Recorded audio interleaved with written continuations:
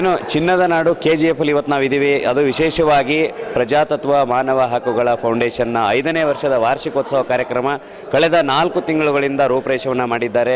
ಈ ಸಂಸ್ಥೆಯ ಸಂಸ್ಥಾಪಕ ರಾಜ್ಯ ಅಧ್ಯಕ್ಷರಾದಂಥ ಶ್ರೀಯುತ ನಾರಾಯಣ ರೆಡ್ಡಿ ಅವರ ನೇತೃತ್ವದಲ್ಲಿ 5 ವರ್ಷಗಳ ಸುದೀರ್ಘ ಏನು ಕಾರ್ಯಕ್ರಮಗಳನ್ನು ಹಮ್ಮಿಕೊಳ್ತಾ ಅನೇಕರಿಗೆ ಸಹಾಯ ಸಹಕಾರಗಳನ್ನು ನೀಡುತ್ತಾ ಏನು ಅನ್ಯಾಯದ ವಿರುದ್ಧ ಹೋರಾಟ ಮಾಡ್ತಾ ಇವತ್ತು 5 ವರ್ಷಗಳ ಪಾದಾರ್ಪಣೆ ಮಾಡಿದೆ. 5ನೇ ವರ್ಷದ ಸಂಭ್ರಮ ಇವತ್ತು KGFನ ಈ ಒಂದು SS ಮಹಲ್ ಸಭಾಂಗಣದಲ್ಲಿ ಈಗಾಗಲೇ ರೂಪರೇಷೆಗಳು ತಯಾರಾಗಿದ್ದಾವೆ. ಬೆಳಗ್ಗೆಯಿಂದಲೂ ಕೂಡ ಪ್ರಾರಂಭ ಆಗಿದ್ದಾವೆ. ಇನ್ನೇನು ಎಲ್ಲ ಅತಿಥಿ ಮಹೋದಯರು ಬರ್ತಾರೆ ಮತ್ತು ಈ ಕಾರ್ಯಕ್ರಮಕ್ಕೆ ವಿಶೇಷವಾಗಿ ಮಾನ್ಯ ಉಚ್ಚ ನ್ಯಾಯಾಲಯದ ಮಾಜಿ ನ್ಯಾಯಾಧೀಶರು ಮತ್ತು ಕರ್ನಾಟಕ ಮಾಜಿ ಲೋಕಾಯುಕ್ತರಾದಂಥ ನಮ್ಮೆಲ್ಲರ ನೆಚ್ಚಿನ ಹಿರಿಯರು ಆದಂತಹ ಭಾಳ ಅದ್ಧೂರಿಯಾದಂಥ ಒಂದು ಶಕ್ತಿಯನ್ನು ಹೊಂದಿದಂತಹ ಸಂತೋಷ್ ಹೆಗಡೆ ಅವರು ಈ ಕಾರ್ಯಕ್ರಮವನ್ನು ಉದ್ಘಾಟನೆ ಮಾಡಲಿದ್ದಾರೆ ಮತ್ತು ಕಾರ್ಯಕ್ರಮದ ದಿವ್ಯ ಸಾನ್ನಿಧ್ಯವನ್ನು ಪರಮಪೂಜ್ಯ ಶ್ರೀಗಳು ಈ ಒಂದು ಕಾರ್ಯಕ್ರಮದ ದಿವ್ಯ ಸಾನ್ನಿಧ್ಯವನ್ನು ವಹಿಸಲಿದ್ದಾರೆ. ಅನೇಕ ಮಹನೀಯರು, ಹೋರಾಟಗಾರರು ಮತ್ತು ರಾಜಕೀಯ ಧುರೀಣರು ಕೂಡ ಈ ಒಂದು ಕಾರ್ಯಕ್ರಮಕ್ಕೆ ಆಗಮಿಸಲಿದ್ದಾರೆ. ಹಾಗಾದರೆ ಯಾರ್ಯಾರೆಲ್ಲ ಬರ್ತಾರೆ, ಏನೇನೆಲ್ಲ ಕಾರ್ಯಕ್ರಮದಲ್ಲಿ ನಡೀತದೆ ಬನ್ನಿ ನೋಡ್ಕೊ.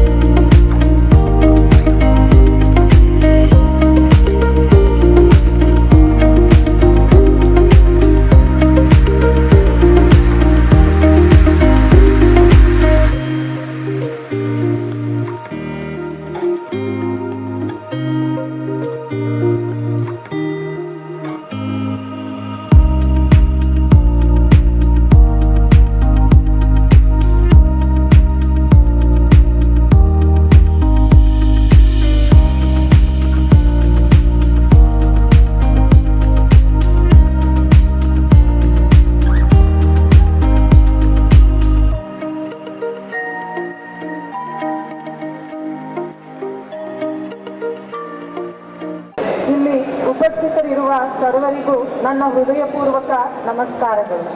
ಇಂದು ಪ್ರಜಾತತ್ವ ಮಾನವ ಹಕ್ಕುಗಳ ಫೌಂಡೇಶನ್ ವತಿಯಿಂದ ಆಯೋಜಿಸಲಾದ ಈ ವಿಶೇಷ ಕಾರ್ಯಕ್ರಮಕ್ಕೆ ನಿಮ್ಮೆಲ್ಲರ ಆತ್ಮೀಯವಾಗಿ ಸ್ವಾಗತಿಸುತ್ತಿದ್ದೇನೆ. ಮಾನವ ಮೌಲ್ಯಗಳು, ಸಾಮಾಜಿಕ ನ್ಯಾಯ ಮತ್ತು ಶೋಷಿತರ ಧ್ವನಿಯಾಗುವ ಉದ್ದೇಶದಿಂದ ನಾವು ಇಂದು ಇಲ್ಲಿ ಒಂದಾಗಿದ್ದೇವೆ ಎಂಬುದು ಅತ್ಯಂತ ಹೆಮ್ಮೆಯ ವಿಷಯ. ಇಂದು ನಮ್ಮ ಮಧ್ಯೆ ಆಗಮಿಸಿರುವ ಮುಖ್ಯ ಅತಿಥಿಗಳನ್ನು ವಿಶೇಷವಾಗಿ ಸ್ವಾಗತಿಸೋಣ. ಸಮಾಜ ಸೇವೆ, ಮಾನವ ಹಕ್ಕು ರಕ್ಷಣೆ ಹಾಗೂ ಜನಸಾಮಾನ್ಯರ ಹಿತಕ್ಕಾಗಿ ಅವರು ನೀಡಿರುವ ಅಪಾರ ಕೊಡುಗೆಗಳು ನಮ್ಮೆಲ್ಲರ ಪ್ರೇರೇಪಣೆಯ ದಾರಿದೀಪವಾಗಿದೆ. ಅನ್ಯಾಯದ ವಿರುದ್ಧ ಧೈರ್ಯವಾಗಿ ನಿಂತು ನ್ಯಾಯಕ್ಕಾಗಿ ನಿರಂತರವಾಗಿ ಹೋರಾಡಿರುವಂತಹ ಜೀವನದ ಪಯಣವು ಯುವ ಪೀಳಿಗೆಗೆ ದಾರಿದೀಪವಾಗಿದೆ. ಇಂದು ನಡೆಯಲಿರುವ ಈ ಕಾರ್ಯಕ್ರಮವು ಸಮಾಜದಲ್ಲಿ ಜಾಗೃತಿ ಮೂಡಿಸಿ ಮಾನವ ಹಕ್ಕುಗಳ ಬಗ್ಗೆ ಹೊಸ ಚಿಂತನೆಗೆ ಕಾರಣವಾಗಲಿ ಎಂಬ ಆಶಯದೊಂದಿಗೆ ನಿಮ್ಮೆಲ್ಲರಿಗೂ ಮತ್ತೊಮ್ಮೆ ಸ್ವಾಗತವನ್ನು ಕೋರುತ್ತಿದ್ದೇನೆ. Prajatatva Human Rights Foundation is celebrating 5 years of tireless work for human dignity and social justice. And Vaksamara newspaper and its outreach in districts like KGF and Kolar, the foundation has consistently raised its voice for the magnified documented injustice and created awareness about constitutional rights by bringing together the judiciary, elected representatives, police, administration, farmers, leaders and social workers on this platform. Prajatatva shows that human rights are protected best when all the institutions and communities work together. Today's Women Focused Gathering held in conjunction with International Human Rights Day reflects the Foundation's commitment to centering women's voices in the struggle for equality and justice. Human rights are the basic rights and freedoms that belongs to every person simply because they are human, they are universal, inalienable and apply all people regardless and nationality, gender, religion, caste, race or status. These rights ensures dignity, equality and freedom for all the individuals. ಈ ಕಾರ್ಯಕ್ರಮಕ್ಕೆ ಆಗಮಿಸಿರುವಂತಹ ಶ್ರೀ ಶ್ರೀ ಶ್ರೀ ಪಲ್ಲಕ್ಕಿ ನಾರಾಯಣ ಸ್ವಾಮೀಜಿ, ಶ್ರೀ ಜಾತವೇದ ಸುಕ್ಷೇಮಾಲಯ, ಶ್ರೀ ದೂರ್ವಾಸ ಕ್ಷೇತ್ರ ಶಿವಮೊಗ್ಗ. ನಿಮ್ಮ ಅಮೂಲ್ಯವಾದ ಮಾತುಗಳು ನಮ್ಮ ಜೀವನಕ್ಕೆ ಮಾರ್ಗದರ್ಶನ ನೀಡಲಿ ಎಂದು ಭಕ್ತಿಯಿಂದ ಪ್ರಾರ್ಥಿಸುತ್ತೇನೆ. ಪ್ರತಿಯೊಬ್ಬರಿಗೂ ಕೂಡ ನ್ಯಾಯವನ್ನ ಒದಗಿಸಿ ಕೊಡೋದ್ರಲ್ಲಿ ಸದಾ ಒಂದು ಹೆಜ್ಜೆ ಮುಂದೆ ಹೋಗುತ್ತಾ ನಾವೆಲ್ಲರೂ ಕೂಡ ಇವತ್ತು ಕಾನೂನುಬದ್ಧವಾಗಿ ಬದುಕ್ತಾ ಇದ್ದೀವಿ. ಭಾರತದ ಸಂವಿಧಾನ ಬದ್ಧವಾಗಿ ಬದುಕ್ತಾ ಇದೀವಿ ಅಂದ್ರೆ ಅದು ನಿಜವಾಗ್ಲೂ ಕೂಡ ಡಾಕ್ಟರ್ ಬಾಬಾ ಸಾಹೇಬ್ ಅಂಬೇಡ್ಕರ್ ಕಾರಣ ಆಗ್ತಾರೆ. ಅಂತಹ ಆಧುನಿಕ ಅಂಬೇಡ್ಕರ್ ಸಾಹೇಬ್ರನ್ನ ನೋಡೋದ್ರ ಜೊತೆಗೆ ನಾವೆಲ್ಲರೂ ಕೂಡ ಭಾರತದ ಪ್ರಸಿದ್ಧ ನ್ಯಾಯಮೂರ್ತಿಗಳು, ಅದು ನಮ್ಮ ಕರ್ನಾಟಕದ ಹೆಮ್ಮೆಯ ಕಿರೀಟ ಅಂತ ಹೇಳ್ಬೋದು. ಅಂತಹ ವಿಶೇಷವಾದಂತಹ ವ್ಯಕ್ತಿ, ದಿಗ್ಗಜರು, ನಮ್ಮೆಲ್ಲರ ಹಿರಿಯರು ಹಾಗೂ ಮಾನವ ಹಕ್ಕುಗಳ ಬಗ್ಗೆ ಅತ್ಯಂತ ಆಳವಾದ ಅರ್ಥಗರ್ಭಿತವಾಗಿ ತಿಳಿದಂತಹ ಸನ್ಮಾನ್ಯ ಶ್ರೀ ಸಂತೋಷ್ ಹೆಗಡೆ ಸರ್, ದಯವಿಟ್ಟು ಅವರ ಒಂದು ಮಾತನ್ನ ನಾವೆಲ್ಲರೂ ಕೂಡ ಆಲಿಸೋಣ. ಈಗ ನಾವೆಲ್ಲರೂ ಕೂಡ ಅವರ ಮಾತನ್ನ ಆಲಿಸೋದಕ್ಕೆ ಈಗ ಅವರು ಸಂತೋಷ್ ಹೆಗಡೆ ಸರ್ ನಮ್ಮ ಕುರಿತಾಗಿ, ಕಾರ್ಯಕ್ರಮದ ಕುರಿತಾಗಿ ಮಾತನಾಡ್ತಾರೆ.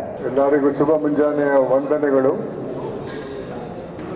ಈ ಒಂದು ಅರ್ಥಪೂರ್ಣ ಕಾರ್ಯಕ್ರಮದ ಸಭೆಯಲ್ಲಿ ಬಂದಿರುವಂಥ ಎಲ್ಲ ಗಣ್ಯಮಾನ್ಯರಿಗೆ ವಂದಿಸ್ತಾ, ಪ್ರಜಾತತ್ವ ಮಾನವ ಹಕ್ಕುಗಳ ಫೌಂಡೇಶನ್ ವಾಕ್ ಸಮರ ಪತ್ರಿಕೆ ಅದರ 5ನೇ ವರ್ಷದ ವಾರ್ಷಿಕೋತ್ಸವ ಮತ್ತು ಅಂತಾರಾಷ್ಟ್ರೀಯ ಮಾನವ ಹಕ್ಕುಗಳ ಸಂಸ್ಥಾಪನಾ ದಿನದ ಈ ಒಂದು ಕಾರ್ಯಕ್ರಮದಲ್ಲಿ ವೇದಿಕೆಯಲ್ಲಿ ಆಸೀನರಾಗಿರುವಂಥ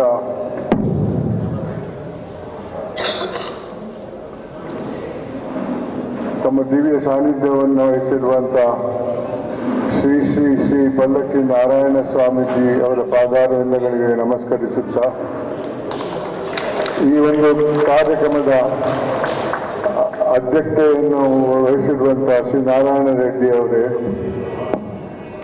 ವೇದಿಕೆಯಲ್ಲಿ ಆಸೀನರಾಗಿರುವಂಥ ಮಹಮ್ಮದ್ ಅತಾವುಲ್ಲಾ ಅವರೇ, KV ವೆಂಕಟಕೃಷ್ಣ ರೆಡ್ಡಿ ಅವರೇ, ಶ್ರೀ ಮಂಜುನಾಥ್ ರೆಡ್ಡಿ ಅವರೇ, ಶ್ರೀ ಧರ್ಮರಾಜ್ ಗೌಡ ಅವರೇ, ಶ್ರೀ ಬಸವರಾಜ್ ಆನೆಗುಂದಿ ಅವರೇ, ಶ್ರೀಮತಿ ಇಂದಿರಾ ರೆಡ್ಡಿ ಅವರೇ, ಶ್ರೀ ಶೈಲೇಶ್ ನಜಾರೆ ಅಶೋಕ್ ಅವರೇ, ಶ್ರೀ ಉಮೇಶ್ KC ಅವರೇ, ಡಾಕ್ಟರ್ ರಾಜೇಂದ್ರ ಸ್ವಾಮಿ ಅವರೇ, ನಿರ್ದೇಶಕ ಮಂಡಳಿಯ ಸದಸ್ಯರೇ, ಪದಾಧಿಕಾರಿಗಳೇ,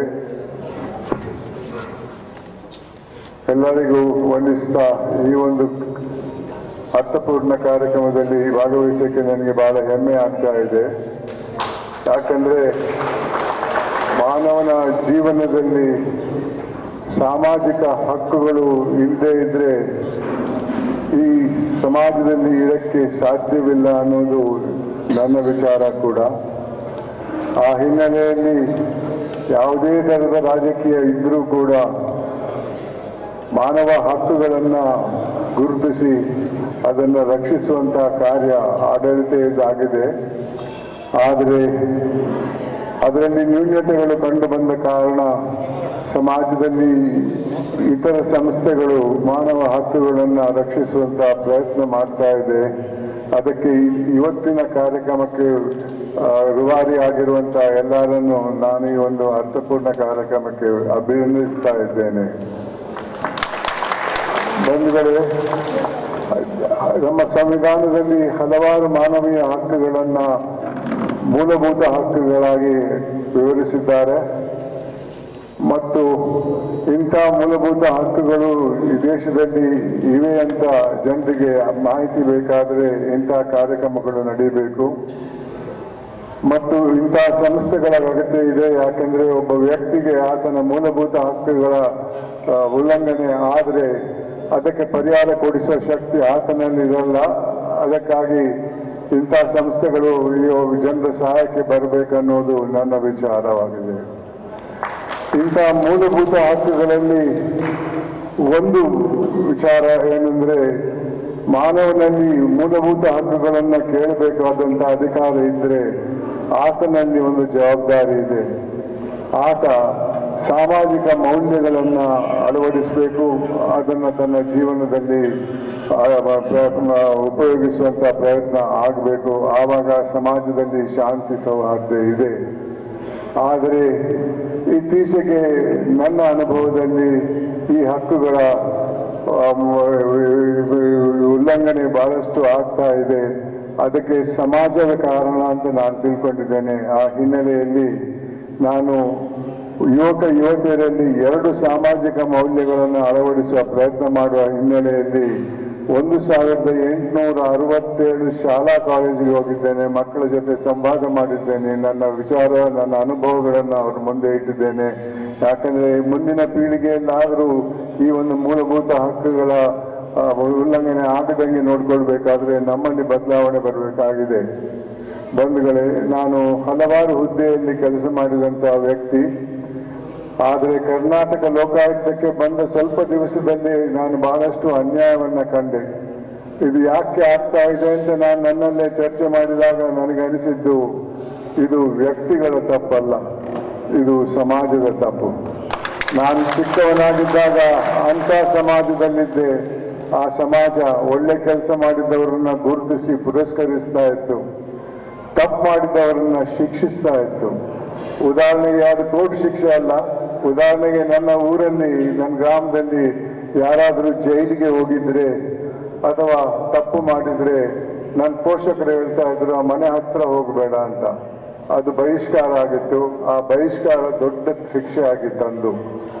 ಅದರಲ್ಲಿ ಆ ತಪ್ಪು ಮಾಡಿದವನಿಗೆ ಮಾತ್ರ ಅದರ ಪರಿಣಾಮ ಬೀಳ್ತಾ ಇದ್ದದಲ್ಲ, ಆತನ ಕುಟುಂಬದ ಎಲ್ಲ ಸದಸ್ಯರಿಗೂ ಅದರ ಪರಿಣಾಮ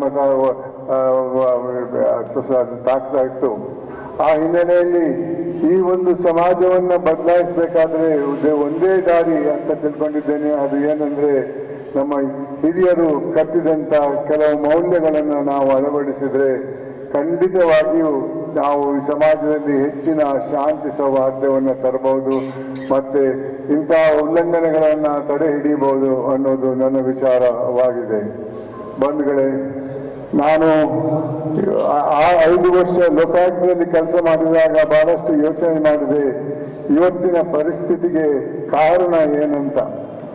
ನನ್ನ ಅನಿಸಿಕೆಯಲ್ಲಿ ನನಗೆ ಬಂದಂತ ಮಾಹಿತಿ ಪ್ರಕಾರ ಇದಕ್ಕೆ ಮೂಲ ಕಾರಣ ಒಂದು ರೋಗ. ಅದರ ಹೆಸರು ದುರಾಸೆ. ಆ ದುರಾಸೆಗೆ ಮದ್ದಿಲ್ಲ, ಎಷ್ಟು ಮಾಡಿದ್ರೂ ಸಾಲಲ್ಲ, ಮತ್ತು ಬೇಕು ಅನ್ನೋ ಒಂದು ರೋಗ. ಇದಕ್ಕೆ ಒಂದೇ ಒಂದು ದಾರಿ, ಅದೇನೆಂದ್ರೆ ನಮ್ಮ ಹಿರಿಯರು ಕಟ್ಟಿದಂತ ಒಂದು ಮೌಲ್ಯ. ಅದರ ಅರ್ಥ ತೃಪ್ತಿ. ತೃಪ್ತಿ ಇದ್ರೆ ದುರಾಸೆಗೆ ಮಟ್ಟ ಹಾಕಬಹುದು. ತೃಪ್ತಿಗೆ ಬರಬೇಕಾದ್ರೆ ಯಾವುದೇ ಮದ್ದಿನ ಅಗತ್ಯ ಇಲ್ಲ. ಆದರೆ ಆ ತೃಪ್ತಿಯನ್ನ ಅಳವಡಿಸುವವರು ಯಾರು? ನಾನು ಚಿಕ್ಕವನಾಗಿದ್ದಾಗ ನನ್ನ ಪೋಷಕರು ಹೇಳ್ತಾ ಇದ್ರು, ಇದು ಮಾಡು, ಇದು ಮಾಡಬೇಡ ಅಂತ. ತಪ್ಪು ಮಾಡಿದ್ರೆ ಏಟ್ ತಿಂದದ್ದು ನೆನಪಿದೆ. ಆದರೆ ಇವತ್ತು ಆ ಪರಿಸ್ಥಿತಿ ಇಲ್ಲ. ಇವತ್ತು ಗಂಡ ಹೆಂಡತಿ ಬಹಳಷ್ಟು ಜನ ಕೆಲಸ ಮಾಡೋರು. ಕೆಲಸ ಅಂದ್ರೇನು ರೋಗ. ಅಲ್ಲಿ ಹೋದ್ರೆ ಹೆಚ್ಚಿನ ಪ್ರಮೋಷನ್ ಆಗಬೇಕು, ದೊಡ್ಡ ಹುದ್ದೆಗೆ ಹೋಗ್ಬೇಕು ಅನ್ನೋ ಹಿನ್ನೆಲೆಯಲ್ಲಿ ಆಫೀಸ್ನ ತಲ್ಲವನ್ನು ಮನೆಗೆ ತರ್ತಾರೆ ಪೋಷಕರು ಮನೆಯಲ್ಲಿ ಕಂಪ್ಯೂಟರ್ ಅಲ್ಲಿ ಕೆಲಸ ಮಾಡ್ತಾ ಇರ್ತಾರೆ. ಮಕ್ಕಳಿಗೊಂದು ಐಫೋನ್ ಕೊಟ್ಟಿರ್ತಾರೆ. ಆ ಐಫೋನ್ ನಲ್ಲಿ ಯಾವ ಮೌಲ್ಯನೂ ಇಲ್ಲ. ಮಕ್ಕಳ ಜೊತೆ ಸಂಪರ್ಕ ಬಹಳ ಕಮ್ಮಿ ಆಗಿದೆ ಇವತ್ತಿನ ಸಮಾಜದಲ್ಲಿ.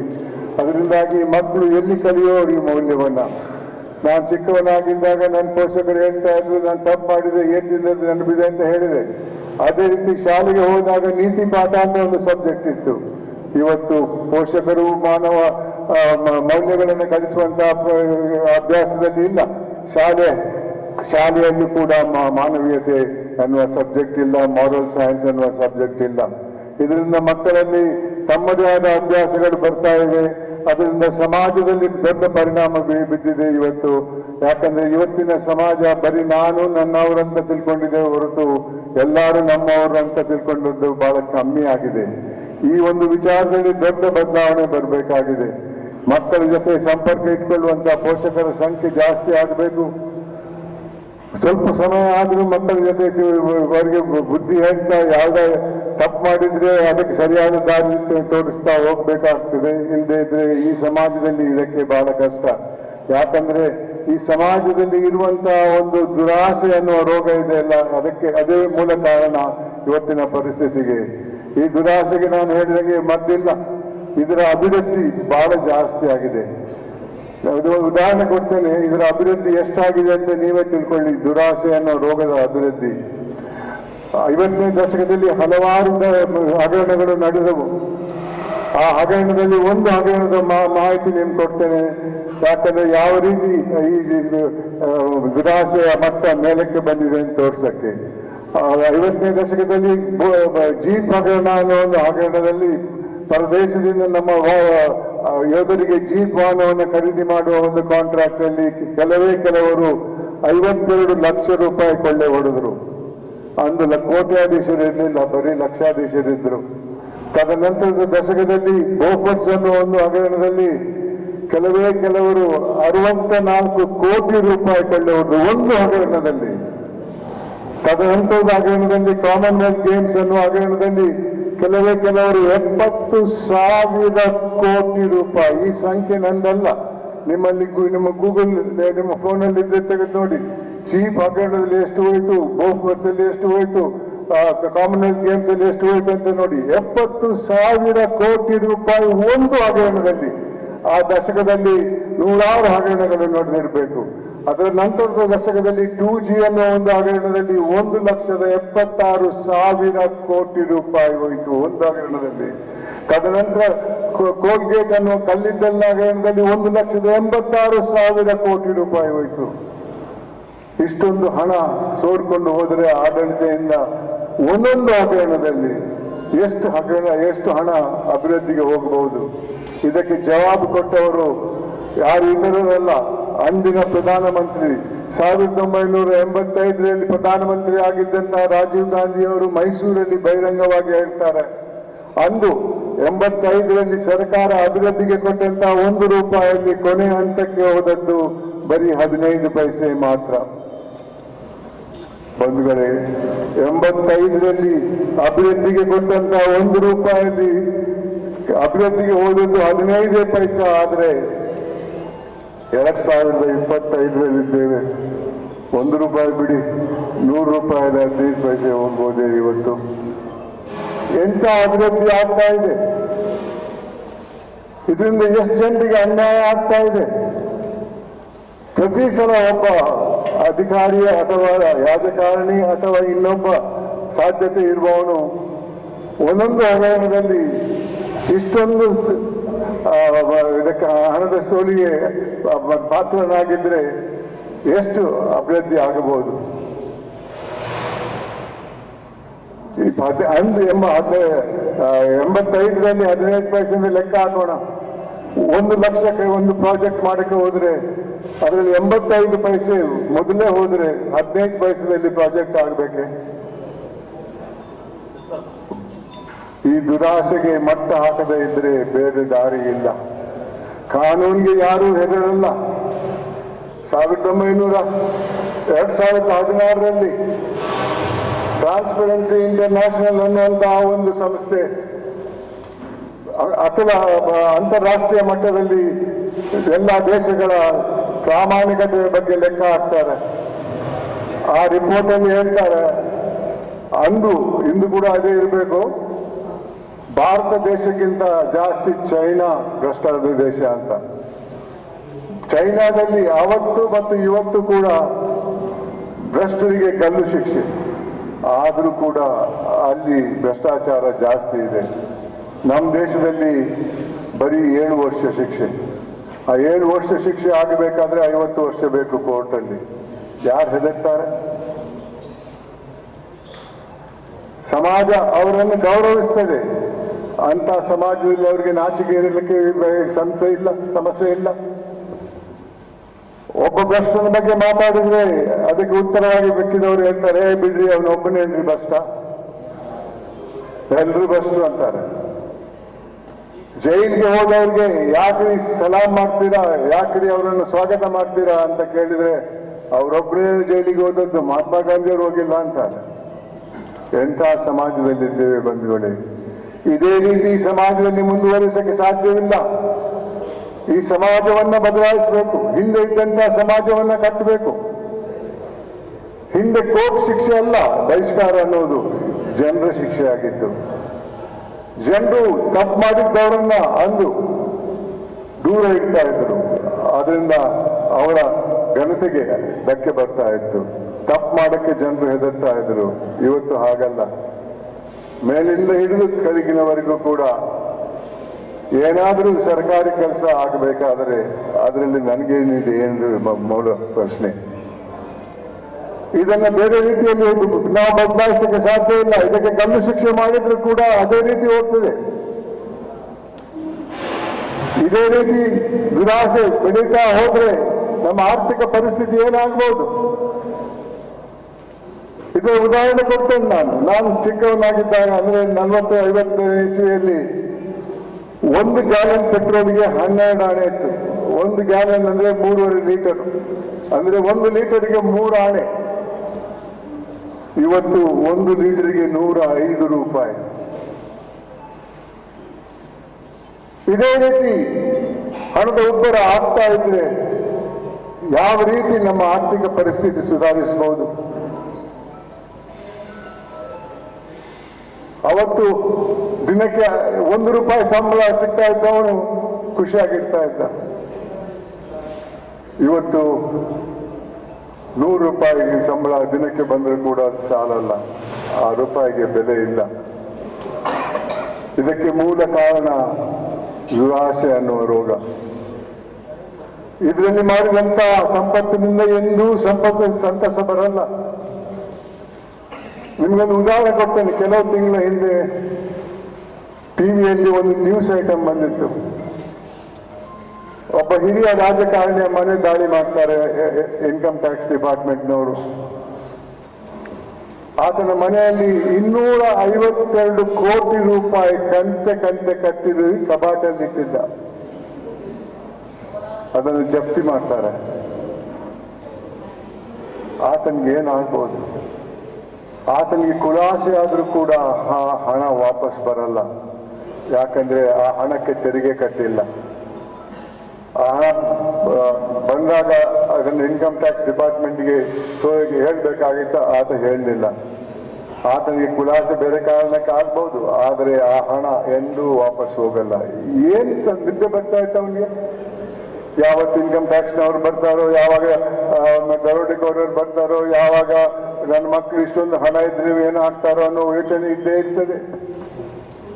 ಕಾನೂನು ಚೌಕಟ್ಟಲ್ಲಿ ಪಡೆದಂತ ಸಂತಸ ನಿಮ್ಗೆ ದುರಾಸೆಯಿಂದ ಅಕ್ರಮವಾಗಿ ಪಡೆದಂತಹ ಸಂಪತ್ತಲ್ಲಿ ಬರಲ್ಲ ಬಂಧುಗಳೇ.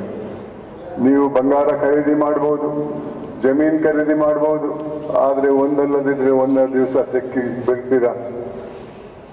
ನೀವಲ್ದಿದ್ರೆ ನಿಮ್ಮ ಮಕ್ಕಳ ಭವಿಷ್ಯನ ಅದೇ ರೀತಿ ಆಗ್ತದೆ. ನಾನು ವೈಯಕ್ತಿಕ ಇದನ್ನು ಕಂಡಿದ್ದೇನೆ ಲೋಕಾಯುಕ್ತನಾಗಿ ಏನಾಗ್ತಾ ಇದೆ ಅಂತ. ಉದಾಹರಣೆಗೆ ಹೇಳ್ಬೇಕಾದ್ರೆ, ಒಂದ್ ದಿವಸ ಕೊಪ್ಪಳ ಜಿಲ್ಲೆಯಿಂದ ಒಬ್ರು ವ್ಯಕ್ತಿ ಬರ್ತಾರೆ. ಏನಪ್ಪ ಸಮಸ್ಯೆ ಅಂತ ಕೇಳಿದೆ. ಸ್ವಾಮಿ, ನನ್ನ ಹೆಂಡತಿ ಒಂದು ಹೆಣ್ಣು ಮಗಳನ್ನು ಆಡಿದ್ದಾಳೆ, ಅದರಲ್ಲೇನು ತಪ್ಪಪ್ಪ ಅಂತ ಕೇಳಿದೆ. ಇಲ್ಲ ಸರ್, ಸರ್ಕಾರದ ಒಂದು ಯೋಜನೆ ಇದೆ. ಆ ಯೋಜನೆ ಪ್ರಕಾರ ಬಡ ಕುಟುಂಬಕ್ಕೆ ಹುಟ್ಟಿದಂತ ಹೆಣ್ಣು ಮಕ್ಕಳು ಸರ್ಕಾರಿ ಆಸ್ಪತ್ರೆಯಲ್ಲಿ ಹುಟ್ಟಿದ್ರೆ ಅವರಿಗೆ ಕೆಲವು ವರ್ಷದವರೆಗೆ ಸರ್ಕಾರ ಅನುದಾನ ಕೊಡ್ತದೆ.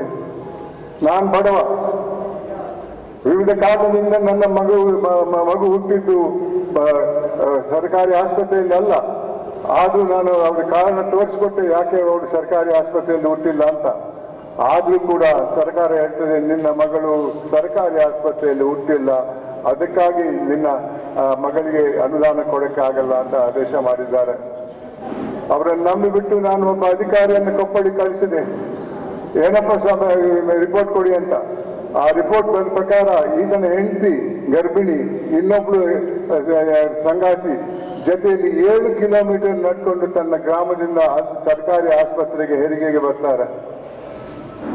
ಅಲ್ಲಿ ಸಿಬ್ಬಂದಿ ಹಣ ಕೇಳ್ತಾರೆ, ಹಾಸಿಗೆ ಕೊಡುವ ಮೊದಲು.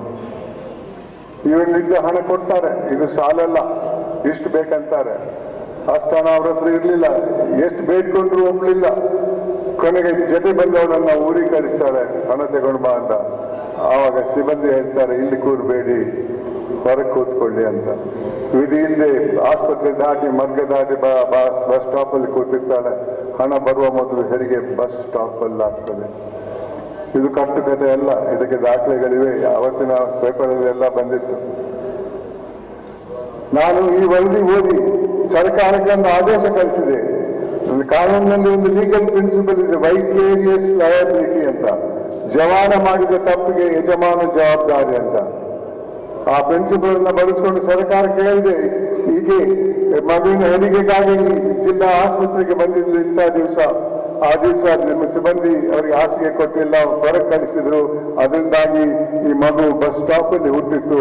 ಆ ನಿಮ್ಮ ಜವಾನರ ತಪ್ಪಿಗಾಗಿ ನೀವು ಜವಾಬ್ದಾರಿ, ಆ ಮಗುವಿಗೆ ಸಿಗಬೇಕಾದಂತ ಅನುದಾನ ಕೊಡ್ಬೇಕಂತ ಆದೇಶ ಕೊಟ್ಟು ಸರ್ಕಾರಕ್ಕೆ ಕೊಟ್ಟಿತ್ತು.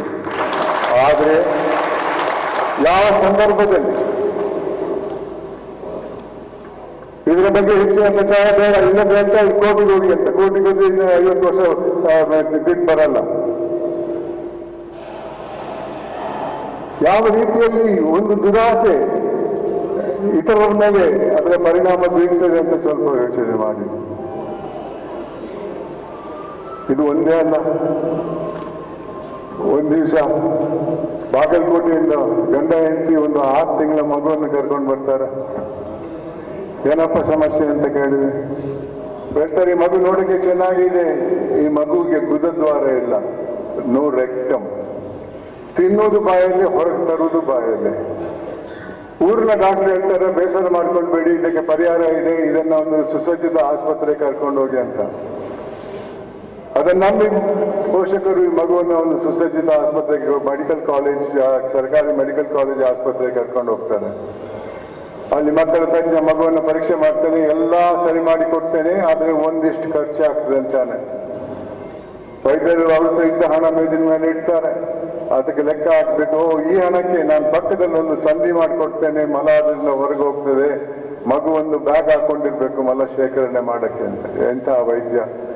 ದೇವರನ್ನ ಬೇಡ್ಕೊಂಡಿರ್ಬೇಕು, ನನಗೆ ವಿದ್ಯೆ ಕೊಡಿ, ನನ್ನನ್ನು ಮಕ್ಕಳ ತಜ್ಞನಾಗಿ ಮಾಡಿ, ನನಗೊಂದು ಸರ್ಕಾರಿ ಕೆಲಸ ಕೊಡಿಸಿ ಅಂತ.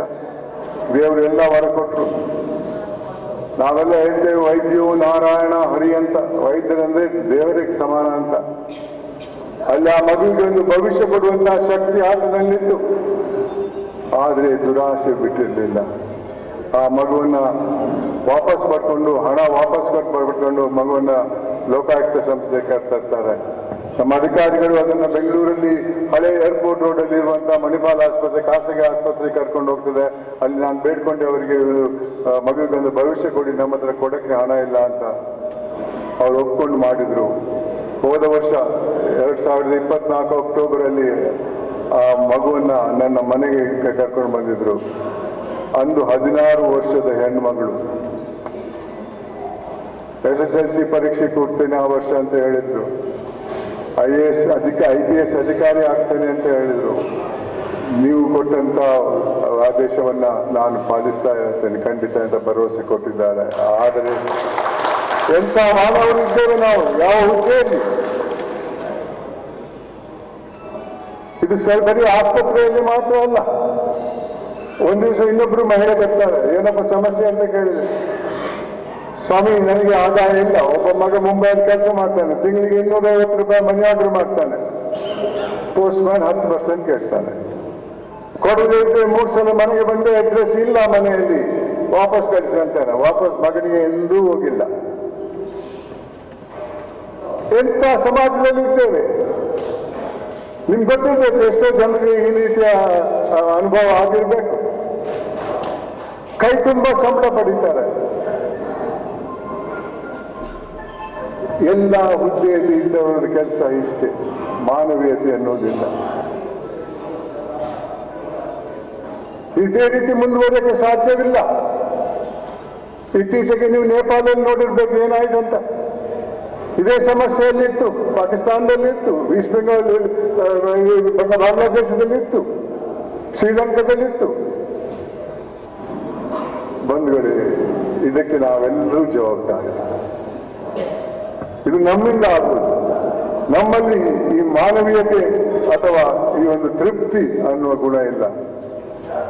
ತೃಪ್ತಿ ಅಂದ್ರೆ ಒಂದು ಹಂತಕ್ಕೆ ಡಿಗ್ರಿ ಬಂದು ಕೆಲಸ ಸಿಕ್ತು, ಇನ್ನೇನು ಬೇಡ ಸನ್ಯಾಸಿ ಆಗ್ತೇನೆ ಅಂತಲ್ಲ. ಎಲ್ಲ ಒಂದು ಆಕಾಂಕ್ಷೆ ಅನ್ನೋ ಒಂದು ಗುಣ ಇರಬೇಕು. an ambition to become somebody big, an ambition to become rich. Legitimately earned wealth is no product of sin. ಕಾನೂನು ಚೌಕಟ್ಟಲ್ಲಿ ಪಡೆದಂತಹ ಸಂಪತ್ತಲ್ಲಿ ಏನೂ ತಪ್ಪಿಲ್ಲ. ಕೋಟ್ಯಾಂತರ ರೂಪಾಯಿ ಮಾಡಿ ಆದರೆ ಪ್ರತಿ ಸಲ ನೀವು ಭ್ರಷ್ಟಾಚಾರದಿಂದ ಹಣ ಮಾಡಿದ್ರೆ ಎಷ್ಟೋ ಜನರಿಗೆ ಊಟ ಇಲ್ಲದೆ ಹೋಗ್ಬೇಕಾದಿತ್ತು, ಅವರ ಸಮಸ್ಯೆಗೆ ಪರಿಹಾರ ಸಿಗಲ್ಲ. ನೀವು ಯಾಕಾಗಿ ಮುಂದೆ ಯಾವ ಹುದ್ದೆಗೆ ಹೋಗಿದ್ದೀರಾ? ಜನತಾ ಸೇವೆ ಮಾಡಕ್ಕೆ. ಅದಕ್ಕೆ ಕೈ ತುಂಬ ಸಂಬಳ ಕೊಡ್ತಾ ಇದ್ದಾರೆ, ಇತರ ಸೇವೆ ಮಾಡಕ್ಕೆ. ಆದರೆ ಆ ಯೋಚನೆ ನಮ್ಮಲ್ಲಿಲ್ಲ. ಯಾರನ್ನಾದ್ರೂ ಕೇಳಿದ್ರೆ ಯಾಕೆ ಈ ಭ್ರಷ್ಟಾಚಾರಕ್ಕೆ ಮಾಡಿದ್ದೀರಿ, ಕೈ ಹಾಕಿದ್ದೀರಿ ಅಂದ್ರೆ ನ್ಯಾಯ ಒಂದಿಷ್ಟು ಬಿಟ್ಟು ಬಂದಿದ್ದೇವೆ, ಕೊಟ್ಟು ಬಂದಿದ್ದೇವೆ ಅಂತಾರೆ. ಈ ಒಂದು ಪ್ರಯತ್ನ ನಮ್ಮಲ್ಲಾದ್ರೆ ವೈಯಕ್ತಿಕವಾಗಿ ನಾವು ಕಾನೂನು ಚೌಕಟ್ಟಲ್ಲೇ ಸಂಪತ್ತನ್ನ ಪಡೆದ್ರೆ ಅದರಿಂದ ಬರುವಂತಹ ಸಂತಸ ಬರಲ್ಲ. ಕಷ್ಟಪಟ್ಟು ಮಾಡಿದ ಕೆಲಸಗಳು ನಮ್ಮ ಲೋಕಾಯುಕ್ತ ಸಂಸ್ಥೆ ಅಧಿಕಾರಿಗಳ ಜೊತೆ ₹1 ಯಾರಿಂದ ತಗೊಂಡಿಲ್ಲ. ಇಲ್ಲದ್ರೆ ಇಷ್ಟೊತ್ತಿಗೆ ನನ್ನ ಬಟ್ಟೆ ಬಿಚ್ಚಿ ಬೀದಿಯಲ್ಲಿ ಇರಿತಾ ಇದ್ರು. ನಾನು ದಿನನಿತ್ಯ ಶಾಲಾ ಕಾಲೇಜರು ಇದರ ಕಾರ್ಯಕ್ರಮಕ್ಕೆ ಹೋಗಿ ಮಾತನ್ನು ಹೇಳ್ತಾ ಇರ್ತೇನೆ. ಪ್ರಾಮಾಣಿಕ ಕಷ್ಟಪಟ್ಟು ಪ್ರಮೋಷನ್ ಆಗಲಿ, ನಿಮಗೆ ದೊಡ್ಡ ಹುದ್ದೆಗೆ ಹೋಗ್ಲಿ, ಆದ್ರೆ ನಿಮ್ಮ ಹುದ್ದೆಯ ಜವಾಬ್ದಾರಿಯನ್ನು ನಿಭಾಯಿಸಿ. ಇಲ್ಲದೆ ಇದ್ರೆ ಈ ಸಮಾಜದಲ್ಲಿ ಶಾಂತಿ ಇರಲ್ಲ. ನೇಪಾಳದಲ್ಲಿ ಎಲ್ಲಾ ಬಿಲ್ಡಿಂಗ್ ಗಳನ್ನ ಸುಟ್ಟಾಕಿದ್ರು, ಬಹಳಷ್ಟು ಜನ ಸತ್ತೋದ್ರು. ಇಲ್ಲಿ ಬದಲಾವಣೆ ಬರ್ತಾ ಇದೆ ಅನ್ನೋ ಗ್ಯಾರಂಟಿ ಏನಿದೆ? ನಾವು ನಮ್ಮ ಜವಾಬ್ದಾರಿಯನ್ನ ನಿಭಾಯಿಸಬೇಕು. ಈ ತೃಪ್ತಿ ಜೊತೆ ಇನ್ನೊಂದು ಮೌಲ್ಯದ ಅಗತ್ಯ ಇದೆ ಸಮಾಜದಲ್ಲಿ ಶಾಂತಿ ಸೌಹಾರ್ದ ಬರಕ್ಕೆ, ಅದು ಮಾನವೀಯತೆ. ನಾವು ಹುಟ್ಟುವಾಗ ಮಾನವರಾಗಿ ಹುಟ್ಟಲ್ಲ, ನಾವು ಹುಟ್ಟುವುದು ಹೋಮೋಸೆಪಿಯನ್ಸ್ ಅನ್ನೋ ಒಂದು ಗುಂಪಿಗೆ ಸೈನ್ಸ್ ಅಲ್ಲಿ. ಅದಕ್ಕೂ ಮಾನವೀಯತೆಗೂ ಯಾವ ಸಂಬಂಧನೂ ಇಲ್ಲ. ಮಾನವೀಯತೆ ಅನ್ನೋದು ನಮ್ಮ ಹಿರಿಯರು ಕಟ್ಟಿದಂತಹ ಒಂದು ಮೌಲ್ಯ. ಸಮಾಜದಲ್ಲಿ ಶಾಂತಿ ಸೌಹಾರ್ದ ಇರಬೇಕನ್ನೋ ವಿಚಾರ. ಮಾನವೀಯತೆ ಇದ್ರೆ ನಾವು ಮಾನವರಾಗ್ತೇವೆ. ಬಂಧುಗಳೇ, ಈ ಮಾನವೀಯತೆ ಇಲ್ಲದೇ ಇದ್ರೆ ಏನಾಗ್ತದೆ ಅನ್ನೋದನ್ನ ನಮ್ಮ ಹಿರಿಯರು ಕವಿಗಳು ಬರೆದಿದ್ದಾರೆ. ಅವ್ರು ಹೇಳ್ತಾರೆ, ಏನೇ ಆದು ನಿನಗೆ ಬೇಕಾದವನಾಗು, ಆದರೆ ಮೊದಲು ಮಾನವನಾಗು ಅಂತಾರೆ. ನಾವು ಮಾನವರು ಅಂತ ಡಂಗುರ ಹೊಡಿತೇವೆ, ಆದರೆ ಎಷ್ಟು ಜನ ನಮ್ಮಲ್ಲಿ ನಿಜವಾಗ್ಲೂ ಮಾನವರಾಗಿದ್ದಾರೆ? ನಾನು ನನ್ನ ಕರ್ತವ್ಯವನ್ನ ₹1 ಲಂಚ ತಗೊಳ್ಳದೆ ಮಾಡದೆ ಇದ್ರೆ ಇಷ್ಟೊತ್ತಿನ ಮುಂದೆ ನಿಂತು ಮಾತಾಡಕ್ಕೆ ನನಗೆ ಅಧಿಕಾರ ಇರ್ತಾ ಇರಲಿಲ್ಲ. ಬರೀ ನೀವು ಮಾತ್ರ ಅಲ್ಲ, ಸಾವಿರಾರು ಮೀಟಿಂಗ್ಗಳಿಗೆ ಹೋಗಿದ್ದೇನೆ. ₹1 ಸಂಭಾವನೆ ತಗೊಳ್ಳಲ್ಲ. ನನ್ನ ಗಾಡಿಯಲ್ಲೇ ಬರ್ತೇನೆ, ನನ್ನ ಮಾತನ್ನ ಹೇಳ್ತೇನೆ, ಹೋಗ್ತೇನೆ. ಒಬ್ರು ₹1 ತಗೊಳ್ಳ, ಹಾರ ಹಾಕ್ತಾರೆ, ಶಾಲ ಹಾಕ್ತಾರೆ. ಜೀವನದಲ್ಲಿ ಎಷ್ಟು ಒಳ್ಳೆ ನಿದ್ದೆ ಬರಬೇಕಾದ್ರೆ ನನ್ನ ಅನಿಸಿಕೆಯಲ್ಲಿ ನಮ್ಮಲ್ಲಿ ಬದಲಾವಣೆ ಬರಬೇಕು. ಈ ಮಾನವೀಯತೆ ಹಿಂದೆ ಇದ್ರೆ ಆಗುವಂತಹ ಒಂದು ಘಟನೆಗಳಿಗೆ ಒಂದು ಉದಾಹರಣೆ ಕೊಡ್ತೇನೆ. 2011ರಲ್ಲಿ ಬೆಂಗಳೂರಿನ ಆಸ್ಪಾಸ್ ಯಶವಂತಪುರದ ಹತ್ರ ಒಬ್ಬ ಹರೀಶ್ ನಂಜಪ್ಪ ಅನ್ನೋ 25 ವರ್ಷದ ಹುಡುಗ ಮೋಟರ್ ಸೈಕಲ್ ಹೋಗ್ತಾ ಇದ್ದ. ಹಿಂದೆ ಒಂದು ಲಾರಿ ಬರ್ತಾ ಇತ್ತು, ಅದರ ಒಂದು ಫ್ರಂಟ್ ಟೈರ್ ಪಂಕ್ಚರ್ ಆಗಿತ್ತು, ನಿಮ್ಮಲ್ಲಿ ಹೋಗ್ತಾ ಇತ್ತು. ಅದು ಆತನ ದೇಹದ ಮೇಲೆ ಹೋಗ್ತದೆ, ದೇಹ ಇಲ್ಲವಾಗವಾಗ್ತದೆ ಮತ್ತು ಜೀವಂತವಾಗಿಲ್ಲ. ಅಲ್ಲಿ ನಡೆದಂತ ವ್ಯಕ್ತಿಗಳು ಫೋಟೋ ತೆಗಿತಾ ಇದ್ರು, ವಿಡಿಯೋ ಮಾಡ್ತಾ ಇದ್ರು. ಅವ್ರಿಗೆ ಹೇಳಿದ, ಒಂದು ತುತ್ತು ನೀರು ಕೊಡಿ ಅಂತ. ಯಾರು ಕೊಡ್ತಿಲ್ಲ. ಆಂಬ್ಯುಲೆನ್ಸ್ ಬರ್ತದೆ, ಆಂಬ್ಯುಲೆನ್ಸ್ ಬಂದು ದೇಹದ 2 ಭಾಗ ಆಂಬ್ಯುಲೆನ್ಸ್ ಅಂತ ಆಗ್ತಾರೆ. ಆವಾಗ ವಿಶ್ವಾಸವಾಗಿಲ್ಲ. ಅವ್ರ ಸಿಬ್ಬಂದಿಗೆ ಹೇಳ್ತಾರೆ, ದಯವಿಟ್ಟು ವೈದ್ಯರಿಗೆ ಹೇಳಿ ನನ್ನ ಕಣ್ಣನ್ನು ದಾನ ಮಾಡಕ್ಕೆ ಅಂತ. ಇದು ಕಟ್ಟುಕತೆ ಅಲ್ಲ, ಎಲ್ಲಾ ಪೇಪರಲ್ಲೂ ಬಂದಿದೆ. ZTV ಅವರು ಆತನ ತಾಯಿಗೆ ಒಂದು ಮರಣೋತ್ತರ ಪ್ರಶಸ್ತಿ ಕೊಡ್ತಾರೆ ಆತನ ಹೆಸರಲ್ಲಿ. ಅದನ್ನು ಪ್ರದಾನ ಮಾಡಕ್ಕೆ ನನ್ನನ್ನು ಕರೆದಿದ್ರು. ಎಂಥ ಘಟನೆ! ಇಂಥ ಘಟನೆಗಳು ಆಗಬಾರ್ದು. ಆದ್ರೆ ದಿನನಿತ್ಯ ನಮ್ಮ ಕರ್ತವ್ಯದಲ್ಲಿ ಹಲವಾರು ಘಟನೆಗಳು ನಡೀತವೆ. ಅದರ ಪ್ರಕಾರ ನಾವು ನಮ್ಮ ಮಾನವೀಯತೆಯನ್ನು ತೋರಿಸುವಂತಹ ಒಂದು ಕೆಲಸ ಮಾಡಬಹುದು. ಮಾನವೀಯತೆ ಇಲ್ಲದೆ ಏನೇನಾಗ್ತದೆ? ದುರಾಸೆ ಕೂಡ ಮಾನವೀಯತೆ ಇಲ್ಲದಂತಹ ಒಂದು ಪರಿಣಾಮ. ಬಂಧುಗಳೇ, ಮೊದಲು ನಿಮ್ಮಲ್ಲಿ ಈ ಮೌಲ್ಯ ತೃಪ್ತಿ ಮಾನವೀಯತೆಯನ್ನು ಇಟ್ಕೊಳ್ಳಿ, ನಿಮ್ಮ ಮಕ್ಕಳಲ್ಲಿ ಅಳವಡಿಸಿ. ಮತ್ತೆ ಅವರು ಮುಂದೆ ಅವರ ಮಕ್ಕಳು ಮೊಮ್ಮಕ್ಕಳಲ್ಲಿ ಅಳವಡಿಸಿದರೆ ಈ ಸಮಾಜದಲ್ಲಿ ಶಾಂತಿ ಸೌಹಾರ್ದ ಇರ್ತದೆ. ಇಂಥ ಗುಣಗಳು ಇಲ್ಲದ ದೇಶಗಳು ಬಹಳಷ್ಟಿವೆ. ಇದ್ದ ದೇಶಗಳು 4 ಇದೆ: ನಾರ್ವೆ, ಸ್ವೀಡನ್, ಡೆನ್ಮಾರ್ಕ್, ಫಿನ್ಲೆಂಡ್.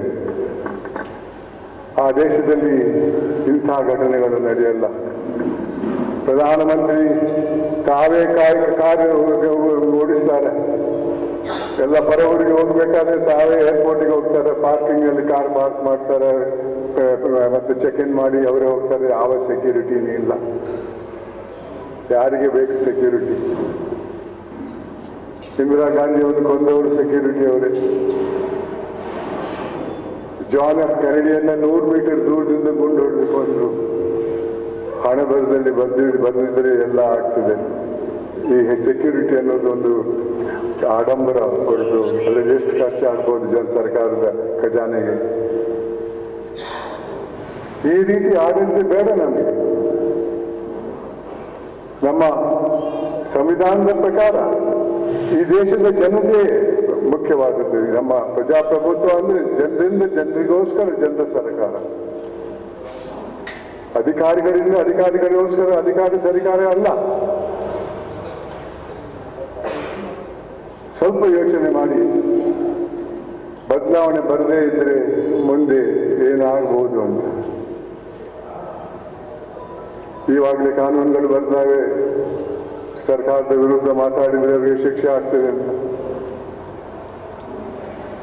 ಯಾವ ಮಟ್ಟಕ್ಕೆ ಹೋಗಿದ್ದೆ? ನಮ್ಮಿಂದ ಚುನಾಯಿಸಲ್ಪಟ್ಟಂತಹ ವ್ಯಕ್ತಿಗಳೇ ನಮ್ಮನ್ನು ಪ್ರಶ್ನೆ ಮಾಡ್ತಾರೆ. ಇಂತಹ ಪ್ರಜಾಪ್ರಭುತ್ವ ಬೇಡ. 2 ಮೌಲ್ಯಗಳನ್ನು ಅಳವಡಿಸಿ ಭಾರತ ದೇಶ ಇತರ 4 ದೇಶದ ಜೊತೆ ಸೇರಿಸಿಕೊಳ್ಳೋಣ ಅನ್ನೋ ಪ್ರಯತ್ನ ಮಾಡೋಣ ಅಂತ ಹೇಳ್ತಾ ನನ್ನ ಮಾತಿಗೆ ವಿರಾಮ ಕೊಡ್ತಾ ಇದ್ದೇನೆ. ಧನ್ಯವಾದಗಳು. ನಿಮ್ಮ ಈ ಮಾತಿನಲ್ಲಿ ಅನೇಕ ಸತ್ಯದ ಶಕ್ತಿಗಳು ತುಂಬಿವೆ ಸರ್. ಹಾಗೂ ಪ್ರಜಾತತ್ವ ಹಾಗೂ ಮಾನವ ಹಕ್ಕುಗಳ ನಿಮ್ಮ ಈ ಸುದೀರ್ಘ ಸಂದೇಶ ನಮ್ಮೆಲ್ಲರ ಕಿವಿಗಳಿಗೆ ಮುಟ್ಟಿದೆ ಅಂತ ಹೇಳ್ತಾ, ಏನಾದರೂ ಆಗು ಮೊದಲು ಮಾನವನಾಗು ಎಂಬ ಕುವೆಂಪು ಅವರ ನುಡಿಯಂತೆ ನೀವು ನಮಗೆಲ್ಲರಿಗೂ ಕೂಡ ಒಂದು ಒಳ್ಳೆಯ ಸಂದೇಶವನ್ನ ನೀಡಿದ್ದೀರಾ.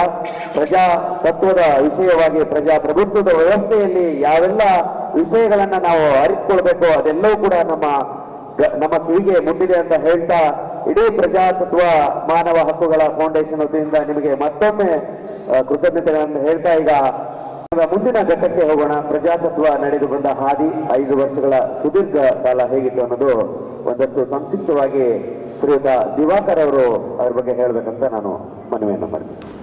ಶ್ರೀ ಪಲ್ಲಕ್ಕಿ ನಾರಾಯಣ ಸ್ವಾಮಿ ಅವರ ಪಾದಾರದಿಂದ ನಮಸ್ಕರಿಸುತ್ತಾ, ನಾವಿವತ್ತು ಕೋಲಾರ ಜಿಲ್ಲೆ ಚಿನ್ನದ ಗಣಿಯಲ್ಲಿದ್ದೀವಿ. ಚಿನ್ನಕ್ಕೆ ಬೆಲೆ ತುಂಬ ಇದೆ. ಆದರೆ ಅದು ಗಟ್ಟಿಗೊಳಿಸ್ಬೇಕು ಅಂದರೆ ನಮಗೆ ಆ ಚಿನ್ನಕ್ಕೆ ತಾಮ್ರವನ್ನು ಬೆಳೆಸಿ ಗಟ್ಟಿಗೊಳಿಸ್ಬೇಕಾಗ್ತದೆ. ಆಮೇಲೆ ಅದಕ್ಕೆ ಬೆಲೆ ಸಿಗ್ತದೆ, ಮೃದುತ್ವ ಅಂತ ಅಂದ್ಕೊಂಡು ನಾವು. ಆದರೆ ಇವತ್ತಿನ ಅಧ್ಯಕ್ಷತೆಯನ್ನು ವಹಿಸಿದಂತಹ ಶ್ರೀಯುತ ಸಂತೋಷ ಹೆಗ್ಡೆ ಅವರಿಗೆ ಅವರು ಅಪ್ಪಟ ಚಿನ್ನ ಅಂತ ನಾನು ಹೇಗೆ ಕರಿತೀನಿ ಅಂದರೆ, ಇವರು ಅಪ್ಪಟ ಚಿನ್ನನೇ. ಇವರಿಗೆ ಯಾವುದೇ ಮಿಶ್ರಣ ಅವಶ್ಯಕತೆ ಇಲ್ಲ. ಹುಟ್ಟಿನಿಂದ ಇಲ್ಲಿವರೆಗೂ ಕೊನೆ ತನಕನೂ ಅವರು ಅಪ್ಪಟವಾಗಿ ಇರ್ತಾರೆ. ಅವರತ್ತ ವೇದಿಕೆ ಹಂಚ್ಕೊಂಡಿರೋದು, ನಾವೆಲ್ಲ ಕಾರ್ಯಕ್ರಮಕ್ಕೆ ಮೀನುಗಾಲಾಗಿರೋದು ನಮಗಂತೂ ಬಹಳ ಸಂತೋಷ. ಅವರ ಪಾದಾರವಿಂದರುಗಳಿಗೆ ನನ್ನ ನಮಸ್ಕಾರವನ್ನು ತಿಳಿಸ್ತಾ ಇದ್ದೀನಿ. ಶ್ರೀಯುತ ಕಾರ್ಯಕ್ರಮದ ಅಧ್ಯಕ್ಷತೆಯನ್ನು ವಹಿಸತಕ್ಕಂತಹ ಶ್ರೀಯುತ ನಮ್ಮ ಶಿಸ್ತಿನ ಸಿಪಾಯಿ ಆಗಿರ್ತಕ್ಕಂತಹ ನಾರಾಯಣ್ ರೆಡ್ಡಿ ಅವರಿಗೂ, ನನ್ನ ಗುರುಗಳವರು, ಅವರಿಗೂ ಕೂಡ ಈ ಕಾರ್ಯಕ್ರಮದ ಪರವಾಗಿ ನನ್ನ ಪರವಾಗಿ ನಮಸ್ಕಾರಗಳನ್ನು ತಿಳಿಸ್ತಾ ಇದ್ದೀನಿ. ಬಂಧುಗಳೇ, ಇಲ್ಲಿ ವೇದಿಕೆ ಮೇಲೆ ಇರ್ತಕ್ಕಂಥ ಸಮಯದ ಅಭಾವ, ಎಲ್ಲ ನನ್ನ ಹಿರಿಯರಿಗೆ ನನ್ನ ಪಾದರನ್ನು ನಮಸ್ಕರಿಸುತ್ತಾ, ಮುಂದೆ ಕೂತಿರ್ತಕ್ಕಂತಹ ಪುಸ್ತಕ ಪ್ರಿಯರಿಗೆ, ಸಾಹಿತಿಗಳಿಗೆ, ಪತ್ರಕರ್ತರಿಗೆ ಹಾಗೂ ಕರ್ನಾಟಕ ರಾಜ್ಯದ ಎಲ್ಲ ಜಿಲ್ಲಾ ತಾಲೂಕುವಾರು ಅಧ್ಯಕ್ಷರು ಮತ್ತು ಪದಾಧಿಕಾರಿಗಳಿಗೆ ನನ್ನ ನಮಸ್ಕಾರಗಳನ್ನು ತಿಳಿಸುತ್ತಾ ಮುಂದಿನ ಘಟ್ಟಕ್ಕೆ ಹೋಗುವ ಇದೊಂದು ವಿಶಿಷ್ಟವಾದ ಸಮಾರಂಭ. ಈ ಸಮಾರಂಭದಲ್ಲಿ ಶ್ರೀಯುತ ನಾರಾಯಣ್ ರೆಡ್ಡಿ ಅವರಿಗೆ ಸಮಾಧಾನ ಸಿಗ್ಲಿ ಅನ್ನೋದೇ ನನ್ನ ಹಾರೈಕೆ. ಏಕೆಂದ್ರೆ ಅವ್ರಿಗೆ ಯಾವುದೇ ಕಾರ್ಯಕ್ರಮದಲ್ಲೂ ಹೀಗೆ ಇರಬೇಕು ಅಂತಾರೆ. ಈ ಕಾರ್ಯಕ್ರಮ ಅತ್ಯಂತ ಕಾರ್ಯಕ್ರಮ ಆಗ್ತದೆ. ಸಂತೋಷ್ ಹೆಗ್ಡೆ ಬಂದಿರೋ ಸಂತೋಷದ ವಿಚಾರ. ಅವರಿಗೆ ಈ ಕಾರ್ಯಕ್ರಮ ವಿಶಿಷ್ಟ ಸಮಾಧಾನ ಸಿಗುತ್ತೆ ಅಂತ ನಮ್ಮ ವಿಶಿಷ್ಟ ಕಾರ್ಯಕ್ರಮದ ಉದ್ದೇಶವಾಗಿದೆ. ಹಾಗಾಗಿ ಹಾರೈಸ್ತಾ ಇದ್ದೀನಿ ಅವರಿಗೆ ಸಮಾಧಾನ ಸಿಗಲಿ ಅಂತ. ಸಮಯದ ಮುಂದಿನ ಘಟ್ಟ ಬಂಧುಗಳೇ, ವಾಕ್ಸಮರ ಪತ್ರಿಕೆಯ 5ನೇ ವರ್ಷದ ವಾರ್ಷಿಕೋತ್ಸವ ಹಾಗೂ ಅಂತಾರಾಷ್ಟ್ರೀಯ ಮಾನವ ಹಕ್ಕುಗಳ ದಿನದ ಕಾರ್ಯಕ್ರಮವನ್ನು ಅಂತಾರಾಷ್ಟ್ರೀಯ ಮಾನವ ದಿನದ ಕಾರ್ಯಕ್ರಮ ಡಿಸೆಂಬರ್ 10. ನಮ್ಮ ವಾಕ್ಸಮರ ಪತ್ರಿಕೆಯ ವಾರ್ಷಿಕೋತ್ಸವ 11. ಈಗ ಮುಂಚಿನ ಕಾರ್ಯಕ್ರಮ ನಡೀಬೇಕಾಗಿತ್ತು. ಕಾರಣಗಳಿಂದ ಸಂತೋಷ್ ಜಿ ಅವರ ಬೇಕೇ ಬೇಕು ಅನ್ನೋ ಉದ್ದೇಶಕ್ಕೋಸ್ಕರ ಈ ಕಾರ್ಯಕ್ರಮ ಇಲ್ಲಿವರೆಗೂ ಬಂದಿದೆ. ಹಾಗಾಗಿ ಅವ್ರು ಹೇಳಿದ್ದು ಅವರ ಮಾತುಗಳನ್ನು ಆಚಿದ ಮೇಲೆ ಮುಂದೆ ಏನು ಹೇಳಲಿಕ್ಕೂ ಬರೋದಿಲ್ಲ. ನನಗೆ ಪ್ರಾಸ್ತಾವಿಕ ನುಡಿಯನ್ನು ಕೊಟ್ಟಿರ್ತಾರೆ. ಪ್ರಾಸ್ತಾವಿಕವಾಗಿ ಆದಷ್ಟು ಬೇಗ ಮುಗಿಸ್ಲಿಕ್ಕೆ ಪ್ರಯತ್ನ ಪಡ್ತೀನಿ. ಸಾಕಷ್ಟು ವಿಚಾರಗಳಿದೆ, ಆದರೆ ಬೇಗ ಮುಗಿಸ್ಲೇಬೇಕು. ಬಂಧುಗಳೇ, ಮೊದಲಿಗೆ ನಾರಾಯಣ ರೆಡ್ಡಿ ಅವರ ಅಧ್ಯಕ್ಷತೆಯಲ್ಲಿ ಶುರುವಾಗಿದ್ದು Prajatatva multi services private limited. ಈ ಪ್ರಜಾತತ್ವ ಮಲ್ಟಿ ಸರ್ವಿಸಸ್ ಪ್ರೈವೇಟ್ ಲಿಮಿಟೆಡ್ನ ಕಾರ್ಯಕ್ರಮ ದೊಡ್ಡ ಯೋಜನೆಯನ್ನು ಹೊತ್ತಂತಕ್ಕಂಥ ಕಾರ್ಯಕ್ರಮ. ನಾವು ಆಮೇಲೆ ಆ ಮಲ್ಟಿ ಸರ್ವಿಸಸ್ ಪ್ರೈವೇಟ್ ಲಿಮಿಟೆಡ್ ಅಲ್ಲಿ ಒಂದು ಯೂಟ್ಯೂಬ್ ಚಾನಲ್ನ ನಾವು ಕಾರ್ಯಗಾರಕ್ಕೆ ತರ್ತೀವಿ. ಯೂಟ್ಯೂಬ್ ಚಾನಲ್ ಹೇಗಿತ್ತು ಅಂದ್ರೆ, ನೀವು ಪ್ರಜಾತತ್ವ ಯೂಟ್ಯೂಬ್ ಚಾನಲ್ ಈಗ ಯಾರೋ ಹೊಸಬ್ರು ಇದ್ರೆ ಏನಪ್ಪ 1K ಇದೆ ಅಂತ ಅನ್ಕೋಬಹುದು. ಈ ಡೌಟ್ ಎಲ್ಲರಲ್ಲೂ ಇದೆ. ಆದ್ರೆ ಇದು 1K ಇರಲಿಲ್ಲ. ಸದಾನಂದ ಗೌಡರು ಮುಖ್ಯಮಂತ್ರಿ ಆದಾಗ ಅದ್ರ ವೇವ್ ಸೈಜ್ ಬೇರೆ ಇತ್ತು. ನಮ್ದು ಯೂಟ್ಯೂಬ್ ಚಾನಲ್ ಅದ್ರ ವೇವೇ ಚೇಂಜ್ ಇತ್ತು. ಎಷ್ಟು ನಮ್ಮ ರಿಪೋರ್ಟರ್ಸ್ಗಳು ರೋಡಿಗೆ ಇಳಿದು ರಿಪೋರ್ಟ್ ಮಾಡಿದ್ದಾರೆ, ಅದು ಎಷ್ಟು ಲಕ್ಷ ವ್ಯೂಸ್ ಇತ್ತು ಅನ್ನೋದು ನಮಗೆ ಮೊದಲಿಗೆ ಗೊತ್ತಿದೆ, ಕೆಲವರಿಗೆ ಗೊತ್ತಿಲ್ಲ ಅನ್ಸುತ್ತೆ. ಅದು ಕಾರಣಾಂತರಗಳಿಂದ ಸ್ಥಗಿತಗೊಂಡು ಮತ್ತೆ 0 ಇಂದ ಶುರು ಮಾಡಿದ್ವಿ. ಆದ್ರೆ ಯೂಟ್ಯೂಬ್ ಚಾನಲ್ನ ಯಾಕೆ ಅಲ್ಲಿ ಸ್ಟಾಪ್ ಮಾಡಿದ್ವಿ ನಾವು ಅಂತ ಅಂದ್ರೆ, ಯೂಟ್ಯೂಬ್ ಚಾನಲ್ಗಿಂತ ನಮಗೆ ಕತ್ತಿನ ಮೇಲು ಅನ್ನುವ ಹಾಗೆ ವಾಕ್ಸಮರ ಪತ್ರಿಕೆ ಅನ್ನೋದು ಬರ್ತದೆ. ವಾಕ್ಸಮರ ಪತ್ರಿಕೆ ನಾವು ಯಾವುದೇ ವಿಡಿಯೋನ ಕೋರ್ಟಲ್ಲಿ ಇಟ್ಕೊಂಡು ಹೋದ್ರೂ ಜಯ ಸಾಧಿಸಿ ಕಷ್ಟ ಆಗ್ತದೆ. ಅದೇ ಪ್ರಿಂಟ್ ಮೀಡಿಯಾವನ್ನ ಇಟ್ಕೊಂಡು ಹೋದ್ರೆ ಯಾವತ್ತೂ ಜಯ ಸಾಧಿಸ್ಬೋದು. ಅದನ್ನ ಎಡಿಟ್ ಮಾಡ್ಲಿಕ್ಕೆ ಆಗೋದಿಲ್ಲ. ಅದೇ ಒರಿಜಿನಲ್ ದಾಖಲೆಯಾಗಿ ಉಳಿಯುತ್ತೆ ಅಂತ ನನ್ನ ಓದಿರ್ತಕ್ಕಂಥ ತಿಳುವಳಿಕೆ. ಇದು ತಪ್ಪಾಗಿದ್ದ ಕ್ಷಮೆ ಇರಲಿ, ನಿಜ ಅನ್ಸುತ್ತೆ. ಹಾಗಾಗಿ ಆ ಪ್ರಿಂಟ್ ಮೀಡಿಯಾವನ್ನ ವಾಕ್ಸಮರ ಪತ್ರಿಕೆಯಾಗಿ ಕನ್ವರ್ಟ್ ಮಾಡಿ ಯೂಟ್ಯೂಬ್ ಚಾನಲ್ನ ಯಾಕೆ ಅಲ್ಲಿ ಸ್ಥಗಿತಗೊಂಡಿದ್ದು ಅಂದ್ರೆ, ಮುಂದಿನ ಘಟ್ಟದಲ್ಲಿ ದೊಡ್ಡ ಕನಸು. ಈ ಅಬ್ದುಲ್ ಕಲಾಂ ಜಿ ಹೇಳುವ ಹಾಗೆ ಗೋಲ್ ಇಸ್ ಸಣ್ಣ ಗುರಿ ದೊಡ್ಡ ಅಪರಾಧ ಅಂತ. ದೊಡ್ಡ ಗುರಿಯನ್ನು ಸಾಧಿಸಬೇಕು. ದೊಡ್ಡ ಗುರಿಯನ್ನು ಸಾಧಿಸಾಗ್ಲೇ ನಾವೆಲ್ಲ ಮಟ್ಟಕ್ಕೆ ಹೋಗೋದ ಅಂತ. ಹಾಗಾಗಿ ಅಂತ ಗುರಿಯನ್ನು ಇಟ್ಕೊಂಡು ಈ ಯೂಟ್ಯೂಬ್ ಚಾನಲ್ನ ಸೆಟಲೈಟ್ ಮಾಡಬೇಕು ಅಂತ ನಮ್ಮ ಪ್ರಜಾತತ್ವ ಮಲ್ಟಿ ಸರ್ವಿಸಸ್ ಪ್ರೈವೇಟ್ ಲಿಮಿಟೆಡ್ನ ದೊಡ್ಡ ಕನಸಾಗಿದೆ. ಹಾಗಾಗಿ ಇದರ ಮುಖಾಂತರ ವಾಕ್ಸಮರ ಪತ್ರಿಕೆಯೊಂದಿಗೆ 5ನೇ ವರ್ಷದ ವಾರ್ಷಿಕೋತ್ಸವವನ್ನು ಇವತ್ತು ನಾವು ಆಚರಣೆ ಮಾಡ್ತಾ ಇದ್ದೀವಿ. ಇದರ ಮುಖಾಂತರ ನಮಗೆ ಮುಂದಿನ ದಿನಗಳಲ್ಲಿ ಈ ಚಾನಲ್ ಸೆಟಲೈಟ್ ಮಾಡಿದ್ರೆ ನಮ್ಮ ಎಲ್ಲ ಪದಾಧಿಕಾರಿಗಳ ಹ್ಯೂಮನ್ ರೈಟ್ಸ್ ತರಬೇಕು ಅಂತ ದೊಡ್ಡ ಆಲೋಚನೆ ಮಾಡಿ ಮಾನವ ಹಕ್ಕುಗಳ ಆಯೋಗವನ್ನ, ಮಾನವ ಹಕ್ಕುಗಳ ಫೌಂಡೇಶನ್ ಅನ್ನ ಪ್ರಜಾತತ್ವದ ಮೂಲಕ ಜಾರಿಗೆ ತರ್ತಾರೆ. ಈಗಾಗಲೇ ಕರ್ನಾಟಕ ರಾಜ್ಯದಾದ್ಯಂತ 4,000 ಪದಾಧಿಕಾರಿಗಳಾಗಿದ್ದಾರೆ ಅಂತ ಹೆಮ್ಮೆಯಿಂದ ಹೇಳ್ತೀವಿ. ಆದರೆ ಬಹುಶಃ ಇವತ್ತು 400-500 ಜನ ಇರಬಹುದು. ಆದರೆ ದೂರ ಇರೋದ್ರಿಂದ ಕಾರಣಾಂತರಗಳಿಂದ ಪದಾಧಿಕಾರಿಗಳಿಗೆ ಆಗಮನ ಮಾಡಲಿಕ್ಕೆ ಆಗೋದಿಲ್ಲ. ಹಾಗಾಗಿ ಈಗ ಸಮಯದ ಅಭಾವ ಅಂತ ನಮ್ಮ ನಿರೂಪಕರು ಹೇಳ್ತಾ ಇದ್ದಾರೆ. ಮುಂದಿನ ದಿನಗಳಲ್ಲಿ ಹಾಗಾಗಿ ಕೊನೆಯ ಘಟ್ಟಕ್ಕೆ ಹೋಗೋಣ. ಡಿಸೆಂಬರ್ 10 ಡಿಸೆಂಬರ್ ವಿಶ್ವ ಮಾನವ ಹಕ್ಕುಗಳ ದಿನ. ಇದು ವಿಶ್ವ ಮಾನವ ಹಕ್ಕುಗಳ ದಿನ. ಸಮಾಜದಲ್ಲಿ ಮಾನವ ಹಕ್ಕುಗಳ ಉಲ್ಲಂಘನೆ ಆಗುವುದನ್ನು ತಡೆಯುವುದು ಮತ್ತು ಹಕ್ಕುಗಳ ಉಲ್ಲಂಘನೆ ಆಗದಂತೆ ರಕ್ಷಣೆ ನೀಡುವುದು, ಹಕ್ಕುಗಳ ಉಲ್ಲಂಘನೆ ಒಳಗಾದವರಿಗೆ ನೆರವು ನೀಡುವುದು ನಮ್ಮೆಲ್ಲರ ಕರ್ತವ್ಯ ಮತ್ತು ಜವಾಬ್ದಾರಿ. ಮಾನವ ಹಕ್ಕುಗಳ ಉಲ್ಲಂಘನೆ ಆಗದಂತೆ ನೋಡಿಕೊಳ್ಳೋಣ. ಸ್ವಸ್ಥ ಸಮಾಜದ ಕನಸನ್ನು ನನಸಾಗಿಸೋಣ. ನಾವೆಲ್ಲರೂ ಈ ಕಾರ್ಯಕ್ರಮಕ್ಕೆ ಭಾಗಿಯಾಗಿ ಇನ್ನಷ್ಟು ಈ ಕಾರ್ಯಕ್ರಮವನ್ನ ಮೆರುಗುಗೊಳಿಸೋಣ. ನನಗೆ ಇಷ್ಟೊತ್ತು ಮಾತಾಡಲಿಕ್ಕೆ ಅವಕಾಶ ಕೊಟ್ಟಂತಹ ಪ್ರಜಾತತ್ವ ಮಲ್ಟಿ ಸರ್ವಿಸಸ್ ಪ್ರೈವೇಟ್ ಲಿಮಿಟೆಡ್ಗೆ ನಮಸ್ಕರಿಸುತ್ತಾ ಈ ಧನ್ಯವಾದಗಳನ್ನು.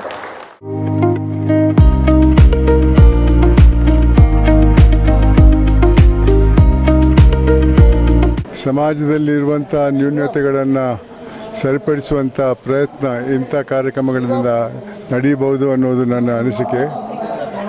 ಇಂಥ ಕಾರ್ಯಕ್ರಮದಿಂದ ಯುವತಿಯರಲ್ಲಿ ಸಮಾಜದಲ್ಲಿ ಆಗೋಗುವಂಥ ಅನ್ಯಾಯಕ್ಕೆ ಪರಿಹಾರ ಏನೆಂದ ತಿಳಿಸುವಂಥ ಮಾತುಗಳು ಖಂಡಿತವಾಗಿ ಬರ್ತದೆ.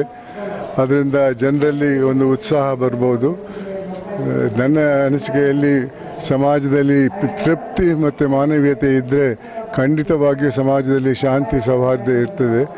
ಅದನ್ನು ಜನರು ಅಳವಡಿಸುವಂಥ ಪ್ರಯತ್ನವನ್ನು ಇಂಥ ಸಂಸ್ಥೆಗಳು ಮಾಡ್ತಾ ಇದ್ದೇವೆ. ಅದಕ್ಕಾಗಿ ನಾನು ಅವ್ರಿಗೆ ಶುಭ ಕೋರ್ತಾ ಇದ್ದೇನೆ. ನನಗೆ ತುಂಬಾ ಹೆಮ್ಮೆ ಹಾಗೂ ಸಂತೋಷ ಇದೆ. ಯಾಕಂತಂದ್ರೆ ನಾನು ಇದೇ ಭಾಗದ ಹೆಣ್ಣು. ಸೊ ಇಲ್ಲಿನ ಬಹುತೇಕ ಮಂದಿ ವೆರಿ ಫೆಮಿಲಿಯರ್ ಇದ್ದಾರೆ, ನನಗೆ ಬಹಳಷ್ಟು ಸಂಬಂಧಿಕರು ಇರೋ ವೇದಿಕೆಯಲ್ಲಿ ಮುಂಭಾಗದಲ್ಲಿ, ಹಾಗೆ ಫ್ರೆಂಡ್ಸ್ ಫ್ಯಾಮಿಲೀಸ್ ಎಲ್ಲಾನು ಇದೆ ಇಲ್ಲಿ ಈ ಒಂದು ಕಾರ್ಯಕ್ರಮದಲ್ಲಿ ಕೂತಿದ್ದಾರೆ. ತುಂಬಾ ಸಂತೋಷ ಆಗುತ್ತೆ. ಹಾಗೆ ಇಲ್ಲಿ ವಿಜಯ್ ರೆಡ್ಡಿ ಅಂಕಲ್, ನಾವು ಯಾವಾಗಲೂ ಚಿಕ್ಕ ವಯಸ್ಸಿಂದ ಅಂಕಲ್ ಅಂತ ಕರಿತಾ ಇದ್ವಿ, ನಮ್ಮ ಡ್ಯಾಡಿ ಮೂಲಕ ಪರಿಚಯ ಆಗಿದ್ದು ಅವರು. ಮತ್ತೆ ವೆಂಕಣ್ಣ ಅಂತ ಹೇಳಿ ಫೇಮಸ್ ಆಗಿರೋಂಥವ್ರು, ನಾವು ಅವ್ರ ಶಾಲೆಯಲ್ಲೇ ಓದಿ ಬೆಳೆದಿರೋ ಅಂಥವ್ರು. So from nursery to 7th standard ಅವರ ಸ್ಕೂಲಲ್ಲಿ ಓದಿ ತದನಂತರ KGFಗೆ ಶಿಫ್ಟ್ ಆಗಿ ಇಲ್ಲಿ ಕಾಲೇಜು ದಿನಗಳನ್ನ ಮುಗಿಸಿ ಈಗ ಬೆಂಗಳೂರಲ್ಲಿ ವಾಸ ಮಾಡುವಂತಹ ಸನ್ನಿವೇಶ. ಬೆಳೀತಾ ಇರುವಂಥದ್ದು ನಮ್ಮ ನಾಡಿಗೆ ಬಂದಾಗ ಕೊಡುವಷ್ಟು ಧೈರ್ಯ, ನಮ್ಮ ನಾಡಿಗೆ ಬಂದಾಗ ನೀಡುವಷ್ಟು ಸಂತೋಷ ಬೇರೆ ಕಡೆ ಇದ್ದಾಗ ಸಿಗಲ್ಲ. ಯಾಕಂದ್ರೆ ಪ್ರತ್ಯೇಕವಾಗಿ ಯಾವಾಗ್ಲೂ ನಾವು ಈ ಕಡೆ ಬಂದಾಗೆಲ್ಲ ನನ್ಗೆ ಅನ್ನಿಸ್ತಾ ಇರುತ್ತೆ, ಇದು ನಾನು ಓಡಾಡಿರುವಂತಹ ಮಣ್ಣು, ನಾನು ಇಲ್ಲಿ ಏನೋ ಒಂದು ಮಾಡ್ಬೇಕು, ಯಾವುದೋ ಒಂದು ರೀತಿಯಲ್ಲಿ ಜನರ ಕಷ್ಟಗಳಲ್ಲಿ ನಿಲ್ಲಬೇಕು ಅನ್ನುವಂಥ ತರಕ್ಕೆ. ಸೊ ಆ ನಿಟ್ಟಿನಲ್ಲಿ ಈ ವೇದಿಕೆ ತುಂಬಾ ಒಳ್ಳೆಯ ಅವಕಾಶ ನನಗೆ ಮಾಡಿಕೊಟ್ಟಿದೆ. ನಾರಾಯಣ ರೆಡ್ಡಿ ಅವರಿಗೆ ಧನ್ಯವಾದಗಳನ್ನ ತಿಳಿಸ್ತೀನಿ. ಈ ಒಂದು ವಾರ್ಷಿಕೋತ್ಸವ 5ನೇ ವರ್ಷಕ್ಕೆ ಕಾಲಿಟ್ಟಿದೆ ಈ ಒಂದು ಸಂಸ್ಥೆ ಅಂತಂದ್ರೆ ಅಷ್ಟು ಈಸಿ ಅಲ್ಲ.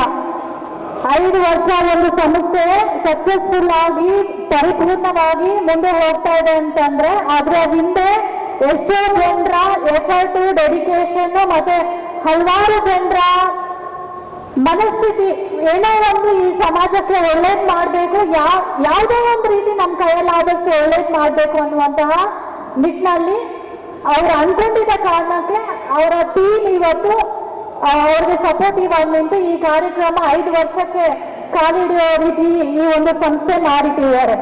So behind every team, behind every person there is a successful team ಅಂತ ಹೇಳ್ತಾರೆ. ಆ ಟೀಮ್ ಇರೋದ್ರಿಂದಲೇ ಇವತ್ತು ನಾರಾಯಣ ರೆಡ್ಡಿ ಅವ್ರಿಗೆ ಈ ಸಮಸ್ಯೆಗೆ ಸಕ್ಸಸ್ ಅನ್ನೋದು ಸಿಕ್ಕಿದೆ. ಸೊ ಹಾಗಾಗಿ ಈ ಮಾನವ ಹಕ್ಕುಗಳು ಏನು ಹೇಳುತ್ತೆ, ಈ ವಿಚಾರಗಳೆಲ್ಲ ನಾವೆಲ್ಲರೂ ತಿಳ್ಕೊಂಡು ಮುಂದಿನ ದಿನಗಳಲ್ಲಿ ನಮ್ಮ ಮಕ್ಕಳಿಗೆ ತಿಳಿಸಿಲ್ಲ ಅಂತಂದ್ರೆ ನಮ್ಮ ಈ ಸಮಾಜ ಬಹಳಷ್ಟು ಹದಗೆಟ್ಟೋಗಿದೆ. ಆ ಹದಗೆಟ್ಟಿರುವಂತಹ ಸಮಾಜದಲ್ಲಿ ಮುಂದಿನ ಪೀಳಿಗೆ, ನಿಮ್ಮ ಮನೆಯಲ್ಲಿರ್ತಕ್ಕಂತಹ ಸಣ್ಣ ಮಕ್ಕಳಿಂದ ಹಿಡಿದು ದೊಡ್ಡ ಮಕ್ಕಳವರೆಗೂ ಮುಂದಿನ ಪೀಳಿಗೆ ಒಳ್ಳೆ ರೀತಿಯಲ್ಲಿ ಒಳ್ಳೆ ಸಮಾಜದಲ್ಲಿ ಹೋಗ್ಬೇಕು ಅಂತಂದ್ರೆ ನಾವು ಇವತ್ತಿಂದ ಹುಟ್ಟದಾಗಿಂದ ಅವ್ರಿಗೆ ಒಳ್ಳೆಯದನ್ನೇ ಮಾಡೋದಕ್ಕೆ ಹೇಳ್ಬೇಕು, ಒಳ್ಳೆಯದನ್ನೇ ಕಲಿಯೋದಕ್ಕೆ ಹೇಳ್ಬೇಕು. ಆಗ ಮಾತ್ರ ಒಳ್ಳೆಯ ಮೌಲ್ಯಾಧಾರಿತ ಸಮಾಜ ನಿರ್ಮಾಣ ಆಗೋದಕ್ಕೆ ಸಾಧ್ಯ ಆಗುತ್ತೆ. ಸೊ ಈಗಿನ ಬಹುತೇಕ ಪೋಷಕರುಗಳು ಸಂಪಾದನೆ ಮಾಡೋದ್ರ ಕಡೆಗೆ ಮತ್ತೊಂದ್ರ ಕಡೆಗೆ ಹೋಗಿ ಮಕ್ಕಳ ಭವಿಷ್ಯದ ಬಗ್ಗೆ ಯೋಚನೆ ಮಾಡ್ತಾ ಇಲ್ಲ. ಮಕ್ಕಳಿಗೆ ನಮ್ಮ ದೇಶ ಏನು, ನಮ್ಮ ರಾಜ್ಯ ಏನು, ನಮ್ಮ ಪಾತ್ರ ಅಲ್ಲಿ ಏನಿದೆ, ನಮ್ಮ ದೇಶಕ್ಕೋಸ್ಕರ ನಮ್ಮ ಕೊಡುಗೆ ಏನು, ನಮ್ಮ ಇಡೀ ಕುಟುಂಬಗಳು ಈ ದೇಶದೊಳಗಡೆ ಇದೆ, ಈ ದೇಶ ನಮ್ಗೆ ಏನೋ ಒಂದು ದೇಶಕ್ಕೋಸ್ಕರ ನಾವೇನೋ ಒಂದು ಗಿಫ್ಟ್ ಆಗಿ ಕೊಡ್ಬೇಕು ಅನ್ನೋದನ್ನ, ಈ ದೇಶಭಕ್ತಿಯನ್ನ ಯಾವತ್ತು ನಮ್ಮ ಮಕ್ಕಳಲ್ಲಿ ಹೇಳಿ ಮತ್ತೆ ಒಗ್ಗಟ್ಟಿಂದ ಬೆಳೆಯೋದು ಕಲಿಸ್ಕೊಡ್ತೀವೋ ಅವತ್ತು ವ್ಯಾಲ್ಯೂಯಬಲ್ ಸೊಸೈಟಿ ನಿರ್ಮಾಣ ಆಗುತ್ತೆ. ಸೊ ಇವತ್ತು ಆ ಒಂದು ತಿಳುವಳಿಕೆಗಳನ್ನ ಎಷ್ಟೋ ಮಕ್ಕಳಿಗೆ ಗೊತ್ತಾಗ್ತಾ ಇಲ್ಲ. ಏನೋ ಒಂದ್ ಮಗುನ ಮುಟ್ಟಬಾರ್ದು, ಒಂದ್ ಮಗುನ ಹೊಡಿಬಾರ್ದು, ಒಂದ್ ಮಗುಗೆ ಏನು ಅನ್ಬಾರ್ದು ಅಂತಂದ್ರೆ ಹಾಗಾದ್ರೆ ತಂದೆ ತಾಯಿ ಇರೋವರೆಗೂ ಆ ಮಗು ಭವಿಷ್ಯ ಚೆನ್ನಾಗಿರತ್ತೆ. ತಂದೆ ತಾಯಿ ಹೋದ್ಮೇಲೆ ಆ ಮಗುವಿಗೆ ಅವಮಾನಗಳಾಗತ್ತೆ, ಇನ್ಸಲ್ಟ್ಗಳಾಗತ್ತೆ. ಬೇರೆ ಕಡೆ ಹೋದಾಗ ಅವ್ರನ್ನ ಟ್ರೀಟ್ ಮಾಡೋ ವಿಧಾನ ಬೇರೆ ಇರುತ್ತೆ. ಅದನ್ನ ಎದುರಿಸುವಂತಹ ಧೈರ್ಯ ತಂದೆ ತಾಯಿ ಕೊಟ್ಟಿಲ್ಲ ಅಂತಂದ್ರೆ ತಂದೆ ತಾಯಿ ಇದ್ದು ಇಲ್ಲದೆ ಇರೋ ತರ ಇವತ್ತು ಮಕ್ಕಳು ಏನು ಈ ಸಮಾಜದಲ್ಲಿ ಬದುಕುವಂತಹ ವಾತಾವರಣ ನಿರ್ಮಾಣ ಆಗಿದೆ. ಸೊ ಹಾಗಾಗಿ ದಯವಿಟ್ಟು ಹೇಳ್ತಾ ಇದ್ದೀನಿ, ಯಾರು ಗ್ಯಾರಂಟಿ ಕೊಡಕ್ಕಾಗಲ್ಲ, ಎಲ್ಲಿ ಹೋದ್ರು ನಮ್ಗೆ ಅವಮಾನ ಆಗಲ್ಲ ಅಂತ. ಯಾರು ಗ್ಯಾರಂಟಿ ಕೊಡಕ್ಕಾಗಲ್ಲ, ಪ್ರತಿಯೊಬ್ಬರ ಜೀವನನೂ ಚೆನ್ನಾಗಿರತ್ತೆ ಅಂತ. ನಾವು ಪೋಷಕರು ಒಂದು ಗ್ಯಾರಂಟಿ ಕೊಡೋ, ನೀವು ಮನ್ಸು ಮಾಡಿದ್ರೆ ಗ್ಯಾರಂಟಿ ಕೊಡ್ಬೋದು. ಏನ್ ಗೊತ್ತಾ, ನಿಮ್ಮ ಮಕ್ಕಳ ಭವಿಷ್ಯ ನೀವು ಏನ್ ವ್ಯಾಲ್ಯೂಸ್ ನ ಹೇಳ್ಕೊಡ್ತೀರಾ ಆ ವ್ಯಾಲ್ಯೂಸ್ ಮೇಲೆ ಡಿಪೆಂಡ್ ಆಗಿ ಒಳ್ಳೆ ಸಮಾಜ ನಿರ್ಮಾಣ ಆಗೋದಕ್ಕೆ ಸಾಧ್ಯ ಆಗುತ್ತೆ ಅಂತ. ಇತ್ತೀಚೆಗೆ ನೋಡಿದ್ರೆ ಎಷ್ಟೋ ಮಾಧ್ಯಮಗಳಲ್ಲಿ ಸಣ್ಣ ಸಣ್ಣ ಮಕ್ಕಳು ಮಾಡಬಾರ್ದು ಕೆಲಸಗಳನ್ನ ಮಾಡ್ತಾ ಇದ್ದಾರೆ. ಅದನ್ನ ಪೋಷಕರು, ಕೆಲವೊಂದು ಪೊಲೀಸ್ ಡಿಪಾರ್ಟ್ಮೆಂಟ್ ಅಲ್ಲಿ ಇರುವಂತಹ ಮಕ್ಕಳು ಏನು ಕೊಲೆಗಳಲ್ಲಿ ಇನ್ವಾಲ್ವ್ ಆಗೋದು. ಇತ್ತೀಚೆಗೆ ಕೋಲಾರಲ್ಲಿ ಒಂದು ಇದು ಘಟನೆ ಆಗಿತ್ತು. ಆ ಹುಡುಗ ಯಾವುದೋ ಕಾನ್ಸ್ಟೇಬಲ್ ನ ಮಗ ಆಗಿದ್ದ. ಬ್ಲೇಡ್ ತಗೊಂಡು ಅವನ ಫ್ರೆಂಡ್ ನ ಕತ್ ಕೊಯ್ದಿದ್ದಾನೆ. ಯಾಕೆ ಅಂತ ಕೇಳಿದ್ರೆ, ನಾನು ವಿಲನ್ ಆಗ್ಬೇಕು ಅಂತ ನನಗೆ ಆಸೆ, ಹಾಗಾಗಿ ಮೊದಲನೇ ಪ್ರಯತ್ನ ಮಾಡಿದ್ದೀನಿ ಅಂತ ಹೇಳಿ ವರದಿ ಕೊಟ್ಟಿದ್ದಾನೆ. ಸೊ ಹಾಗಾದ್ರೆ ಅವನನ್ನ ಮತ್ತೆ ಬಚಾವ್ ಮಾಡೋದಕ್ಕೆ ತಂದೆ ತಾಯಿ ಒದ್ದಾಡ್ತಾರೆ. ಮತ್ತೆ ಅಲ್ಲಿ ಅವನಿಗೆ ನ್ಯಾಯ ಸಿಕ್ಕಿದೆ, ಅದ ಆಚೆ ಓಡಾಡ್ತಾ ಇದ್ದಾನೆ ಅಂತಂದ್ರೆ ಏನ್ ಸಂದೇಶ ಕೊಟ್ಟಂಗ ಹಾಗಾದ್ರೆ? ಸೊ ಹಾಗಾಗಿ ಇದೆಲ್ಲ ಬದಲಾವಣೆ ಆಗ್ಬೇಕಂತಂದ್ರೆ ಮೊದಲು ತಂದೆ ತಾಯಿ ಮೌಲ್ಯ ಆಧಾರಿತ ಬದುಕನ್ನ ನಡೆಸಬೇಕು. ಅದನ್ನ ನೋಡಿ ಮುಂದಿನ ಪೀಳಿಗೆ ಕಲಿಯುವಂತಹ ಇದನ್ನ ಬೆಳೆಸ್ಕೋಬೇಕಾಗತ್ತೆ. ಸೊ ಈ ಒಂದು ವೇದಿಕೆ, ಈ ಒಂದು ಆರ್ಗನೈಸೇಷನ್ ಏನಿದೆ, ಹಲವಾರು ರೀತಿಯಲ್ಲಿ ಇನ್ನೂ ದೊಡ್ಡ ಮಟ್ಟದಲ್ಲಿ ಯಶಸ್ವಿಯಾಗಿ ನಡಿಬೇಕು. ಈ ವೇದಿಕೆ ಮುಖಾಂತರ ಸಾಕಷ್ಟು ಒಳ್ಳೆಯ ಕೆಲಸಗಳಾಗಬೇಕು, ಒಳ್ಳೆಯ ಸಮಾಜ ನಿರ್ಮಾಣ ಆಗಬೇಕು. ಬಡವರ, ಶೋಷಿತರ, ನಿರ್ಗತಿಕರ ಪರವಾಗಿ ಈ ವೇದಿಕೆ ನಿಂತ್ಕೊಂಡು ಸಾಕಷ್ಟು ಕೆಲಸಗಳು ಮಾಡುತ್ತೆ ಅಂತ ನಾನು ಅನ್ಕೊಳ್ತಾ ಇದ್ದೀನಿ. ಈ ಒಂದು ವೇದಿಕೆಯಲ್ಲಿ ಮಾತಾಡೋದಕ್ಕೆ ಅವಕಾಶ ಮಾಡಿಕೊಟ್ಟಿದ್ದಕ್ಕೆ ತಮ್ಮೆಲ್ಲರಿಗೂ ಧನ್ಯವಾದಗಳು.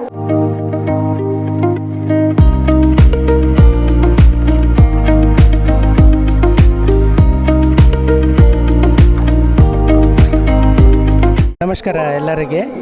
ಇವತ್ತು KGF ಅಲ್ಲಿ ಈ ಹ್ಯೂಮನ್ ರೈಟ್ಸ್ ಪ್ರೋಗ್ರಾಮ್ಗೆ ನಾವು ಬಂದಿದ್ದೀವಿ. ತುಂಬ ಸಂತೋಷ.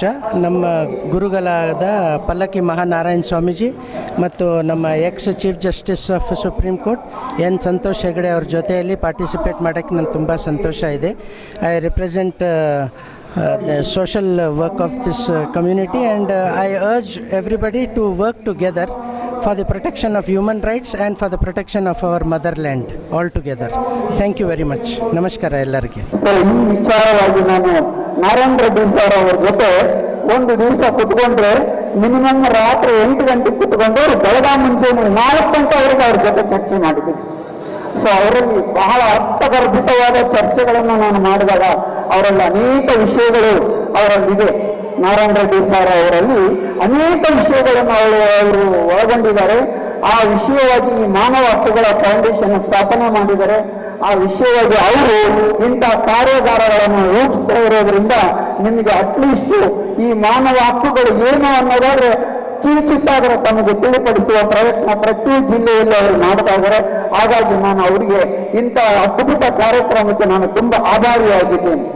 ಸೊ ಇನ್ನೊಂದು ವಿಷಯ ಏನು ಹೇಳಕ್ ಹೋಗ್ತಿದ್ದೀನಪ್ಪ ಅಂದ್ರೆ, ನೀವು ಪ್ರತಿ ಗಲ್ಲಿಗೆ ಹೋಗ್ರಿ, ನಾನು ಅನ್ಯಾಯವನ್ನು ಎತ್ತಿ ತೋರಿಸ್ತೀನಿ. ಕನ್ನಡಿಯನ್ನು ಪ್ರತಿ ಗಲ್ಲಿಗೆ ಹೋಗ್ರಿ, ಅನ್ಯಾಯವನ್ನು ಎತ್ತಿ ತೋರಿಸ್ತೀನಿ. ಪ್ರತಿ ಮನೆಯಲ್ಲಿ ಹೋಗ್ರಿ, ಒಬ್ಬರಿಗೆ ಆ ಫ್ಯಾಮಿಲಿಯಲ್ಲಿ ಒಂದಲ್ಲ ಒಂದು ರೀತಿಯಲ್ಲಿ ಮೋಸ ಆಗಿದೆ. ನಾನು ಕೂಡ ಏನು ಸಂಘಟನೆ ಹೋರಾಟ ಮಾಡ್ತಿದ್ದೀನಿ ಅಂತ ಹೇಳಿ ಯಾರೋ KRS ಅನೇಕ ಪಕ್ಷ ಏನೇ ಕಾನೂನು ಹೋರಾಟ ಮಾಡೋರು ಕೂಡ ನಾನು ಒಂದು ಉದಾಹರಣೆ ಹೇಳ್ತಿದ್ದೀನಿ. ಒಬ್ಬ ಸುಪ್ರೀಂ ಕೋರ್ಟ್ ನ್ಯಾಯಾಧೀಶರಿದ್ರು. ಸೊ ನಾನು ಅವ್ರ ಜೊತೆ ಇದ್ದೆ. ಆ ಕಾನೂನನ್ನು ಕೂಡ ಮರೆಮಾಚುವಂತಹ ಕೆಲಸಗಳು ನಮ್ಮಲ್ಲಿ ನಡೀತಾ ಇದೆ. ಸೊ ಅಷ್ಟೇ ಅಲ್ಲದೆ ಇನ್ನೊಂದು ವಿಚಾರ ಹೇಳೋದಕ್ಕೆ ಇಷ್ಟಪಡ್ತೀನಿ. ನಾವು ನಮ್ಮ ಭವ್ಯ ಭಾರತದಲ್ಲಿ ಬದುಕ್ತಾ ಇದ್ದೀವಿ. ಮನುಷ್ಯನನ್ನಾಗಿ ನೋಡುವಂತ ಕಾಲ ಯಾವತ್ತು ಬರುತ್ತೋ ಅವತ್ತು ನಮಗೆ ಯಾವ ಕಾನೂನನ್ನು ಬೇಕಾಗಿಲ್ಲ ಅಂತ ಹೇಳ್ತಾ ನನ್ನ ಎಲ್ಲಿಗೆ ಈ ವೇದಿಕೆ ನನಗೆ ಅವಕಾಶ ಮಾಡಿಕೊಟ್ಟಿದ್ದಕ್ಕೆ ನಾನು ವಂದಿಸುತ್ತೇನೆ. ನಮ್ಮ ಈ ಶುಭ ಸಮಾರಂಭಕ್ಕೆ ಆಶೀರ್ವದಿಸಲು ಶ್ರೀ ಶ್ರೀ ಶ್ರೀ ಪಲ್ಲಕ್ಕಿ ನಾರಾಯಣ ಸ್ವಾಮೀಜಿ ಇವರು ಇವತ್ತಿನ ದಿವ್ಯ ವೇದಿಕೆಗೆ ಸಾಕ್ಷಿಯಾಗಿದ್ದಾರೆ. ಅವನು ಕೂಡ ವಂದಿಸುತ್ತಾ, ಇದೀಗ ತಾನೇ ಹೇಳಿದಂಥ ಕರ್ನಾಟಕ ರಾಜ್ಯದಲ್ಲೇ ಲೋಕಾಯುಕ್ತವನ್ನು ಹೇಗೆ ನಡೆಸ್ಕೊಳ್ತಾರೆ ಅನ್ನೋದನ್ನು ಅವರು ತೋರಿಸಿರ್ತಕ್ಕಂಥ ನ್ಯಾಯಮೂರ್ತಿ ಸಂತೋಷ್ ಹೆಗಡೆಯವರೇ ಮತ್ತು ಈ ಕಾರ್ಯಕ್ರಮವನ್ನು ಅಚ್ಚುಕಟ್ಟಾಗಿ ನಡೆಸಿಕೊಡ್ತಕ್ಕಂಥ ನಾರಾಯಣ ರೆಡ್ಡಿಯವರೇ, ಆಶಾ ಬೀದಿಯವರೇ ಹಾಗೂ ಶೈಲೇಶ್ ನಾಗರವರೇ, ಎಲ್ಲ ವೇದಿಕೆ ಮೇಲಿರ್ತಕ್ಕಂಥ ನನ್ನ ಸಹೋದರಿ, ಈ ಒಂದು ಮಾನವ ಹಕ್ಕು ಆಯೋಗದ ಈ 5ನೇ ವರ್ಷದ ಅರಿವು ಕಾರ್ಯಕ್ರಮ ಅಂತ ನಾವು ಹೇಳ್ಬೋದು. ಶುಭ ಸಮಾರಂಭದಲ್ಲಿ ಈಗ ಮಾನವನ ಹಕ್ಕುಗಳನ್ನ ಯಾವ ರೀತಿ ನಾವು ಪಡ್ಕೋಬೇಕನ್ನೋದು ಅರಿವು ಅನ್ಬೋದು. ಈ ಒಂದು ವೇದಿಕೆ ನಾವು ಬೆಳಗಾವಿಯಿಂದ ಬಂದು ಈ ಒಂದು ಕಾರ್ಯಕ್ರಮ ನೋಡಿದಾಗ ನಾವು ಕೂಡ ಈ ಕಾರ್ಯಕ್ರಮದಲ್ಲಿ ಎಲ್ಲ ರೈತರು ಭಾಗವಹಿಸಬೇಕನ್ನೋ ಒಂದು ಶ್ರದ್ಧೆಯ ನಿರ್ಧಾರಕ್ಕೆ ನಾವು ಬಂದಿದ್ದೇವೆ. ಯಾಕಪ್ಪ ಅಂತಂದ್ರೆ ಮಾನವ ಹಕ್ಕುಗಳನ್ನ ರಕ್ಷಣೆ ಮಾಡೋದಕ್ಕೆ ಇಷ್ಟೊಂದು ತಮ್ಮ ಸ್ವಂತ ಶ್ರಮದಿಂದ ಏನು ಕಾರ್ಯಕ್ರಮವನ್ನು ಮಾಡಿ ಎಲ್ಲರಿಗೂ ತಿಳಿಸ್ಕೊಡ್ತಿದ್ದಾರೆ, ಬಹಳ ಸಂತೋಷ. ನಮಗೆ ಬೆಳಗಾವಿಯಿಂದ ಬರಲು ಕರೆ ಮಾಡಿ ಆಹ್ವಾನ ಕೊಟ್ಟಾಗ ಈ ಕಾರ್ಯಕ್ರಮ ಇಷ್ಟ ಅದ್ಭುತವಾಗಿ ಮಾಡಬಹುದಂತ ನಾವು ನಿರೀಕ್ಷಣೆ ಕೂಡ ಮಾಡಿರಲಿಲ್ಲ. ಈ ಕಾರ್ಯಕ್ರಮವನ್ನು ನೋಡಿ ನಮಗೂ ಕೂಡ ಮಾನವ ಹಕ್ಕುಗಳ ಒಂದು ಹೋರಾಟ ಇಷ್ಟು ಯಶಸ್ವಿಯಾಗಿ 5 ವರ್ಷಗಳನ್ನು ನಡೆಸ್ಕೊಂಡ್ ಬರ್ತಿದ್ದಾರೆ ಅಂದ್ರೆ ಇವ್ರಿಗೆ ಮತ್ತು ಇವರ ಸಂಸ್ಥೆಗೆ ನಾವು ಧನ್ಯವಾದಗಳನ್ನ ಅರ್ಪಿಸಲೇಬೇಕು. ಮೇಘಲೇಖಿ ಸುರಕ್ಷಾ ರೈತ ಸಂಘದ ಒಂದು ಸಂಸ್ಥಾಪಕ ಅಧ್ಯಕ್ಷನಾಗಿ ಏನು ನಾನು ಸತತ 10 ವರ್ಷಗಳಿಂದ ಸಂಘಟನೆಯನ್ನು ಹೋರಾಟಗಳನ್ನು ರೈತ ಪರ, ಅನ್ಯಾಯದ ಪರ, ಶೋಷಿತರ ಪರ ಎಲ್ಲ ಕೆಳವರ್ಗದ ಮೇಲ್ವರ್ಗದ ಜನಪರ ಹೋರಾಡ್ತಿದ್ವಿ. ಈ ಒಂದು ಹೋರಾಟಕ್ಕೆ ಇವರ ಸಹ ಸಹಕಾರ ಪಡ್ಕೋಬೇಕನ್ನೋ ಮನೋಭಾವನೆ ನಮ್ಮಲ್ಲಿ ಉದ್ಭವಿಸಿದೆ. ಒಳ್ಳೆಯ ಒಂದು ಸಂಘಟಕರಾಗಿ ನಾರಾಯಣ ರೆಡ್ಡಿ ಅವರು, ಆಚೆಯವರ ಆಡಳಿತ ಮಂಡಳಿಯವರು ಏನಾದರೆ ಒಳ್ಳೆಯ ಒಂದು ವಿಶೇಷವಾಗಿ ಮಾನವ ಹಕ್ಕನ್ನು ಅವರನ್ನು ಪ್ರತಿನಿಧಿಸ್ತಾ ಇರೋದು ಒಳ್ಳೆಯ ಒಂದು ಉದ್ದೇಶ ಆಗಿದೆ. ಅದಕ್ಕೆ ಸಾಕ್ಷಿಯಾಗಿ ನಮ್ಮ ಶ್ರೀ ಶ್ರೀ ನಾರಾಯಣ ಪಲ್ಲಕ್ಕಿ ಸ್ವಾಮೀಜಿಗಳು ಈ ಕಾರ್ಯಕ್ರಮಕ್ಕೆ ವೇದಿಕೆ ಕೂಡ ನಮ್ಗೆ ಒಳ್ಳೆಯ ಒಂದು ಆಶೀರ್ವಾದ ಸಿಕ್ಕಂತಂತೆ ಹೇಳಕ್ ಬಯಸ್ತೇವೆ.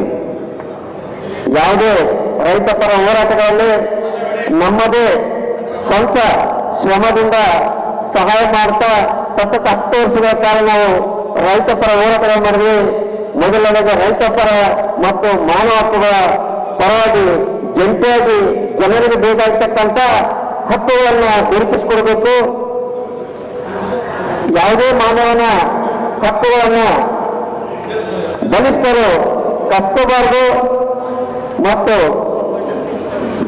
ಹಣವಂತರು ಮಾನವರ ಹಕ್ಕುಗಳನ್ನ ದೊರಕೋದಕ್ಕೆ ಕೊಡೋದಿಲ್ಲ. ಅವ್ರನ್ನ ನಾವು ಸರಿಪಡಿಸೋದ್ರ ಮುಖಾಂತರ ಏನು ಅಸಂತೃಪ್ತರಿಗೆ ನಾವು ಬೆಂಬಲ ಕೊಡೋದ್ರ ಮುಖಾಂತರ ನಾವು ಸಹಕಾರ ಮಾಡ್ಬೇಕಂತೇಳಿ ಇವತ್ತ ಏನು ನಮ್ಮ ಒಂದು ಅಚ್ಚುಕಟ್ಟ ಕಾರ್ಯಕ್ರಮಕ್ಕೆ ಆಹ್ವಾನಿಸಿ ಎಲ್ಲ ಒಂದು ಪರಿಶುದ್ಧವಾಗಿ ಕಾರ್ಯಕ್ರಮ ನಡೆಸಿದ್ರೆ ಅವ್ರಿಗೆ ಧನ್ಯವಾದ ಅಷ್ಟೇ ನಾನು ಒಂದೆರಡು ಮಾತಾಡ್ತೀನಿ. ಜೈ ಕಿಸಾನ್, ಜೈ ಕಿಸಾನ್.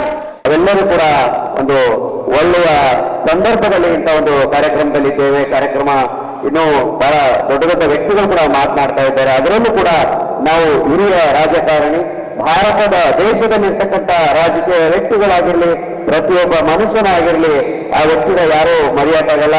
ಅದೇ ಈ ನೆಲದ ಮಣ್ಣಿನ ಮಗ ಸನ್ಮಾನ್ಯ ಶ್ರೀ ಕೆ.ಸಿ. ರೆಡ್ಡಿ ಅವ್ರನ್ನ ಯಾರೂ ಕೂಡ ಮರೆಯಕ್ಕಾಗಲ್ಲ. ಅವರ ಸುಪುತ್ರ ಬಂದಿದ್ದಾರೆ, ನಿಜವಾಗಿ ಕೂಡ ಹೆಮ್ಮೆ ಆಗುತ್ತೆ. ಕರ್ನಾಟಕ ಡೆವಲಪ್ಮೆಂಟ್ ಪ್ರೋಗ್ರಾಂನ ಮಾಜಿ ಸದಸ್ಯರಾದಂತಹ ಸನ್ಮಾನ್ಯ ಶ್ರೀ ಕೆ. ಕೃಷ್ಣರೆಡ್ಡಿ ಸರ್ ನಮ್ಮನ್ನು ಉದ್ದೇಶಿಸಿ ಮಾತನಾಡ್ತಾರೆ. ಅವರ ಈ ಇಳಿ ವಯಸ್ಸಲ್ಲೂ ಕೂಡ ಬಹಳ ಎಲ್ಲರನ್ನೂ ಕೂಡ ಸಂಕ್ಷಿಪ್ತವಾಗಿ ಕೂತ್ಕೊಂಡು ಕಾರ್ಯಕ್ರಮವನ್ನು ಆಲಿಸ್ತಾ ಇದ್ದಾರೆ. ನಿಜವಾಗಿಯೂ ಕೂಡ ಹೆಮ್ಮೆ ಆಗುತ್ತೆ. ಈಗ ಅವರಿಂದ ನಾವೆಲ್ಲರೂ ಕೂಡ ಮಾತನ್ನ ಆಲಿಸೋಣ. ಈ ಒಂದು ಸುಂದರ ವೇದಿಕೆಯನ್ನು ಅಲಂಕರಿಸಿರ್ತಕ್ಕಂಥ ಎಲ್ಲ ಹಿರಿಯರಿಗೆ ಮತ್ತು ಮುಖ್ಯವಾಗಿ ಶ್ರೀ ಶ್ರೀ ಶ್ರೀ ಶ್ರೀ ಪಲ್ಲಕ್ಕಿ ನಾರಾಯಣ ಸ್ವಾಮೀಜಿಯವರಿಗೆ ವಂದಿಸ್ತಾ, ವೇದಿಕೆಯನ್ನು ಅಲಂಕರಿಸಿರ್ತಕ್ಕಂಥ ಇನ್ನೂ ಹಿರಿಯರಿಗೆ, ಅಕ್ಕ ತಂಗಿಯರಿಗೆ, ಅಣ್ಣ ತಮ್ಮಂದಿರಿಗೆ ನಮಸ್ಕಾರಗಳನ್ನು ಹೇಳ್ತಾ, ಮುಖ್ಯವಾಗಿ ಇಲ್ಲಿ ನಡೀತಕ್ಕಂಥ ಒಂದು ಕಾರ್ಯಕ್ರಮ ಅಂತಾರಾಷ್ಟ್ರೀಯ ಮಾನವ ಹಕ್ಕುಗಳ ಸಂಸ್ಥಾಪನಾ ದಿನ ಅಂತ ಕರೆದಿದ್ದಾರೆ. ಈ ಸಂಸ್ಥಾಪನಾ ದಿನ ಯಾವತ್ತಾಯಿತು ಅಂತ ಹೇಳಿದ್ರೆ 1948ರಲ್ಲಿ ಇಂಟರ್ನ್ಯಾಷನಲ್ ಆಗಿ ಯುನೈಟೆಡ್ ನೇಷನ್ಸ್ ಅಪ್ರೂವಲ್ ಆಗಿದೆ. ವಾಟ್ ಆರ್ ಹ್ಯೂಮನ್ ರೈಟ್ಸ್ ಅಂತ ಹೇಳ್ಬಿಟ್ಟು ಒಂದು ಮಹಾ ದೊಡ್ಡ ಸಬ್ಜೆಕ್ಟ್ ಇದು ಆಕ್ಚುಲಿ 30 ಅಂಶಗಳನ್ನು ಒಳಗೊಂಡಿದೆ. ಮೊದಲನೇದಾಗಿ V are all Born free and equal ಅಂತ. ನಾವೆಲ್ಲ ಫ್ರೀಯಾಗಿ ಹುಟ್ಟಿದ್ದೀವಿ, ಫ್ರೀಯಾಗಿ ಬಾಳಬೇಕು ಅಂತೇಳಿ ಒಂದೊಂದಾಗಿ ಹೇಳ್ತೀನಿ, ಏಕೆಂದರೆ ಇದು ಬಹಳ ಜನಕ್ಕೆ ಗೊತ್ತಿಲ್ಲ. ಏನೋ ಹ್ಯೂಮನ್ ರೈಟ್ಸ್ ಅಂತ ಹೇಳ್ಬಿಟ್ಟು ಬಂದುಬಿಟ್ಟಿದ್ದಾರೆ. ನಮ್ಮ ನಾರಾಯಣ ರೆಡ್ಡಿ ಅವರ ದಯೆಯಿಂದ ಇವತ್ತೆಲ್ಲ ಸೇರಿದ್ದೀವಿ. ಸ್ವಲ್ಪ ತಿಳ್ಕೊಳ್ಳೋಣ. ಡೋಂಟ್ ಡಿಸ್ಕ್ರಿಮಿನೇಟ್, ಅದರ ಅರ್ಥ ಒಬ್ರಿಗೊಬ್ಬರು ವ್ಯತ್ಯಾಸಗಳು ಇರಬಾರ್ದು ಅಂತೇಳಿ. ಇನ್ನೊಂದು ದ ರೈಟ್ ಟು ಲೈಫ್, ನಮ್ಮ ಜೀವನ ನಮ್ಮದು, ನಮ್ಮ ಜೀವನ ತೆಗೆಯೋದಕ್ಕೆ ಯಾರಿಗೂ ಹಕ್ಕಿಲ್ಲ. ಈಗ ಬಹಳ ಸೂಸೈಡ್ಗಳು ನಡೀತಾ ಇದ್ದಾವೆ. ಸುಮ್ಮನೆ ಏನಾದರೂ ಮಾತಾಡಿದರೆ ನಮ್ಮ ಲೈಫನ್ನು ನಾವು ತೆಗೆದು ಬಿಡೋದು, ಅದರ ಹಕ್ಕು ನಮಗಿಲ್ಲ. ನಾಲ್ಕನೇದು ನೋ ಸ್ಲೇವರಿ, ಒಬ್ಬರನ್ನ ಹಿಡ್ಕೊಂಡು ಒಬ್ಬರನ್ನ ಸ್ಲೇವ್ ಥರ ಟ್ರೀಟ್ ಮಾಡೋದು ತಪ್ಪು. ಟಾರ್ಚರ್ ಮಾಡಬಾರ್ದು, ನೋ ಟಾರ್ಚರ್, ಯಾರಿಗೂ ಹಿಂಸೆಯನ್ನು ಕೊಡಬಾರ್ದು. ಆರನೇದು you have rights no matter where you go. ನಿಮಗೆ ಅದರ ಸ್ವತಂತ್ರ ಇದೆ. ಇಂಟರ್ನ್ಯಾಷನಲ್ ನೀವು ಎಲ್ಲಾದರೂ ಹೋಗ್ಬೋದು, ನಿಮ್ಮ ಸ್ವತಂತ್ರ ನಿಮಗಿದೆ. We are all equal before the law. ಯಾವುದೇ ಒಂದು ಲಾಗೆ ನಾವೆಲ್ಲ ಈಕ್ವಲ್, ಅದನ್ನು ಮಿಂಚಿ ಹೋಗೋಂಗಿಲ್ಲ ನಾವು. ಎಂಟನೇದು your human rights are protected by law. ನಿಮ್ಮ ಸ್ವತಂತ್ರವನ್ನು ಲಾ ಪ್ರೊಟೆಕ್ಟ್ ಮಾಡುತ್ತೆ, ಯಾರದೇ ಆಗಿರಲಿ, ಎಂಥ ಜಾತಿ ಆಗಿರಲಿ. ಒಂಬತ್ತನೇದು ನೋ ಅನ್ಫೇರ್ಡ್ ಡಿಟೈನ್ಮೆಂಟ್, ಯಾರನ್ನು ಎತ್ಕೊಂಡು ಸುಮ್ಮನೆ ಆದರೂ ಜೈಲಿಗೆ ಹಾಕೋದು, ಸುಮ್ಮನೆ ಪ್ರಿಸನ್ಗೆ ಹಾಕೋದು ಮಾಡೋಂಗಿಲ್ಲ. ಹತ್ತನೇದು ರೈಟ್ ಟು ಟ್ರಯಲ್, ಯಾರಿಗೇ ಆಗಲಿ ನ್ಯಾಯ ಒದಗಿಸ್ಬೇಕು. ನ್ಯಾಯವಾಗಿದ್ದರೆ ಸರಿ, ಅನ್ಯಾಯವಾಗಿದ್ದರೆ ಅದು ಶಿಕ್ಷೆ ಆಗುತ್ತೆ. 11 we are always innocent till proven guilty. ನಮ್ಮ ತಪ್ಪು ನಾವು ತಿಳಿಯೋದು ಆಗೋವರೆಗೂ ನಾವು ಇನ್ನೋಸೆಂಟೇ. ಗಿಲ್ಟಿ ಏನಾದರೆ ಅದು ಮಿಸ್ಟೇಕ್. ಅದೇ ರೀತಿ ದಿ ರೈಟ್ ಟು ಪ್ರೈವೇಸಿ, ನಿಮ್ಮ ಪ್ರೈವೇಸಿ, ನಿಮ್ಮ ನಡವಳಿಕೆಗಳು ನಿಮಗೆ ಸ್ವಂತವಾಗಿರೋದು, ಅದು ಬೇರೆ ಯಾರೂ ನೋಡೋಂಗಿಲ್ಲ. 13ನೇದು ದಿ ಫ್ರೀಡಮ್ ಟು ಮೂವ್, ನೀವು ಎಲ್ಲಾದರೂ ಹೋಗ್ಬೋದು, ಎಲ್ಲಾದರೂ ಬರ್ಬೋದು, ಅದನ್ನು ಯಾರು ರೆಸ್ಟ್ರಿಕ್ಟ್ ಮಾಡೋಂಗಿಲ್ಲ. ಈ ಕಡೆ ಹೋಗಬಾರ್ದು, ಈ ಕಡೆ ಮಾಡಬಾರ್ದು ಅಂತ ಏನು ಯಾರು ರೆಸ್ಟ್ರಿಕ್ಟ್ ಮಾಡೋಂಗಿಲ್ಲ. 14 the right to seek a safe place to live, ನೀವೆಲ್ಲಾದರೂ ಹೋಗಿ ನೆಲೆಸ್ಬೇಕಾದ್ರೆ ಯಾವ್ದು ಸೇಫ್ ಆಗಿದೆ ಅಲ್ಲಿ ಹೋಗಿ ನೀವು ನೆಲೆಸ್ಬೋದು. 15 ರೈಟ್ ಟು ಎ ನ್ಯಾಷನಾಲಿಟಿ, ನೀವು ಯಾವ ನ್ಯಾಷನಾಲಿಟಿ ಆದರೂ ತಗೋಬೋದು. ನೀವು ಇಂಡಿಯನ್ ಆಗಿರ್ಬೋದು ಅಥವಾ ಬೇರೆ ಕಂಟ್ರಿಗೆ ಹೋದರೆ ಅದು ನಿಮಗೆ ಸ್ವತಂತ್ರ ಬಿಟ್ಟಿದ್ದು, ನಿಮಗೆ ಇಷ್ಟ ಆದರೆ ಅಲ್ಲಿ ಅವ್ರ ನ್ಯಾಷನಾಲಿಟಿನ ನೀವು ತಗೋಬೋದು. 16 ಮ್ಯಾರೇಜ್ ಆ್ಯಂಡ್ ಫ್ಯಾಮಿಲಿ, ಅದು ನಿಮ್ಮ ಇಷ್ಟ, ನೀವು ಯಾರನ್ನಾದರೂ ಮದುವೆ ಆಗ್ಬೋದು, ಯಾವ ಫ್ಯಾಮಿಲಿಯಲ್ಲಾದರೂ ನೀವು ಇರ್ಬೋದು. 17 the right to your own things, ನಿಮ್ಮ ಸಾಮಾನುಗಳು ಅಥವಾ ನಿಮ್ಮ ಆರ್ಟಿಕಲ್ಸು ಅದು ನಿಮ್ಮ ಸ್ವಂತದ್ದು, ಅದು ನಿಮಗೆ ಇಷ್ಟ ಇದ್ದದ್ದು ನೀವು ಇಟ್ಕೋಬೋದು.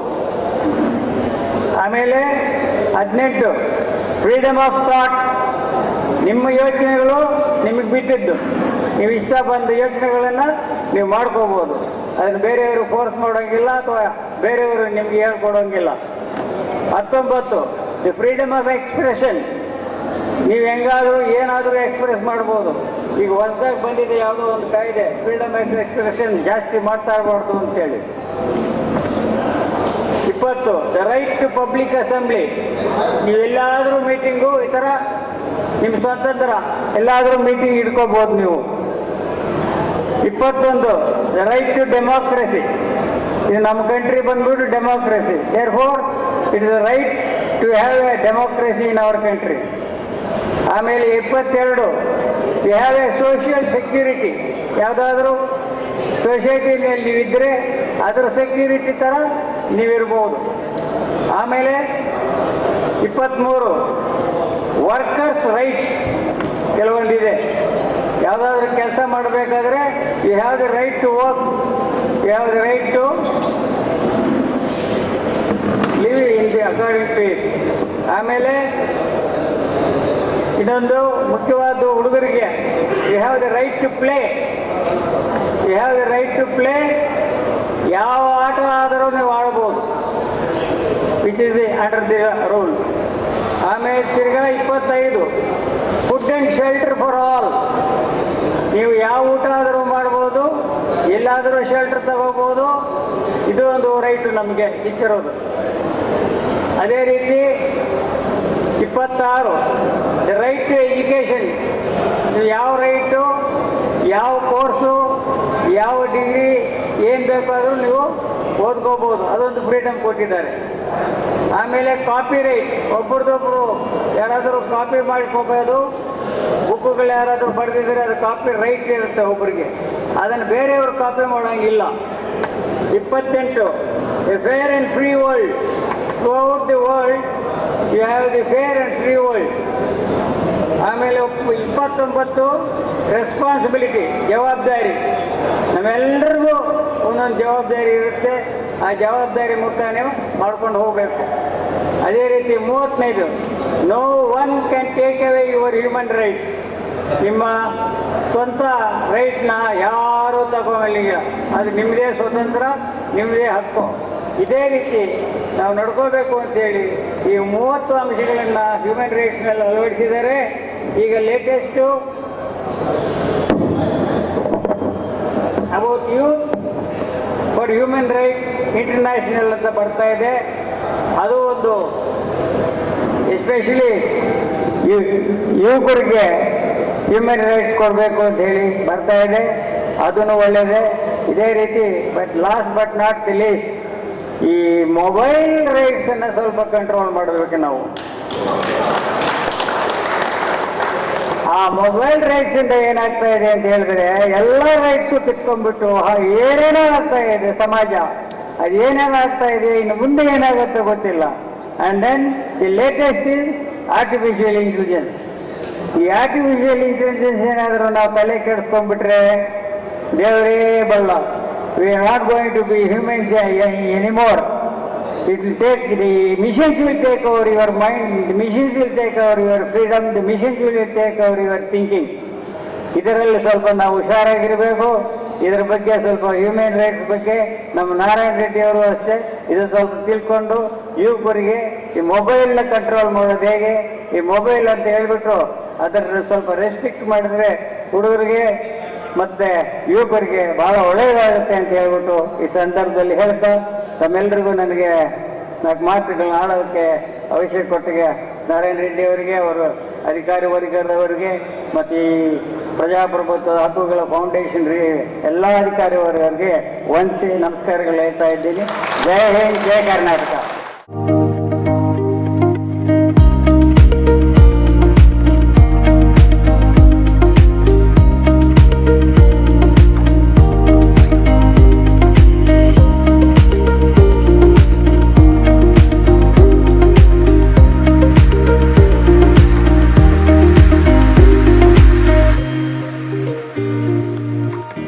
ಎಷ್ಟು ವಿಚಾರ ವ್ಯಾಖ್ಯಾನ ಮಾಡ್ತಾ ಹೋದ್ರು ಮಾನವ ಹಕ್ಕುಗಳ ವಿಚಾರಕ್ಕೆ ಸಂಬಂಧಪಟ್ಟಂತೆ ನಾವೆಷ್ಟು ವಿಶ್ಲೇಷಣೆ ಕೊಟ್ಟು ಎಷ್ಟು ವ್ಯಾಖ್ಯಾನ ಮಾಡಿದ್ರು ಕೂಡ ಅದಕ್ಕೆ ಎಂಡಿಲ್ಲ. ಯಾಕಂದ್ರೆ ಮನುಷ್ಯ ಹುಟ್ಟಿದಾಗಿನಿಂದ ಇನ್ನು ಹೊಟ್ಟೆಯಲ್ಲಿ ಇರುವಾಗಿನಿಂದ ಅವನಿಗೆ ಹಕ್ಕುಗಳು ಶುರುವಾಗ್ತವೆ. ಅಲ್ಲಿಂದ ಅವರು ಹುಟ್ಟಿನಿಂದ ಚಟ್ಟಕ್ಕೇರಿವರೆಗೂ ಅವನಿಗೆ ಹಕ್ಕುಗಳಿದಾವೆ. ಆ ಹಕ್ಕುಗಳನ್ನ ನಿರ್ಭಯವಾಗಿ ನಿರ್ಭೀತಿಯಿಂದಾಗಿ ನಾವು ಅವನ್ನ ನಿಭಾಯಿಸಬೇಕು. ಜೊತೆಗೆ ಅಷ್ಟೇ ನಮಗೆ ನಂಬಿಕೆ ಬೇಕು, ಅಷ್ಟೇ ನಮಗೆ ನಂಬಿಕೆ ಇರಬೇಕು. ಎಲ್ರಿಗೂ ನಂಬಿಕೆ ಇರ್ತದೆ. ಎಲ್ರಿಗೂ ನಿಮ್ಮ ನಂಬಿಕೆ ಇದೆಯಾ? ಎಲ್ರಿಗೂ ಇದೆಯಾ? ಎಸ್, ನಮ್ಮೆಲ್ಲ ನಂಬಿಕೆ ಇದೆ. ಎಲ್ಲೋ ಒಂದ್ ಕಡೆ ಏನಾಗ್ತದೆ ಅಂದ್ರೆ 99% ನಂಬಿಕೆ ಇದೆ, ಎಲ್ಲೋ ಒಂದ್ ಕಡೆ 1% ನಂಬಿಕೆ ಇಲ್ಲ. ದುರಂತ ಅಂದ್ರೆ ಬಂಧುಗಳೇ, ಆ 1% ಮೇಲೆ ನಾವು 100% ನಂಬಿಕೆ ಇಡ್ತೀವಿ. ಅರ್ಥ ಆಯ್ತು ಅನ್ಕೊಂಡಿದ್ದೀನಿ. ಹಂಗಾಗಿ ನಂಬಿಕೆಯನ್ನ ನಂಬಿಕೆ ಮೇಲೆ ನೋಡೋಣ, ಅಪನಂಬಿಕೆನ ಅಪನಂಬಿಕೆಯಲ್ಲೇ ನೋಡೋಣ ಅಂತ ಹೇಳ್ತಾ ಒಂದು ಒಳ್ಳೆ ಕಾರ್ಯಕ್ರಮ, ಯಶಸ್ವಿ ಕಾರ್ಯಕ್ರಮ KGF ನಂತ ಈ ಒಂದು ತಾಲೂಕಲ್ಲಿ ಇಡೀ ಕರ್ನಾಟಕ ತಿರುಗಿ ನೋಡುವಂತಹ ಒಂದು ವ್ಯವಸ್ಥೆಯೊಂದಿಗೆ ಇಲ್ಲಿನ ಎಲ್ಲಾ ಕಾರ್ಯಕರ್ತರು ಅತ್ಯುತ್ತಮವಾಗಿ ಕಾರ್ಯಕ್ರಮನ ಆಯೋಜನೆ ಮಾಡಿದ್ದಾರೆ. ಹೆಸರನ್ನ ಕಾರ್ಯಕರ್ತರು ಇವತ್ತು ಒಂದು ವಾರ 15-20 ತಿಂಗಳಿಂದ ಇವತ್ತು ಈ ಕಾರ್ಯಕ್ರಮಕ್ಕೋಸ್ಕರ ಹಗಲು ರಾತ್ರಿ ತಮ್ಮ ಮನೆಯ ಕೆಲಸವನ್ನ ಬದಿಗೊತ್ತಿ ಒಂದು ಸಮಾಜದ ಕೆಲಸ, ಒಂದು ಸಂಘಟನೆಯ ಕೆಲಸ, ನಾವು ಈ ಸಂಘಟನೆಯಲ್ಲಿ ಇದ್ದುಕೊಂಡು ಸಂಘಟನೆ ಮುಖಾಂತರ ಜನಗಳಿಗೆ ಒಂದು ಉತ್ತಮ ಸಂದೇಶವನ್ನು ಕೊಡೋಣ ಅನ್ನೋ ಒಂದು ಏಕೈಕ ದೃಷ್ಟಿಯಿಂದ ಇಲ್ಲಿಯ ಕಾರ್ಯಕರ್ತರು, ಹೆಸರು ಹೇಳ್ತಾ ಹೋದ್ರೆ ದೊಡ್ಡ ಲಿಸ್ಟ್ ಆಗ್ತದೆ, ಹೆಸರಾಗೋದಿಲ್ಲ. ಹಂಗಾಗಿ ಇಲ್ಲಿಯ ಕಾರ್ಯಕರ್ತರು ಬಹಳ ವಿಶೇಷವಾಗಿರ್ತಕ್ಕಂಥ ಗಮನವನ್ನು ತಗೊಂಡು ಈ ಒಂದು ಕಾರ್ಯಕ್ರಮ ಅತ್ಯುತ್ತಮವಾಗಿ ಆಯೋಜನೆ ಮಾಡಿದ್ದಾರೆ ಬಂಧುಗಳೇ. ಹಾಗಾದ್ರೆ ಈ ನಮ್ಮ ಮಾನವ ಹಕ್ಕುಗಳ ಫೌಂಡೇಶನ್ KGFಗೆ ಸೀಮಿತ ಆಗ್ಬೇಕಾ? ಹಾಗಾದ್ರೆ KGF ನಂತ ಕಾರ್ಯಕ್ರಮ ಎಲ್ಲ ತಾಲೂಕು ಹೆಡ್ ಕ್ವಾರ್ಟರ್ ಆದ್ರೆ ಹೇಗಿರುತ್ತೆ? ಅದಕ್ಕೆ ನಮ್ಮ ಜಿಲ್ಲೆಯ ಎಲ್ಲ ಪದಾಧಿಕಾರಿಗಳು ಶಪಥ ಮಾಡೋಣವಾ? ಎಲ್ಲ ನನ್ನ ಮಾತು ಕೇಳ್ತಾ ಇದೀಯಾ? ನನ್ನ ಮಾತು ಕೇಳ್ತಾ ಇದ್ದೀರಾ? ಹಾಗಾಗಿ ಪ್ರತಿಯೊಬ್ಬರಲ್ಲೂ ನಾನು ಮನವಿ ಮಾಡ್ಕೊಳ್ಳೋದಿಷ್ಟೇ, ಈ ನಮ್ಮ ಮಾನವ ಹಕ್ಕುಗಳ ಅನ್ನೋ ಒಂದು ಸಂಘಟನೆ ಇದು ರಾಜ್ಯದ ಮೂಲೆ ಮೂಲೆಗಳಲ್ಲೂ ಕೂಡ ಇದು ಬಿತ್ತರಿಸಬೇಕು. ಬಂಧುಗಳೇ, ಈ ಸಂಘಟನೆ ಅಂತ ವಿಚಾರ ಬಂದ ತಕ್ಷಣ ಸಂಘಟನೆ ಒಂದು ದೊಡ್ಡ ಶಕ್ತಿ, ಅದ್ರ ಬಗ್ಗೆ ವಿಶ್ಲೇಷಣೆ ಕೊಡೋದಿಲ್ಲ. ಸಂಘಟನೆ ಅನ್ನೋದು ಮಹಾನ್ ಶಕ್ತಿ, ಅಲ್ಲಿ ಅದ್ರ ಬಗ್ಗೆ ವಿಶ್ಲೇಷಣೆ ಕೊಡೋದಕ್ಕಿಂತ ಮೊದಲು ಸಂಘಟನೆ ಅಂದ್ರೆ ಇವತ್ತು ಜಾತಿ, ಧರ್ಮ, ಗಾಳಿ, ನೀರು, ಆಮೇಲೆ ಭೂಮಿ, ನೆಲ ಎಲ್ಲದಕ್ಕೂ ಸಂಘಟನೆಗಳಿದ್ದಾವೆ. ಹೆಸರನ್ನ ಭಾಷೆ ಸಂಘಟನೆಗಳಿದ್ದಾವೆ. ಬಂಧುಗಳೇ, ಜಾತಿ, ಭಾಷೆ, ನೀರು, ನೆಲ, ಧರ್ಮ, ಕರಿಯ, ಬಿಳಿಯ, ಬಡವ, ಬಲ್ಲವ ಎಲ್ಲವನ್ನು ಮೀರಿ ನಿಂತಂತ ಒಂದು ಸಂಘಟನೆ ಅಂದ್ರೆ ಅದು ಮಾನವ ಹಕ್ಕುಗಳ ಸಂಘಟನೆ ಮಾತ್ರ. ಚಪ್ಪಳೆ ತಟ್ಟಕ್ಕೂ ಚೌಕಾಶಿ ನಮ್ಮ ಜನರಿಗೆ, ಚಪ್ಪಳೆ ತಟ್ಟಕ್ಕೂ ಚೌಕಾಶಿ, ಕೊತ್ತಂಬರಿ ಸೊಪ್ಪು ಚೌಕಾಶಿ ಮಾಡ್ತೀವಿ, 1 ರೂಪಾಯಿ ಕನ್ನ ಕೊಡಿ ಅಂತೇಳಿ. ಚಪ್ಪಳೆ ತಟ್ಟಲಿಕ್ಕೆ, ನಗಲಿಕ್ಕೆ ಚೌಕಾಶಿ ಮಾಡ್ತೀವಿ ನಾವಲ್ವಾ? ಮನಸ್ತೃಪ್ತಿಯಾಗಿ ಚಪ್ಪಳೆ ತಟ್ಟುವ ಬಂಧುಗಳೇ, ನಿಮಗೆ ಚಪ್ಪಳೆ ತಟ್ಟಬೇಕು ಅನ್ನಿಸ್ದಾಗ. ಹಾಗಾಗಿ ಇಂಥ ಒಂದು ಯಾವುದೇ ಜಾತಿ, ಭೇದ, ಧರ್ಮ, ಯಾವುದೇ ಭಾಷೆ, ನೀರು, ನೆಲ ಅನ್ನೋ ಹೆಸರು ಹೇಳದೇ ಇರ್ತಕ್ಕಂತಹ ಇಂಥ ಒಂದು ಸಂಘಟನೆ ಅವೆಲ್ಲವನ್ನು ಮೀರಿ ಈ ಒಂದು ಹ್ಯೂಮನ್ ರೈಟ್ಸ್ ಏನು ಸಂಘಟನೆ ಇದೆಯಲ್ಲ, ಎಲ್ಲರನ್ನೂ ಕೈ ಬೀಸಿ ಕರೆಯುತ್ತೆ. ಆದರೆ ನಮ್ಮ ಮನಸ್ಸು ನಿಷ್ಕಲ್ಮಶವಾಗಿರ್ಬೇಕು. ಅಂತ ನಿಷ್ಕಲ್ಮಶ ಮನಸ್ಸಿನೊಂದಿಗೆ ಇವತ್ತು ಈ ಒಂದು ಮಾನವ ಹಕ್ಕುಗಳ ಫೌಂಡೇಶನ್ ಅನ್ನ ರಾಜ್ಯದ ಮೂಲೆಗಳಲ್ಲಿ, ನಮ್ಮ ರಾಜ್ಯದ ಮೂಲೆಗಳಲ್ಲಿ ಬೇರೆ ರಾಜ್ಯಕ್ಕೂ ಕೂಡ ವಿಸ್ತರಿಸುವ ಮುಖಾಂತರ ಇವತ್ತು ಏನು ತಮ್ಮ ಕನಸಿನ ಕೂಸಾಗಿರ್ತಕ್ಕಂಥ ಈ ಫೌಂಡೇಶನ್ ಏನಿದೆಯಲ್ಲ ನಮ್ಮ ನಾರಾಯಣ ಸರ್ದು, ಅವ್ರ ಎಲ್ಲಾ ಕಡೆನೂ ಕೂಡ ಈ ಮಾನವ ಹಕ್ಕುಗಳ ಫೌಂಡೇಶನ್ ದೊಡ್ಡ ಮಟ್ಟಕ್ಕೆ ಬೆಳೆಸೋಣ. ಅದಕ್ಕೆ ನಾವು ನೀವೆಲ್ಲ ಸಾಕ್ಷಿದಾರ ಆಗೋಣ. ಇಂಥ ಒಂದು ಅಭೂತಪೂರ್ವ ಕಾರ್ಯಕ್ರಮವನ್ನ ನಡೆಸಿಕೊಟ್ಟಂತಹ ಈ ಒಂದು KGF ನ ಪ್ರತಿಯೊಬ್ಬ ಪದಾಧಿಕಾರಿಗಳಿಗೂ, ಪ್ರತಿಯೊಬ್ಬ ಕಾರ್ಯಕರ್ತರಿಗೂ ನಾನು ಕೂಡ ಹೃದಯಪೂರ್ವಕವಾಗಿ ನಮಸ್ಕರಿಸುತ್ತಾ ನನ್ನ 2 ಚಿಕ್ಕ ಮಾತುಗಳನ್ನು ಮುಗಿಸ್ತಾ ಇದ್ದೀನಿ. ಧನ್ಯವಾದಗಳು ಬಂಧುಗಳೇ, ಧನ್ಯವಾದಗಳು. ನಮಸ್ಕಾರ ಬಂಧುಗಳೇ, ನನ್ನ ಪರಿಚಯ ರಾಜೇಂದ್ರ, ಯೋಗ ಶಿಕ್ಷಕರು, ಬೆಂಗಳೂರಿಂದ ಬಂದಿದ್ದೀನಿ.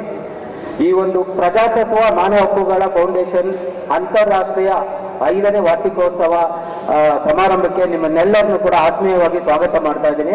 ಸ್ನೇಹಿತರೆ, ತುಂಬಾ ಖುಷಿ ಆಗ್ತಾ ಇದೆ ಈ ಒಂದು ಕಾರ್ಯಕ್ರಮಕ್ಕೆ ನಾನು ಆಹ್ವಾನ ಮಾಡಿದ್ದಕ್ಕೆ. ಇವತ್ತು ಮಾನವ ಹಕ್ಕುಗಳ ಬಗ್ಗೆ ಒಂದು ಒಳ್ಳೆ ವೇದಿಕೆಯನ್ನು ಕೊಟ್ಟಿದ್ದಾರೆ. ನಾನು ಅದ್ರ ಬಗ್ಗೆ ಕಡಿಮೆ ಮಾತಾಡಿ ಯೋಗದ ಬಗ್ಗೆ ಕೆಲವು ವಿಚಾರ ನಿಮ್ಮ ಹತ್ರ ಹಂಚ್ಕೊಳ್ಳೋಣ ಅಂತ ಬಂದಿದ್ದೀನಿ ಬಂಧುಗಳೇ. ಇವತ್ತು ಹಕ್ಕುಗಳು ನಮ್ಮ ಹಕ್ಕು ನಾವೇ ಪಡ್ಕೋಬೇಕಾಗಿದೆ. ಏನಿದೆ ಮಾನವನ ಹಕ್ಕುಗಳು ಏನಿದೆ, ನಮ್ಮ ಹಕ್ಕುಗಳ ಬಗ್ಗೆ ಶಿಕ್ಷಣ. ಸ್ನೇಹಿತರೆ, ಮೊದಲು ಶಿಕ್ಷಣನ ಪಡ್ಕೊಂಡ್ರೆ ನಾವು ನಮ್ಮ ಮಕ್ಕಳಿಗೆ, ನಮ್ಮ ಪೀಳಿಗೆಗೆ ಹಕ್ಕುಗಳಾಗಿರ್ಬೋದು ಎಲ್ಲನೂ ಕೂಡ ಶಿಕ್ಷಣ ರೂಪದಿಂದ ಸಿಗುತ್ತೆ. ಅದೇ ರೀತಿ ಈ ಒಂದು ವೇದಿಕೆ ಏನೇ ಪ್ರಜಾತತ್ವ ಮಾನವ ಹಕ್ಕುಗಳ ವೇದಿಕೆ ಇದೆಯಲ್ಲ, ಇಂಥ ಒಂದು ಸಂಘ ಸಂಸ್ಥೆಗಳು ಕೂಡ ಇನ್ನೂ ಬೆಳಿಬೇಕಾಗಿದೆ. ಇದ್ರ ಜೊತೆ ಕೈ ಜೋಡಿಸಿ ನಾವು ಇನ್ನು ಬೆಳೆಸಬೇಕಾಗಿದೆ. ಆಯ್ತಾ? ಇದನ್ನ ಇನ್ನೂ ಎಲ್ಲ ಕರ್ನಾಟಕದಾದ್ಯಂತ ಎಲ್ಲ ಇದನ್ನ ಸ್ಪಂದಿಸೋಣ. ಓಕೆ ಸ್ನೇಹಿತರೆ, ಆಕ್ಚುಲಿ ಯೋಗ ಅನ್ನೋದು ನಮ್ಮ ವಿಶ್ವಗುರು, ನಮ್ಮ ದೇಶ ಬಂದು ವಿಶ್ವಗುರು ಆಗಿದೆ. ಇವತ್ತು 192 ದೇಶಗಳಲ್ಲಿ 92 ದೇಶಗಳು ಅಂಗೀಕಾರ ಮಾಡಿ ಇವತ್ತು ಭಾರತಾದ್ಯಂತ ಯೋಗ ಅನ್ನೋದು ತುಂಬಾ ಒಂದು ಎಲ್ಲರಿಗೂ ಗೊತ್ತಿರೋ ವಿಚಾರನೇ ನಿಮ್ಗಿದು. ಸ್ನೇಹಿತರೆ, ಇವತ್ತು ಯೋಗ ಪ್ರತಿಯೊಬ್ಬರಿಗೂ ಜೀವನದ ಅವಿಭಾಜ್ಯ ಅಂಗ ಆಗಿದೆ. ಪ್ರತಿಯೊಬ್ಬರು ಕೂಡ ಯೋಗ ಮಾಡೋದ್ರ ಮುಖಾಂತರ, ಮಕ್ಕಳು ಯೋಗ ಮಾಡೋದ್ರ ಮುಖಾಂತರ ಅವರ ಒಂದು ಅಂದ್ರೆ ಸ್ಪೀಡ್ ಆಗ್ತಾರೆ ಓದೋದ್ರಲ್ಲಿ, ಎಲ್ಲ ದೈಹಿಕ ಶಿಕ್ಷಣ ಮಾಡೋದ್ರಿಂದ ತುಂಬಾ ಸ್ಪೀಡ್ ಆಗ್ತಾರೆ. ಅದೇ ರೀತಿ ಪ್ರತಿಯೊಬ್ಬರು ಕೂಡ ಎಲ್ಲರೂ ಕೂಡ ಮಾಡಬೇಕು ಯೋಗನ. ಬೆಳಿಗ್ಗೆ 1 ಅವರ್ ಸೀಮಿತವಾಗಿ ನೀವು ಯೋಗ ಮಾಡೋದ್ರಿಂದ ನಮ್ಮ ಜೀವನದಲ್ಲಿ ನಾವೇನು ನಮ್ಮ ಉದ್ಯೋಗ ಇರ್ಬೋದು, ಬಿಸ್ನೆಸ್ ಇರ್ಬೋದು, ನಾವು ದಿನನಿತ್ಯ ಏನ್ ಕೆಲಸ ಮಾಡ್ತೀವಿ ಅದರಲ್ಲೆಲ್ಲ ಮುಂದೆ ಹೊರಿತಾ ಇರ್ತೀವಿ, ನಾವು ಸ್ಪೀಡ್ ಅಪ್ ಆಗ್ತಿರ್ತೀವಿ ಸ್ನೇಹಿತರೆ. ಅದರಿಂದ ಅದಕ್ಕೆ ಧ್ಯಾನ ಮಾಡೋದ್ರಿಂದ, ಪ್ರಾಣಾಯಾಮಗಳು ಮಾಡೋದ್ರಿಂದ ನಮ್ಮ ಒಂದು ಇದು ಶುದ್ಧಿ ಆಗುತ್ತೆ, ಶ್ವಾಸಕೋಶಗಳೆಲ್ಲ ಶುದ್ಧಿ ಆಗುತ್ತೆ. ಆಸನಗಳು ಮತ್ತೆ ಸೂರ್ಯ ನಮಸ್ಕಾರ ಮಾಡುವುದರಿಂದ ನಮ್ಮ ದೇಹ ನಾವು ಫಿಟ್ ಆಗಿ ಇಟ್ಕೋಬಹುದು, ಮತ್ತೆ ಅದ್ರ ಜೊತೆಯಲ್ಲಿ ರಕ್ತ ಸಂಚಲನ ಚೆನ್ನಾಗಾಗಿ ನಮ್ಮ ಆರೋಗ್ಯನ ವೃದ್ಧಿ ಮಾಡ್ಕೋಬಹುದು ಸ್ನೇಹಿತರೆ. ಹಾಗೆ ನಾವು ಧ್ಯಾನ ಮಾಡೋದ್ರಿಂದ ನಮ್ಮ ವ್ಯಕ್ತಿತ್ವ, ನಮ್ಮ ಕೌಶಲ್ಯಗಳು ಕೂಡ ಶುದ್ಧಿ ಆಗುತ್ತೆ. ಇದು ಯೋಗದ ಸಾರ. ಪ್ರತಿಯೊಬ್ಬರಿಗೂ ಕೂಡ ಯೋಗ ಮಾಡೋ ಮುಖಾಂತರ ನಮ್ಮ ಜೀವನದಲ್ಲಿ ನಾವು ಅನ್ಕೊಂಡಿದ್ದೀವಿ ನಮ್ಮ ಜೀವನದಲ್ಲಿ ನಮ್ಮ ಇದರಲ್ಲಿ ಬೆಳಿಬಹುದು ಸ್ನೇಹಿತರೆ. ಅದೇ ರೀತಿ ಇವತ್ತು ಯೋಗದ ಬಗ್ಗೆ ಹೇಳ್ಬೇಕಂದ್ರೆ ಪ್ರತಿಯೊಬ್ಬ ಶಾಲಾ ಸ್ಕೂಲಲ್ಲೂ 5 ನಿಮಿಷ ಶಿಕ್ಷಣ ಇಲಾಖೆಯಿಂದ ಕೂಡ ಅನುಮತಿ ಸೂಚನೆ ಕೊಟ್ಟಿದ್ದಾರೆ. 5 ನಿಮಿಷ ಪ್ರತಿನಿತ್ಯ ಮಕ್ಕಳಿಗೆ ಒಂದು ಯೋಗಾಭ್ಯಾಸನ ಧ್ಯಾನನ ಮಾಡಿಸ್ಬೇಕು ಅಂತ ಹೇಳಿ ಸ್ನೇಹಿತರೆ.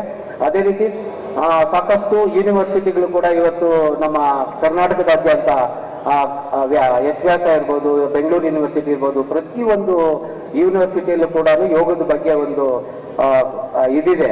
ಏನು PhD ಆಗಿರ್ಬೋದು, ಅದರದ್ದೇ ಆದ ಒಂದು ಫೌಂಡೇಶನ್ ಇದೆ. ಹಾಗೂ ಸಾಕಷ್ಟು ಯೋಗ ಸಂಸ್ಥೆಗಳು ಕೂಡ ಇವತ್ತು ಯೋಗ ಕಾಂಪಿಟಿಷನ್ಗಳು ಕೂಡ ಮಾಡ್ತಾ ಇದ್ದಾರೆ ಸ್ನೇಹಿತರೆ. ಮೊನ್ನೆದನ್ನೇ ಒಂದು 4 ದಿನ ಆಯಿತು ವಿಶ್ವದ ಯೋಗ ದಿನ ಕೂಡ ಸೆಲೆಬ್ರೇಷನ್ ಕೂಡ ಆಗಿದೆ. ಅದೇ ರೀತಿ ನಮ್ಮ ಕರ್ನಾಟಕದಾದ್ಯಂತ ಸಂಸತ್ತಿನಲ್ಲೂ ಕೂಡ ಯೋಗ ಕಾಂಪಿಟೇಷನ್ಗಳು ಕೂಡ ನಡೀತಾ ಇದೆ. ನೀವು ನಿಮ್ಮ ಮಕ್ಕಳು, ಪೋಷಕರಾದವರು ಮಕ್ಕಳನ್ನು ಕೂಡ ಅಂತದಕ್ಕೆ ಭಾಗವಹಿಸಿ ಅವರ ಭವಿಷ್ಯನ ಕೂಡ ಯೋಗದಲ್ಲಿ ತೊಡಗಿಸ್ಕೋಬಹುದು ಅನ್ನೋದಕ್ಕೆ ಈ ವಿಷಯನ ಹೇಳಕ್ಕೆ ಇಷ್ಟಪಡ್ತಾ ಇದ್ದೀನಿ. ಹಾಗೆ ಸ್ನೇಹಿತರೆ, ಯೋಗದಲ್ಲಿ ಸಾಕಷ್ಟು ಬೆಳವಣಿಗೆಗಳು ಇದೆ. ಪ್ರತಿಯೊಬ್ಬರು ಕೂಡ ಯೋಗನ ಮಾಡಿ ಆರೋಗ್ಯನ ಕಾಪಾಡ್ಕೊಳ್ಳಿ. ಇವತ್ತು ಇಂಥ ಒಂದು ವೇದಿಕೆನ ನಮಗೆ ಈ ಒಂದು ಇಲ್ಲಿ ಅವಕಾಶ ಮಾಡಿಕೊಟ್ಟಂತ ಪ್ರಜಾತತ್ವ ಮಾನವ ಹಕ್ಕುಗಳ ಫೌಂಡೇಶನ್ ವತಿಯಿಂದ ಸಂಸ್ಥಾಪಕರಾದಂಥ ನಾರಾಯಣ್ ರೆಡ್ಡಿ ಸರ್ಗೆ ಧನ್ಯವಾದನ ಸಲ್ಲಿಸ್ತಾ ಇದ್ದೀನಿ, ಹಾಗೂ ಅವರ ತಂಡದವರಿಗೆ. ಹಾಗೆ ಶಿವಮೊಗ್ಗದಿಂದ ಒಬ್ಬ ಸ್ವಾಮೀಜಿ ಅವರು ಪಲ್ಲಕ್ಕಿ ನಾರಾಯಣ ಸ್ವಾಮಿ ಅವರ ಪಾದಗಳಿಗೆ ನಮನಗಳನ್ನು ಸಲ್ಲಿಸುತ್ತಾ, ಹಾಗೆ ನನಗೆ ಈ ಒಂದು ವೇದಿಕೆನ ಮಾಡಿಕೊಟ್ಟಂತ ಎಲ್ಲರಿಗೂ, ನಿಮ್ಗೆಲ್ಲರಿಗೂ ಒಂದು ಸ್ಥಾನ ನನ್ನ ಮಾತನ್ನ ಮುಗಿಸ್ತಾ ಇದ್ದೀನಿ. ಧನ್ಯವಾದಗಳು. ಯೋಗ ಬಂದಿದ್ದರೆ ನಮ್ಮ ಮನಃಶಾಂತಿ ಹಾಗೂ ಯಾವುದೇ ರೋಗಗಳು ಕೂಡ ಬರೋದಿಲ್ಲ ಅನ್ನುವಂಥ ಮಾತನ್ನ ಸುದೀರ್ಘವಾಗಿ ಹೇಳಿರ್ತಕ್ಕಂಥ ಅಜಯಂತ್ ಅವರಿಗೆ ಮತ್ತೊಮ್ಮೆ ಮಾನವ ಹಕ್ಕುಗಳ ಪ್ರಜಾತತ್ವ ಮಾನವ ಹಕ್ಕುಗಳ ಫೌಂಡೇಶನ್ ವತಿಯಿಂದ ಅಭಿನಂದನೆಗಳು ಅಂತ ಹೇಳ್ತಾ, ಈಗ ದಾವಣಗೆರೆ ಜಿಲ್ಲಾಧ್ಯಕ್ಷರಾದಂಥ ಶ್ರೀಯುತ ದಾದಾಪೀರ್ ಸರ್ ಒಂದೆರಡು ಮಾತುಗಳನ್ನ ಆಡ್ಬೇಕಂತ ಅವರಲ್ಲಿ ಮನವಿಯನ್ನು ಮಾಡ್ತಾರೆ. ವೇದಿಕೆಯ ಮೇಲೆ ಉಪಸ್ಥಿತರಿರುವ ಎಲ್ಲ ಗಣ್ಯರಿಗೆ ನಮಸ್ಕರಿಸುತ್ತಾ, ಹಾಗೂ ನಮ್ಮ ಪ್ರಜಾತತ್ವ ಪದಾಧಿಕಾರಿಗಳ ನಮ್ಮ ಕುಟುಂಬಕ್ಕೆ ವಂದಿಸುತ್ತಾ, ನಾನು ಇವತ್ತು ಸಂತೋಷ ಆಗಿದೆ ಅಂದರೆ ನನಗೆ 5 ವರ್ಷ 1825 ದಿನಗಳು ಮಾನ್ಯ ನಾರಾಯಣ ರೆಡ್ಡಿ ಸಾರ್ ಅವರು ಮನೆ ಮಠ ಎಲ್ಲ ತೊರೆದು ಎಲ್ಲ ಜನರಿಗೆ ಒಂದು ನ್ಯಾಯ ದೊರೆಸುವುದಕ್ಕಾಗಿ ಹಗಲಿರುಳು ಎಲ್ಲಿಯ ಯಾದಗಿರಿ, ಎಲ್ಲಿಯ ಕೋಲಾರ, ಎಲ್ಲಿಯ ಧಾರವಾಡ, ಎಲ್ಲಿಯ ಶಿವಮೊಗ್ಗ, ಹೀಗೆ ಅವರು ಮನೆ ಮಠ ಸಂಸಾರ ಎಲ್ಲ ಬಿಟ್ಟು ಎಲ್ಲ ನಮ್ಮ ಜನರಿಗೆ ನ್ಯಾಯ ಸಿಗಲಿ ಅಂತೇಳಿ ಎಲ್ಲ ಸಂಘಟನೆ ಮಾಡ್ತಾ ಬರ್ತಾ ಇದ್ದಾರೆ. ಅವರಿಗೆ ನನ್ನ ಹೃದಯಪೂರ್ವಕ ವಂದನೆಗಳನ್ನು ಅರ್ಪಿಸುತ್ತಾ, ನಮ್ಮ ಪ್ರಜಾತತ್ವ ಮಾನವ ಹಕ್ಕುಗಳ ಫೌಂಡೇಶನ್ ಹಾಗೂ ನಮ್ಮ ಕನಸು ಅಂದ್ರೆ ನ್ಯೂಸ್ ಸಹ ಬೇಗ ಬಂದು ಎಲ್ಲ ಕರ್ನಾಟಕ ರಾಜ್ಯಾದ್ಯಂತ ಹಾಗೂ ಭಾರತ ದೇಶಾದ್ಯಂತ ನಮ್ಮ ನ್ಯೂಸ್ ಬರಬೇಕಂತ ಒಂದು ಕನಸು ಕಾಣ್ತಾ ಇದ್ದೀವಿ. ಇದಕ್ಕೆಲ್ಲ ಕಾರಣೀಕರ್ತರಾದ ಹಾಗೂ ಈ ಸಂಸ್ಥೆಯ ಆಧಾರ ಸ್ತಂಭರಾದ ಶ್ರೀ ನಾರಾಯಣ ರೆಡ್ಡಿ ಸಾರ್ ಅವರಿಗೆ ನಮ್ಮ ದಾವಣಗೆರೆ ವತಿಯಿಂದ ನಾವು ಸನ್ಮಾನಿಸ್ತಾ ಇದ್ದೀವಿ. ಅವರು ವೇದಿಕೆ ಮೇಲೆ ಬರಬೇಕು. ಆಮೇಲೆ ಬನ್ನಿ ಸರ್. ಆಮೇಲೆ ಪ್ರಜಾತತ್ವ ಮಾನವ ಹಕ್ಕುಗಳ ಫೌಂಡೇಶನ್ ಮಧ್ಯ ಕರ್ನಾಟಕದ ದಾವಣಗೆರೆಯಲ್ಲಿ ಬೀಜ ನೆಟ್ಟಿರೋದು, ಅದು ಎಲ್ಲ ಕಡೆನೂ ಬೆಳೆಯುತ್ತೆ ಅಂತ ನನ್ನ ಸಂಪೂರ್ಣ ನಂಬಿಕೆ ಇದೆ. ನಾನು ಇಷ್ಟು ಹೇಳಿ ನನ್ನ ಮಾತನ್ನು ಮುಗಿಸ್ತೀನಿ. ಜೈ ಹಿಂದ್, ಜೈ ಕರ್ನಾಟಕ.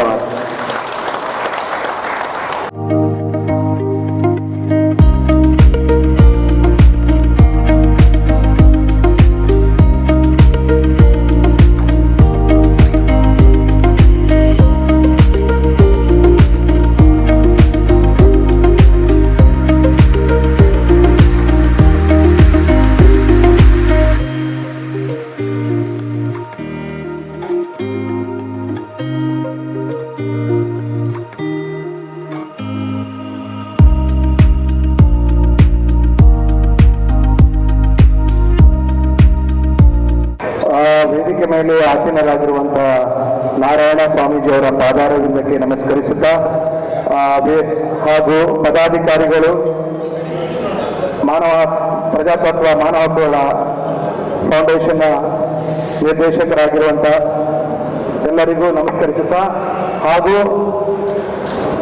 ಮುಂದೆ ಆಸೀನರಾಗಿರುವಂಥ ನನ್ನ ಎಲ್ಲ ಬಂಧುಗಳಿಗೆ ನಮಸ್ಕರಿಸುತ್ತಾ ಸಮಯದ ಅಭಾವ ಇರುವುದರಿಂದ ಎರಡೆರಡು ಮಾತಾಡೋಕ್ಕೆ ಇಷ್ಟಪಡ್ತೀನಿ ನಾನು.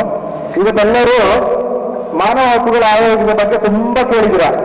ನಾಳೆ ಪಕ್ಕದ ಮನೆಯಲ್ಲಿ ಗಲಾಟೆ ಆಗ್ತಾ ಇದ್ರೆ ಇವ್ರು ಹೋಗಿ ನೋಡೋದೇ ಇಲ್ಲ, ಯಾಕೆ ನಮ್ಮ ಮನೆಯಲ್ಲಿ ಅಂತ ಪ್ರಾಬ್ಲಮ್ ಇಲ್ಲ, ಅವ್ರ ಮನೇಲಿ ಆಗ್ತಾ ಇದೆಯಲ್ಲ ಅಂತ. ಸೊ ಮನುಷ್ಯ ಹುಟ್ಟಿನಿಂದ ಕೌಟುಂಬಿಕವಾಗಿ, ಆರ್ಥಿಕವಾಗಿ, ಸಾಮಾಜಿಕವಾಗಿ ಏನಾದರೂ ತೊಂದರೆಗಳಿದ್ರೆ ಅವನಿಗೆ ಅದನ್ನು ಎದುರಿಸುವಂತ ಹಕ್ಕು ಅವನಿಗಿರ್ತದೆ. ನಮ್ಮ ದೌರ್ಭಾಗ್ಯ ಏನಂದ್ರೆ 1948 ಡಿಸೆಂಬರ್ 10 ಈ ಆಯೋಗ ಬರುತ್ತೆ. 77 ವರ್ಷ ಅದು ಕಾದ್ರಿ ಜನಕ್ಕೆ ಇವತ್ತು ಮಾನವ ಹಕ್ಕುಗಳ ಆಯೋಗದ ಬಗ್ಗೆ ನಾಲೆಜೇ ಇಲ್ಲ. ಇದ್ರ ಬಗ್ಗೆ ಲ್ಯಾಕ್ ಆಫ್ ನಾಲೆಜ್ ಜನರಿಗೆ ಗೊತ್ತೇ ಇಲ್ಲ. ಇನ್ನು ಪ್ರತಿಯೊಬ್ಬ ಈ ಜಗತ್ತಲ್ಲಿ ಹುಟ್ಟಿದ ಪ್ರತಿಯೊಬ್ಬ ಮನುಷ್ಯನಿಗೂ ಅವನ ಹಕ್ಕನ್ನು ಚಲಾಯಿಸುವಂತ ಅಧಿಕಾರ ಇದೆ. ಇವತ್ತೇನಾಗಿದೆ, ಏನಾದ್ರೂ ಗಲಾಟೆ ಆದ್ರೆ ಪಕ್ಕದ ಮನೆಯಲ್ಲಿ ಗಲಾಟೆ ಆದ್ರೆ ಎಲ್ಲ ಆಗಿದೆ ನನಗೆ ಅಂತ ಎಲ್ಲ ಅಂತಾರಲ್ವಾ, ಅದು ಹೆಣ್ಣಾಗ್ಲಿ ಗಂಡಾಗ್ಲಿ ಮೊದಲು ಏನಾದ್ರೂ ಶೋಷಣೆ ಆಗ್ತಾ ಇದ್ರೆ ಅದ್ರ ಬಗ್ಗೆ ನೀವು ಧ್ವನಿ ಎತ್ತಬೇಕು. ಆವಾಗಲೇ ನೀವು ಮಾನವ ಹಕ್ಕುಗಳ ಸಂಘಟನೆ ಇದಕ್ಕೆ ಸಾರ್ಥಕ ಆಗ್ತದೆ. ಎರಡನೇದು, ನಿಮಗೆ ಗೊತ್ತಿಲ್ಲ, ಇವತ್ತು ಬಹುಶಃ ಈ ಜಗತ್ತಲ್ಲಿ ಯಾರಿಗೂ ಸರಿ ಮಾಡೋಕ್ಕಾಗದಿರೋ ಸಮಸ್ಯೆನ ಕೊನೆಗೆ ಬಂದು ಈ ಸಮಸ್ಯೆನ ಸರಿ ಮಾಡುವುದಿದ್ರೆ ಈ ಮಾನವ ಹಕ್ಕುಗಳ ಸಂಘಟನೆ ಮಾತ್ರ.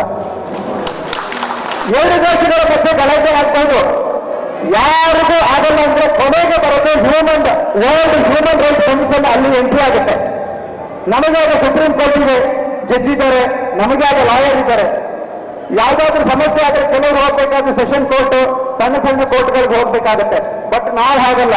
ಮಾನವ ಹಕ್ಕುಗಳ ಆಯೋಗದಲ್ಲಿ ಏನಾದ್ರೂ ಸಮಸ್ಯೆ ಆದ್ರೆ ನಾವು ಹೋಗ್ಬೇಕಾಗುತ್ತೆ ನೇರವಾಗಿ ಹೈಕೋರ್ಟ್ಗೆ. ನಮಗಿರೋ ತಾಕತ್ತು ಜನಕ್ಕೆ ಗೊತ್ತಿಲ್ಲ. ಏನು ಸ್ಟೇಷನ್ಗೆ ಹೋಗ್ಬೇಕಾಗುತ್ತೆ, ಅಯ್ಯಪ್ಪ ನಾವು ಯಾಕೆ ಹೋಗ್ಬೇಕು ನಿಮ್ಗೆ ಏನಾದ್ರೂ ಸಮಸ್ಯೆ ಇದ್ರೆ ನೀವು ನಿಜವಾಗ್ಲೂ ತಪ್ಪು ಮಾಡಿಲ್ಲ ಅಂದ್ರೆ ಧೈರ್ಯವಾಗಿ ಎದುರಿಸಬಹುದು. ಇದಕ್ಕೆ ಉದಾಹರಣೆ, ಕಳೆದ 5 ವರ್ಷದಿಂದ ಈ ಸಂಘಟನೆಯಲ್ಲಿ ನಾವಿದ್ದೀವಿ.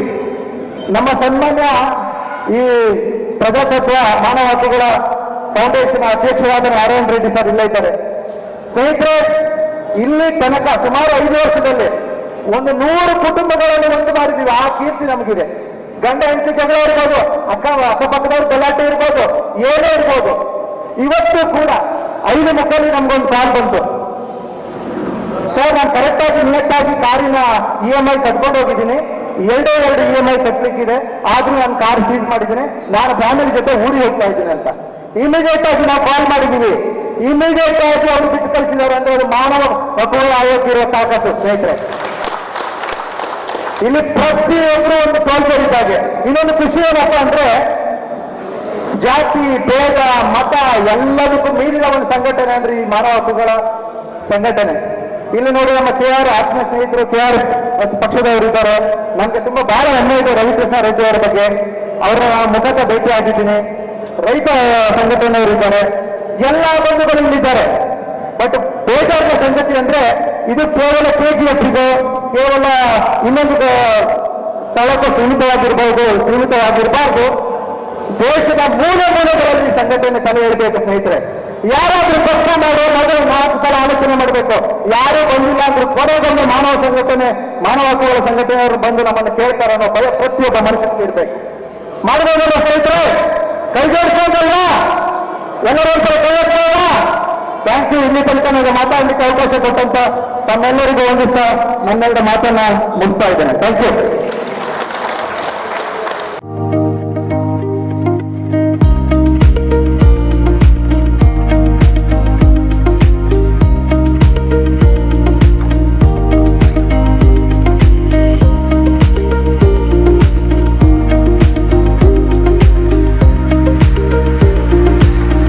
ಪತ್ರಿಕಾರಂಗದ ಬಗ್ಗೆ ಹೇಳಬೇಕಂದ್ರೆ ಕಂತಿಗಿಂತ ಲೇಖನಿ ಹರಿತ ಅಂತ ಹೇಳ್ತಾರೆ ಪತ್ರಿಕೋದ್ಯಮದಲ್ಲಿ. ವಾಸ್ತವರ ಪತ್ರಿಕೆ ಸಂಸ್ಥಾಪಕರಾದ ನಾರಾಯಣ ರೆಡ್ಡಿ ಅವರು ಮತ್ತು ಪ್ರಜಾತತ್ವದ ಫೌಂಡೇಶನ್ ಮಾನವ ಹಕ್ಕುಗಳ ತಾರತಮ್ಯದ ಬಗ್ಗೆ ಒಂದು ಕಾರ್ಯಕ್ರಮ ಮಾಡಿದರು. ಆಶಾರಾಣಿಯವರಿಗೆ ವೇದಿಕೆ ಮೇಲಿರ್ತಕ್ಕಂಥ ಉಪಸ್ಥಿತಕ್ಕಂಥ ಗಣ್ಯಾತಿ ಗಣ್ಯರಿಗೆ, ಈ ದೇಶ ಏನಾಗಿದೆ ಅಂದರೆ ನಮಗೆ ಹಕ್ಕುಗಳ ಬಗ್ಗೆ ಹೇಳಿದರು, ಈ ಥರ ಹಕ್ಕುಗಳಿದೆ ಹಕ್ಕುಗಳಿದೆ ಅಂತ ಹೇಳಿದರು. ಆದರೆ ಯಾವ ಹಕ್ಕುಗಳು ಚಲಾವಣೆ ಇಲ್ಲ. ಇವತ್ತು ನಾವು ಪ್ರತಿ ಬೆಳಗ್ಗೆ ಎದ್ದ ತಕ್ಷಣ ಒಬ್ಬ ಕೂಲಿ ಕಾರ್ಮಿಕನಿಂದ ಹಿಡಿದು ದೊಡ್ಡವರಿಗೆ ಹೋರಾಟ ಹೋರಾಟ ಹೋರಾಟ. ನಮಗೆ ಮಾತ್ರ ಹಕ್ಕಿದೆ ಅಂತ ಗೊತ್ತು, ಆದರೆ ಹಕ್ಕನ್ನು ಜಾರಿ ಮಾಡ್ತಕ್ಕಂದ್ರೆ ಹಕ್ಕು ಗೊತ್ತಿಲ್ಲ ಏನು ಅಂತ ಒಂದು ಭಾಗ. ಎರಡನೇದು, ಇವತ್ತು ನಾವೆಲ್ಲ ಸೇರಿದ್ದೀವಿ.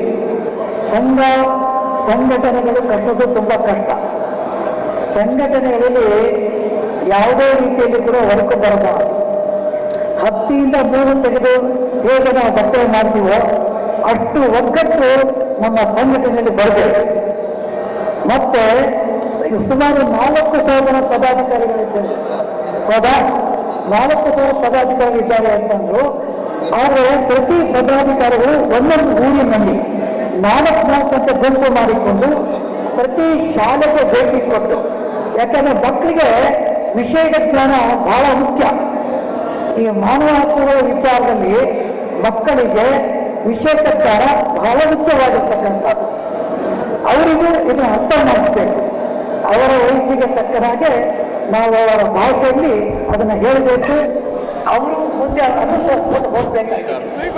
ಮಾನವ ಸಂಸ್ಥಾಪನೆ ಮಾಡಿ ಪುನಃ ಸಂಸ್ಥಾಪನೆ ಆಯಿತು, ಸಂಘಟನೆ ಮಾಡೋದಕ್ಕೆ ಕಷ್ಟಪಟ್ಟು ಎಲ್ಲ ರೀತಿಯಲ್ಲೂ ಪದಾಧಿಕಾರಿಗಳಿದ್ದಾರೆ.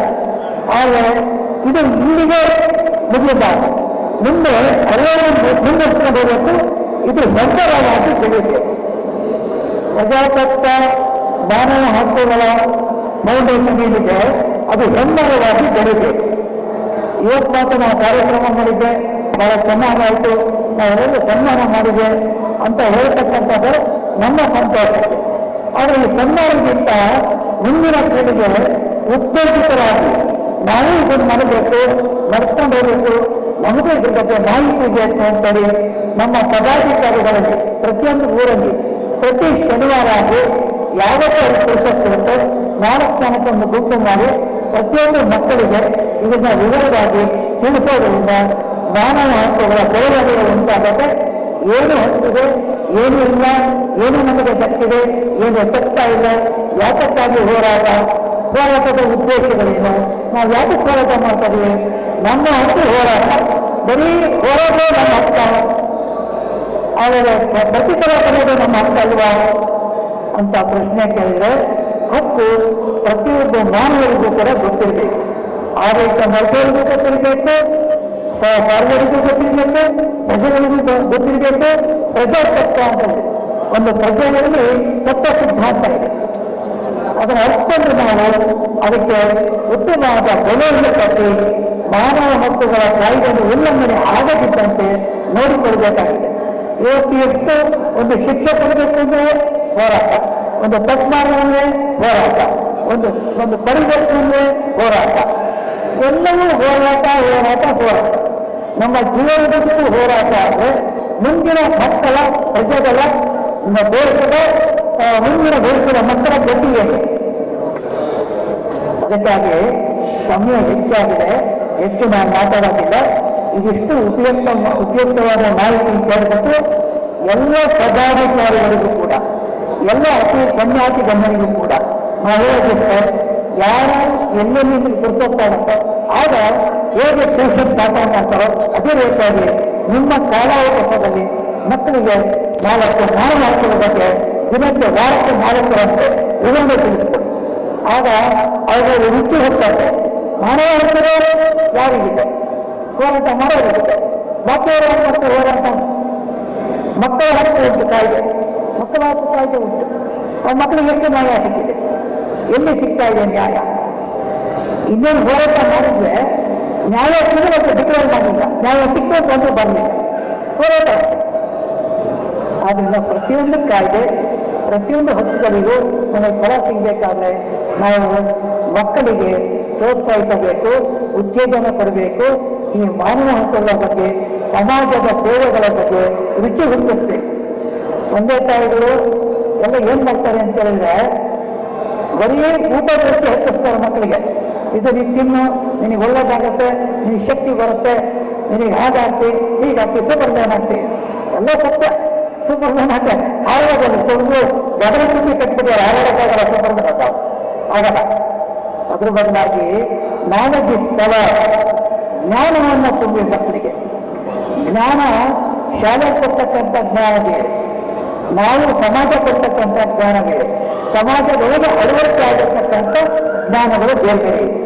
ಅದಕ್ಕಾಗಿ ಮಕ್ಕಳಿಗೆ ಮಾನವ ಹಕ್ಕುಗಳ ಜ್ಞಾನ ಕೊಟ್ಟು ಈ ಫೌಂಡೇಶನ್ ಇನ್ನು ಹೆಮ್ಮರವಾಗಿ ಬೆಳೀಲಿ, ಇನ್ನು 10,000 ಸದಸ್ಯರಾಗಲಿ, ಪ್ರತಿಯೊಂದು ಊರಲ್ಲಿ ಕೂಡ ಅದು ಬೆಳೀಬೇಕು.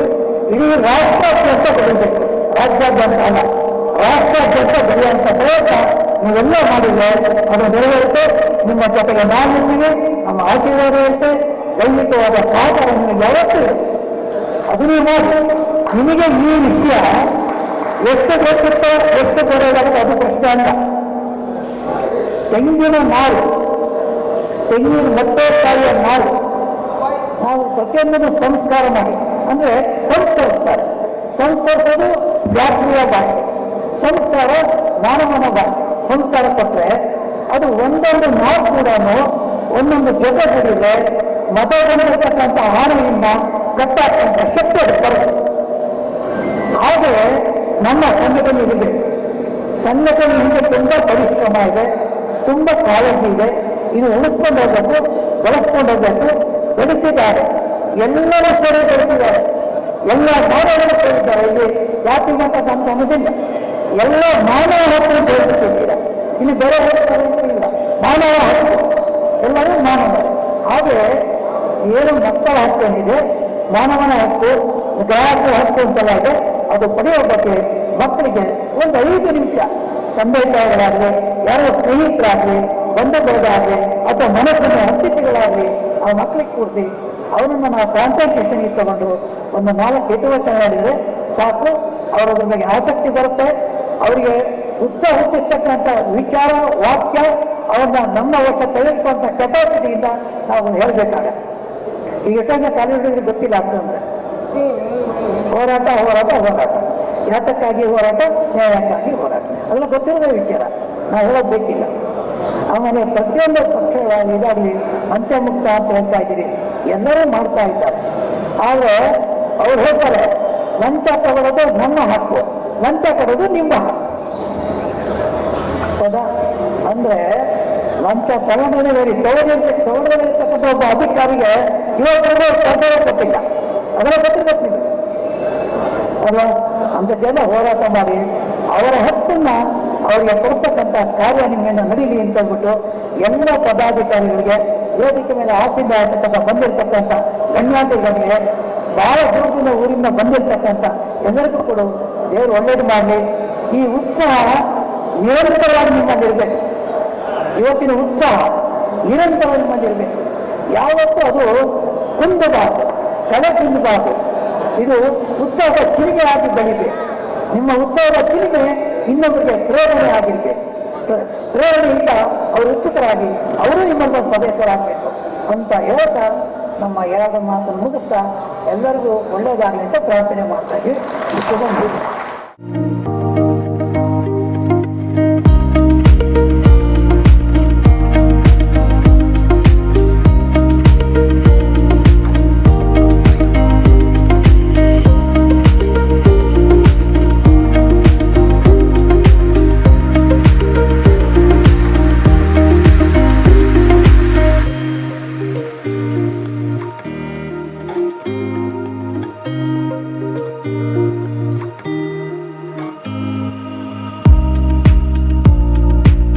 ಫೌಂಡೇಶನ್ ಕಾರ್ಯಕ್ರಮ ಇವತ್ತು ನಡೆಯಿತು. ತುಂಬ ಚೆನ್ನಾಗಿ ನಡೀತು. ಸುಮಾರು 4,000 ಜನ ಪದಾಧಿಕಾರಿಗಳು ಇದರೊಳಗೆ ಭಾಗಿಯಾಗಿದ್ದರು. ಮತ್ತು ಪದಾಧಿಕಾರಿಗಳ ಮತ್ತೆ ಇವತ್ತು ದಿವಸ ಪದಗ್ರಹಣ ಮಾಡಿದರು.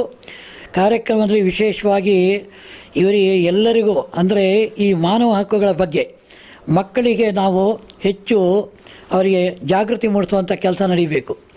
ಆಗ ಮಾನವ ಹಕ್ಕುಗಳು ಹುಡುಗರಲ್ಲಿ ಅದು ಪ್ರೇರಣೆ ಆಗಿ ಅವರು ಮುಂದುವರ್ಸ್ಕೊಂಡು ಹೋಗೋದಕ್ಕೆ ಅನುಕೂಲ ಆಗತ್ತೆ. ಒಂದು. ಎರಡನೇದು, ಕೇವಲವಾಗಿ ಮಾನವ ಹಕ್ಕುಗಳು ಉಲ್ಲಂಘನೆ ಆಗ್ತಾಯಿದೆ. ಉಲ್ಲಂಘನೆಯಿಂದ ನಮಗೆ ಯಾವ ಹಕ್ಕುಗಳ ಲಾಭಗಳು ಸಿಗ್ತಾ ಇಲ್ಲ. ಪ್ರತಿನಿತ್ಯವೂ ಹೋರಾಟ ನಡೀತಾ ಇದೆ. ಹೋರಾಟ ನಿಲ್ಲಬೇಕಾದ್ರೆ ಹಕ್ಕುಗಳ ಬಗ್ಗೆ ಮಾಹಿತಿ ಬೇಕು ನಮಗೆ. ಅಂದರೆ ಪ್ರತಿಯೊಬ್ಬ ಮನುಷ್ಯನಲ್ಲಿ ಕೂಡ, ಪ್ರತಿಯೊಬ್ಬ ಯುವಕರಲ್ಲಿ ಕೂಡ ಆ ಮಾನವ ಹಕ್ಕುಗಳ ಬಗ್ಗೆ ಸರಿಯಾದ ಆಳವಾದ ಮಾಹಿತಿಯನ್ನು ನಾವು ಕೊಡಬೇಕಾಗಿದೆ. ಕೊಡೋದ್ರೊಳಗೆ ನಾವು ಸೋತಿರೋದ್ರಿಂದ ಹಕ್ಕುಗಳು ಅಷ್ಟಕ್ಕಷ್ಟಕ್ಕೆ ಹೋಗಿ ಬೇರೆ ರೀತಿಯಲ್ಲಿ ಇದು ವಿಚಾರ ಮಾಡ್ತಾ ಇದೆ. ಆದ್ದರಿಂದ ಮಾನವ ಹಕ್ಕುಗಳನ್ನು ನಾವು ವಿವರಣೆಯಾಗಿ ಮಕ್ಕಳಿಗೆ ಪ್ರತಿ ಶನಿವಾರ ಆಗಲಿ ಪ್ರತಿ ಭಾನುವಾರದಾಗಲಿ ತಂದೆ ತಾಯಿಗಳು ಮಕ್ಕಳನ್ನು ಕೂಡಿಸಿ ಹಕ್ಕುಗಳ ಬಗ್ಗೆ ವಿಶೇಷವಾಗಿ ಮಾಹಿತಿಯನ್ನು ಒದಗಿಸಬೇಕಾಗಿದೆ. ಆ ಒದಗಿಸೋದ್ರಲ್ಲಿ ನಾವೆಲ್ಲ ವಿಫಲರಾಗಿದ್ದೇವೆ. ಇವತ್ತು ಮಾಡಿದ ಮಾನವ ಹಕ್ಕುಗಳ ಫೌಂಡೇಶನ್ ಏನು ಕಾರ್ಯಕ್ರಮ ಮಾಡಿದ್ದಾರೆ, ಆ ಉತ್ಸುಕತೆ ಸದಾ ನಿರಂತರವಾಗಿರಬೇಕು. ಅದಿದ್ದಂಗೂ ಕೂಡ ಹೆಚ್ಚು ಬೆಳೆಯೋಕ್ಕೆ ಅವಕಾಶ ಆಗುತ್ತೆ. ಈ ಮಾನವ ಹಕ್ಕುಗಳ ಫೌಂಡೇಶನ್ನು ಹೆಮ್ಮರವಾಗಿ ಬೆಳೀಲಿ. ಎಲ್ಲ ಜನತೆಗೆ, ಪ್ರಜೆಗಳಿಗೆ ಹಕ್ಕುಗಳ ಮಾಹಿತಿ ದೊರೆತು ಅವರೆಲ್ಲರೂ ತಿಳಿದು ಅದರ ಸುಖ ಸಂತೋಷ ಅನುಭವಿಸೋಕ್ಕೆ ಕಾರಣವಾಗತ್ತೆ ಅಂತ ಹೇಳ್ತಾ ಎರಡು ಮಾತು ಮುಗಿಸ್ತೀನಿ. ನಮಸ್ಕಾರ. ನನ್ನ ಹೆಸರು ಬಸವರಾಜ, ಅಖಿಲ ಕರ್ನಾಟಕ ರಾಜ್ಯ ಕಿಸಾನ್ ಜಾಗೃತಿ ಸಂಘದ ರಾಜ್ಯಾಧ್ಯಕ್ಷರು, ಬಸವರಾಜ ಆನೆಗುಂದಿ ಅಂತ. ಸೊ ಇವತ್ತು ಈ ಕಾರ್ಯಕ್ರಮಕ್ಕೆ ಸುಸಂದರ್ಭದಲ್ಲಿ ನನ್ನನ್ನು ಈ ಕಾರ್ಯಕ್ರಮಕ್ಕೆ ಶ್ರೀಯುತ ನಾರಾಯಣ ರೆಡ್ಡಿ ಸರ್ ಅವರು ನನ್ನ ಆಹ್ವಾನ ಮಾಡಿದ್ದಾರೆ. 5ನೇ ವಾರ್ಷಿಕೋತ್ಸವದ ಮಾನವ ಹಕ್ಕುಗಳ ಆಯೋಗದ ಬಗ್ಗೆ ಸ್ವಲ್ಪ ಮಾಹಿತಿ ಇದು ಮಾಡಿದರು. ಸೊ ಈ ಕಾರ್ಯಕ್ರಮದ ವಿಷಯವಾಗಿ ನಾನು ಹೇಳೋದೇನಪ್ಪ ಅಂದರೆ, ಇವರು ಪ್ರತಿಯೊಬ್ಬರಿಗೂ ಮಾನವ ಹಕ್ಕುಗಳ ಮೂಲಭೂತ ಸೌಲಭ್ಯಗಳ ಬಗ್ಗೆ ಮಾಹಿತಿ ಜಾಗೃತಿಯನ್ನು ಮೂಡಿಸುತ್ತಿದ್ದಾರೆ. ಹಾಗಾಗಿ ಇವರಿಗೆ ನಾನು ಹೃದಯಪೂರ್ವಕವಾಗಿ ನಮಿಸುತ್ತೇನೆ. ಈ ದಿನದ ಏನು ಈ ಕಾರ್ಯಕ್ರಮ ಇದೆಯಲ್ಲ, ಪ್ರಜಾತತ್ವ ಮಾನವ ಹಕ್ಕುಗಳ ಫೌಂಡೇಶನ್ ಹಾಗೂ ವಾಕ್ಸಮರ ಪತ್ರಿಕೆಯ ವಾರ್ಷಿಕೋತ್ಸವ ಸಮಾರಂಭ ಈ KGF ಅಲ್ಲಿ ಅತ್ಯದ್ಭುತವಾಗಿ ನಡೆಯಿತು. ರಾಜ್ಯದ ಮೂಲೆ ಮೂಲೆಗಳಿಂದನೂ ಕೂಡ ಇಲ್ಲಿ ಪದಾಧಿಕಾರಿಗಳು ಬಂದು ಈ ಕಾರ್ಯಕ್ರಮ ಚಂದ ಕಾಣಿಸ್ಲಿಕ್ಕೆ ಸಾಕ್ಷಿಯಾಗಿದ್ದಾರೆ. ಜೊತೆಯಲ್ಲಿ ಈ ಒಂದು ಸಂಘಟನೆ ಅನ್ನೋದು ರಾಜ್ಯದ ಮೂಲೆ ಮೂಲೆಗಳಲ್ಲಿ ಕೂಡ ವಿಸ್ತರಿಸ್ತಾ ಇದೆ ಅನ್ನೋದಕ್ಕೆ ಇದೊಂದು ಸಾಕ್ಷಿ. ಇವತ್ತಿನ ಕಾರ್ಯಕ್ರಮಕ್ಕೆ ನಮ್ಮ ಸ್ವಾಮೀಜಿಗಳಾಗಿರ್ಬೋದು, ಆಮೇಲೆ ನಮ್ಮ ಮಹಾನ್ ವ್ಯಕ್ತಿಗಳಾಗಿರ್ತಕ್ಕಂಥ ಸಂತೋಷ್ ಹೆಗಡೆ ಸರ್ ಆಗಿರ್ಬೋದು ಬಂದು ಅವರ ಒಂದು ಮಾತನ್ನು ಕೇಳಿಕೊಂಡು ಇವತ್ತು ನಾವು ಸಮಾಜದಲ್ಲಿ ಹೆಂಗೆ ಬದುಕಬೇಕು ಅನ್ನೋ ಹೊಸ ಚಿತ್ರಣವನ್ನು ನಮಗೆ ತೋರಿಸಿ ಹೋಗಿದ್ದಾರೆ. ಅಂತಹ ಪುಣ್ಯಾತ್ಮರ ಒಂದು ಕಾರ್ಯಕ್ರಮದಲ್ಲಿ ನಾವೆಲ್ಲರೂ ಭಾಗಿಯಾಗಿರೋದು ನಮ್ಮೆಲ್ಲರ ಪುಣ್ಯ ಅಂತೇಳಿ ಈ ಮೂಲಕ ನಾನು ಹೇಳಕ್ಕೆ ಇಷ್ಟಪಡ್ತೀನಿ. ಇದಕ್ಕೆ ಕಾರಣೀಭೂತ ಆಗಿರ್ತಕ್ಕಂಥ ಶ್ರೀ ನಾರಾಯಣ ರೆಡ್ಡಿ ಸರ್ ಅವರಿಗೆ ನಮ್ಮ ಹೃದಯಪೂರ್ವಕವಾಗಿರ್ತಕ್ಕಂಥ ಥ್ಯಾಂಕ್ಸನ್ನು ಹೇಳಕ್ಕೆ ಇಷ್ಟಪಡ್ತೀನಿ. ನನ್ನ ಹೆಸರು ಉಮೇಶ್. ನನ್ನ ಹೆಸರು ಸುರೇಂದ್ರ ಅಂತೇಳಿ, ಅಖಿಲ ಕರ್ನಾಟಕ ರಾಜ್ಯ ಕಿಸಾನ್ ಜಾಗೃತಿ ಸಂಘದ ರಾಜ್ಯ ಸಂಘಟನಾ ಅಧ್ಯಕ್ಷರು. ಇವತ್ತಿನ ಈ ಫಂಕ್ಷನ್ ತುಂಬ ಅದ್ಭುತವಾಗಿತ್ತು. ಯಾಕೆ ಅಂತಂದರೆ ನಮಗೆ ಸಂಘಟನೆ ವಿಚಾರಗಳಲ್ಲಿ ಜನರಿಗೆ ಮಾಹಿತಿ ಇರೋದಿಲ್ಲ. ಇವತ್ತು ನಾವು ರೈತ ಸಂಘಟನೆಯಲ್ಲಿದ್ದೀವಿ, ಇವರೊಂದು ಮಾನವ ಹಕ್ಕು ಆಯೋಗ ಸಂಘಟನೆಯಲ್ಲಿದ್ದಾರೆ. ಇದರಿಂದ ಏನಾಗುತ್ತೆ ಅಂತಂದರೆ, ಇಲ್ಲಿ ಸಾಮಾನ್ಯ ಜನರಿಗೆ ಈ ಸಂವಿಧಾನದ ಬಗ್ಗೆ ಏನು ಕೆಲವೊಂದು ನಿಯಮಗಳಿರುತ್ತೆ ತಿಳ್ಕೊಳ್ಳಿಕ್ಕೆ ಅವಕಾಶ ಆಗುತ್ತೆ. ಅದನ್ನು ಇವತ್ತಿನ ಪ್ರೋಗ್ರಾಮ್ನಲ್ಲಿ ತುಂಬ ಅದ್ಭುತವಾಗಿ ಎಲ್ಲರೂ ನಮ್ಮ ವೇದಿಕೆಯಲ್ಲಿ ಬಂದಿರತಕ್ಕಂಥ ಗಣ್ಯರೆಲ್ಲ ಹೇಳಿದ್ದಾರೆ. ಇದರಿಂದ ನಮಗೂ ಒಂದು ಏನಾಗಿದೆ ಅಂದರೆ, ಯಾವ ರೀತಿ ಸಂಘಟನೆಯನ್ನು ಮಾಡ್ಬೋದು, ಮತ್ತು ಮಾನವ ಹಕ್ಕುಗಳಂದ್ರೆ ಏನು, ಅದು ಯಾವ ರೀತಿ ನಾವು ಅದರಿಂದ ನಾವು ಸದುಪಯೋಗ ತೊಗೊಬೇಕು ಅನ್ನೋದನ್ನು ನಾವು ತುಂಬ ಚೆನ್ನಾಗಿ ಇದರಿಂದ ಕಲ್ತಿದ್ದೀವಿ. ಮತ್ತು ಈ ತುಂಬ ಅರ್ಥಪೂರ್ಣವಾಗಿ ಈ ಫಂಕ್ಷನು ಮೂಡಿ ಬಂದಿದೆ ಅಂತ ಹೇಳಕ್ಕೆ ಇಷ್ಟಪಡ್ತೀನಿ. ಮೊದಲನೇದಾಗಿ ಪ್ರಜಾತತ್ವ ಏನು ಒಂದು ಮಾನವ ಹಕ್ಕುಗಳ ಏನು ಸಂಘಟನೆ ಮಾಡಿದ್ದಾರೆ, ಇದಕ್ಕೆ ಶುಭ ಕಾಮನೆಗಳು. ಯಾಕಪ್ಪ ಅಂತಂದ್ರೆ ಇವು ಒಳ್ಳೆಯ ಒಂದು ಮಾನವನಿಗೆ ಉಪಯೋಗವಾಗ್ತಕ್ಕಂಥ ಒಂದು ಕಾರ್ಯ ಇದು. ಯಾಕಪ್ಪ ಅಂತಂದ್ರೆ ಪ್ರತಿಯೊಬ್ಬರು ಕೂಡ ಬಾಯಿ ಒಂದು ಇಲ್ದಂಥರಿಗೆ ಬಾಯಾಗಿ, ಒಂದು ಧ್ವನಿ ಇಲ್ದಂಥರಿಗೆ ಧ್ವನಿಯಾಗಿ ಯಾವುದೇ ಜನಗಳ ಕಷ್ಟ ಕಾರ್ಪಗಳನ್ನು ಇವರು ತಾವು ರಿಸ್ಕ್ ತಗೊಳ್ಳೋದ್ರ ಮುಖಾಂತರ ಮಾಡ್ತಾಯಿದ್ದಾರೆ. ಇವ್ರಿಗೆ ತುಂಬ ಧನ್ಯವಾದಗಳು. ನಾವು ನೇಗಿಲೋಗಿ ಸುರಕ್ಷಾ ರೈತ ಸಂಘದ ರಾಜ್ಯಾಧ್ಯಕ್ಷ ಬೆಳಗಾವಿಯಿಂದ ಬಂದು ಇವರ ಒಂದು ಹೋರಾಟಕ್ಕೆ, ಇವರ ಒಂದು ಸಾಧನೆಗೆ 5ನೇ ವರ್ಷದ ಈ ಒಂದು ವಾರ್ಷಿಕೋತ್ಸವದ ಸಮಾರಂಭಕ್ಕೆ ಹಾಜರಾಗಿ ನಾವು ಅವರಿಗೆ ಶುಭಾಕಾಂಕ್ಷೆಗಳು ಸಲ್ಲಿಸ್ತಾ ನಾವು ಅವ್ರಿಗೆ ಬೆಂಬಲ ಕೊಟ್ಟಿದ್ದೇವೆ. ಎಲ್ರಿಗೂ ನಮಸ್ಕಾರ. ಇವತ್ತು ಅಖಿಲ ಕರ್ನಾಟಕ ಕಿಸಾನ್ ಜಾಗೃತಿ ರೈತ ಸಂಘಟನೆಯಿಂದ ಬಂದಿರತಕ್ಕಂಥದ್ದು. ಕರ್ನಾಟಕ ರಾಜ್ಯ ಸಂಘಟನಾ ಕಾರ್ಯದರ್ಶಿಯಾಗಿ ಕೆಲಸ ಮಾಡ್ತಾ ಇದ್ದೀವಿ. ಇವತ್ತೇನಪ್ಪ ಅಂತಂದು ಹೇಳಿದರೆ ರೈತ ಸಂಘಟನೆಯಲ್ಲಿ ಆಗಿರ್ಬೋದು, ಇವತ್ತು ನಾವು ಸುಮಾರು ಹೋರಾಟಗಳನ್ನು ನೋಡ್ತಾ ಇದ್ದೀವಿ. ಅಂಥದ್ರಲ್ಲಿ ಮಾನವ ಹಕ್ಕುಗಳ ಆಯೋಗದಲ್ಲಿ ಇವತ್ತು ಒಂದು ಅದ್ಭುತವಾದ ಒಂದು ಕಾರ್ಯಕ್ರಮ KGF ಅಲ್ಲಿ ನಡೀತು. ಈ ಒಂದು ಕಾರ್ಯಕ್ರಮಕ್ಕೆ ಸಾಕಷ್ಟು ಗಣ್ಯರು ಕೂಡ ಭಾಗಿಯಾಗಿದ್ದರು. ಇವತ್ತೇನಪ್ಪ ಅಂದರೆ ಸಮಾಜದಲ್ಲಿ ಆಗ್ತಕ್ಕಂಥ ಇವತ್ತು ಜನಸಾಮಾನ್ಯರಿಗೆ ತೊಂದರೆಗಳು ಏನಾಗ್ತಾ ಇದೆಯೋ ಅದ್ರದ್ದು ವಿರುದ್ಧವಾಗಿ ದೊಡ್ಡ ಮಟ್ಟದಲ್ಲಿ ಅವರಿಗೊಂದು ಪರಿಹಾರ ಸಿಗಬೇಕನ್ನೋ ಒಂದು ಉದ್ದೇಶ ಇಟ್ಕೊಂಡು ಇವತ್ತು ಮಾನವ ಹಕ್ಕುಗಳ ಆಯೋಗ ಕೂಡ ಒಂದು ದೊಡ್ಡ ಮಟ್ಟದಲ್ಲಿ ಒಂದು ಕಾರ್ಯಕ್ರಮ ಮಾಡಿದೆ. ಇದೇ ಥರನೇ ಆ ಕಾರ್ಯಕ್ರಮ ಪ್ರತಿ ವರ್ಷವೂ ದೊಡ್ಡ ಮಟ್ಟದಲ್ಲಿ ಆಗಲಿ ಅಂತ ನಾವು ಕೇಳ್ಕೊತೀವಿ. ಇಷ್ಟು ಹೇಳ್ತಾ ನಾನು ಮಾತನ್ನ ಮುಗಿಸ್ತಾ ಇದ್ದೀನಿ. ಜೈ ಕರ್ನಾಟಕ ಮಾತೆ. ನಮಸ್ಕಾರ. ನಾವು ಬೆಳಗಾವಿ ಜಿಲ್ಲೆಯಿಂದ ಬಸವನಗೌಡ ಪಾಟೀಲ್ ಅಂತೇಳಿ ನೇಗಲಯೋಗಿ ಸುರಕ್ಷಾ ರೈತ ಸಂಘದ ರಾಜ್ಯ ಗೌರವಾಧ್ಯಕ್ಷರು. ನಾವು ಗಂಡು ಮೆಟ್ಟಿನ ನಾಡು ಬೆಳಗಾವಿ ಅಂದ್ರೆ ನಮ್ಮ ರೆಡ್ಡಿ ಸರ್ ನಮಗೆ ಆಹ್ವಾನ ಕೊಟ್ಟದಕ್ಕಾಗಿ ಅಲ್ಲಿಂದ ನಾವು ಬಂದು ಇಲ್ಲಿ ಈ ಕಾರ್ಯಕ್ರಮದಲ್ಲಿ ಪಾಲ್ಗೊಂಡಿದ್ದೀವಿ. ನಮಗೂ ಏನು ಹಿನ್ನೆಲೆ ಹೋದಂಥ ಬಡ ರೈತರು ಮತ್ತು ನಿರ್ಗತಿಕರಿಗೆ ಒಂದು ಬೆನ್ನೆಲುಬಾದಂಥ ಮಾನವ ಹಕ್ಕುಗಳ ಆಯೋಗದ ಇದೇನೈತಲ್ಲ ನ್ಯಾಯ ಒದಗಿಸ್ಕೊಡ್ಲಿಕ್ಕೆ ನಮಗೆಲ್ಲರಿಗೂ ಒಂದು ರೈತರಿಗೆ ಮತ್ತು ಶ್ರೀಸಾಮಾನ್ಯರಿಗೆಲ್ಲ ಇದು ಭಾಳ ಉಪಯುಕ್ತವಾದಂಥದ್ದು. ಇದರಿಂದ ನಮಗೂ ಮನವರಿಕೆ ಆಯಿತು. ಮತ್ತು ಏನಪ್ಪ ಅಂದ್ರೆ ಸಮಾಜದಲ್ಲಿ ಈಗ ಏನು ಹಿಂಸೆ ಇನ್ನೊಬ್ಬರ ಮ್ಯಾಗ ದುರ್ಬಳಕೆ ಮಾಡ್ತಿರ್ತಾರೆ, ಅವ್ರ ಮ್ಯಾಗ ಅನ್ಯಾಯ ಆಗ್ತಿರ್ತದೆ. ಅಂಥವ್ರಿಗೆಲ್ಲ ನಾವು ರೈತರಾಗಲಿ ನಮ್ಮ ಸಂಘಟನೆಯವ್ರಿಗೆ ಮಾನವ ಹಕ್ಕುಗಳ ಸಂಘಟನೆಯವರಾಗಲಿ ಅವ್ರ ಧ್ವನಿಯಾಗಿ ಅವ್ರ ಬೆನ್ನಾಗಿ ನಿಂತು ಅವ್ರಿಗೆ ಯಾವುದೋ ಒಂದು ಸ್ತ್ರೀ ಸಾಮಾನ್ಯರಿಗೆ ಸಮಾಜದಲ್ಲಿ ಅನ್ಯಾಯ ಆಗದಂಗೆ ನಾವು ಅವ್ರ ಬೆನ್ನು ನಿಂತು ಅವರಿಗೆ ಅನ್ಯಾಯ ಆಗದಂಥ ಒಂದು ಇದನ್ನು ನ್ಯಾಯ ಒದಗಿಸ್ಕೊಡೋಕೆ ಎಲ್ಲರೂ ಪ್ರಯತ್ನ ಮಾಡೋಣ ಅಂಥೇಳಿ ನಾನು ಒಂದೆರಡು ಮಾತುಗಳನ್ನು ಮುಗಿಸ್ತೇನೆ. ನನ್ನ ಹೆಸರು ಎಂ ದಾದಾಪೀರ್ ಕೊಡಪಾನ್ ಅಂತೇಳಿ ದಾವಣಗೆರೆ ಜಿಲ್ಲಾ ಪ್ರಜಾತತ್ವ ಮಾನವ ಹಕ್ಕುಗಳ ಅಧ್ಯಕ್ಷ. ನಾವು ಈಗ 3 ವರ್ಷದ ಕೆಳಗಡೆ ನಮ್ಮ ದಾವಣಗೆರೆಯಲ್ಲಿ ನಮ್ಮ ಪ್ರಜಾತತ್ವ ಮಾನವ ಹಕ್ಕುಗಳ ಫೌಂಡೇಶನನ್ನು ಸ್ಥಾಪನೆ ಮಾಡಿದ್ವಿ. ಆಗ ಬೆರಳೆಣಿಕೆಯಷ್ಟು ಜನಗಳು ಮಾತ್ರ ಇದ್ವಿ. ಆದರೆ ಈಗ ಐತಲ್ಲ ನಮ್ಮ ಪ್ರಜಾತತ್ವ ಮಾನವ ಹಕ್ಕುಗಳ ಸಂಘಟನೆ ವಾಕ್ಸಮರ ಪತ್ರಿಕೆ ಈಗ ಮರವಾಗಿ ಬೆಳೆದು ಎಮ್ಮರವಾಗಿ ಬೆಳೆದಿದೆ. ದೊಡ್ಡ ಆಲಮರವಾಗಿ ಬೆಳೆದು ಎಲ್ಲರಿಗೂ ನೆರಳು ಕೊಡುವಂಥ ಆಗಲಿ ಅಂತೇಳಿ ನಾವು ಆಶಿಸ್ತೀವಿ. ಹಾಗೆಯೇ ಈಗ ನಮ್ಮ ಪ್ರಜಾತತ್ವ ಮಾನವ ಹಕ್ಕುಗಳಿಗೆ ರೈತ ಸಂಘದ ಬೆಂಬಲ ಇದೆ. ಆಮೇಲೆ ಇದು ಯಾವುದು DSS, ಆಮೇಲೆ ಇದು KRS ಪಕ್ಷ, ಈ ಎಲ್ಲ ಪಕ್ಷಗಳು ಎಲ್ಲ ಬೆಂಬಲ ಕೊಡ್ತಿರೋದು ನೋಡಿದರೆ ನಮಗೆ ಥರ ನಮ್ಮ ಪ್ರಜಾತತ್ವ ಮಾನವ ಹಕ್ಕುಗಳ ಫೌಂಡೇಶನ್ ಎಮ್ಮರವಾಗಿ ಬೆಳೆಯೋದರಲ್ಲಿ ಸಂಕೋಚನೆ ಇಲ್ಲ ಅಂತೇಳಿ ನನ್ನ ಅನಿಸಿಕೆ. ಈ ಬೆಳೀಲಿ ಅದನ್ನು ನಾನು ಆಶಿಸ್ತೀನಿ. ಇಲ್ಲಿವರೆಗೂ ಕೂಡ ನೋಡಿದ್ರೆ ಈ ಕಾರ್ಯಕ್ರಮದಲ್ಲಿ ಯಾವೆಲ್ಲ ದಿಗ್ಗಜರು ಮಾತನಾಡಿದ್ರು, ಏನೆಲ್ಲ ವಿಷಯಗಳು ಚರ್ಚೆ ಆಯಿತು, ಯಾವೆಲ್ಲ ಅಂಶಗಳ ಬಗ್ಗೆ ಈ ಒಂದು 5ನೇ ವರ್ಷದ ವಾರ್ಷಿಕೋತ್ಸವದ ಕಾರ್ಯಕ್ರಮದಲ್ಲಿ ಯಾವೆಲ್ಲ ಅಂಶಗಳ ಬಗ್ಗೆ ಚರ್ಚೆ ಆಯಿತು ಅಂತ ನೀವು ಕೂಡ ನೋಡಿದ್ರಿ. ಬಹಳ ಒಂದು ಅದ್ಧೂರಿಯ ಕಾರ್ಯಕ್ರಮ. ಅದು ಕೋಲಾರ ಜಿಲ್ಲೆಯ KGFನ ಒಂದು ಕೇಂದ್ರ ಬಿಂದು SS ಮಹಲ್ನಲ್ಲಿ ಅನೇಕ ನೂರಾರು ಜನ ಯುವಕರು, ಮಹಿಳೆಯರು ಮತ್ತು ಹೋರಾಟಗಾರರು, ರಾಜಕಾರಣಿಗಳು, ಪರಮಪೂಜ್ಯ ಸ್ವಾಮೀಜಿಗಳು ಸೇರಿದಂತೆ ಅನೇಕರು ಕೂಡ ಕಾರ್ಯಕ್ರಮದ ಕೊನೆಯವರೆಗೂ ಕೂಡ ಕಾರ್ಯಕ್ರಮದಲ್ಲಿ ಭಾಗವಹಿಸಿದ್ರು. ಬಹಳ ಅಚ್ಚುಕಟ್ಟಾಗಿ ಕಾರ್ಯಕ್ರಮ ನೆರವೇರಿಸಿದ್ರು. ಅನೇಕ ದಿಗ್ಗಜರು ಕೂಡ ಮಾತನಾಡೋದನ್ನು ನೀವು ಕೂಡ ಕೇಳಿಸ್ಕೊಂಡ್ರಿ ಅಂತ ಹೇಳ್ತಾ ಈಗ ಕ್ಯಾಮ್ರಾ ಪರ್ಸನ್ ಪುರುಷೋತ್ತಮ್ ಅವ್ರ ಜೊತೆ ಮೌರ್ಯ ಪೂಜಾರಿ, ಪ್ರಜಾತತ್ವ ನ್ಯೂಸ್, ಬೆಂಗಳೂರು.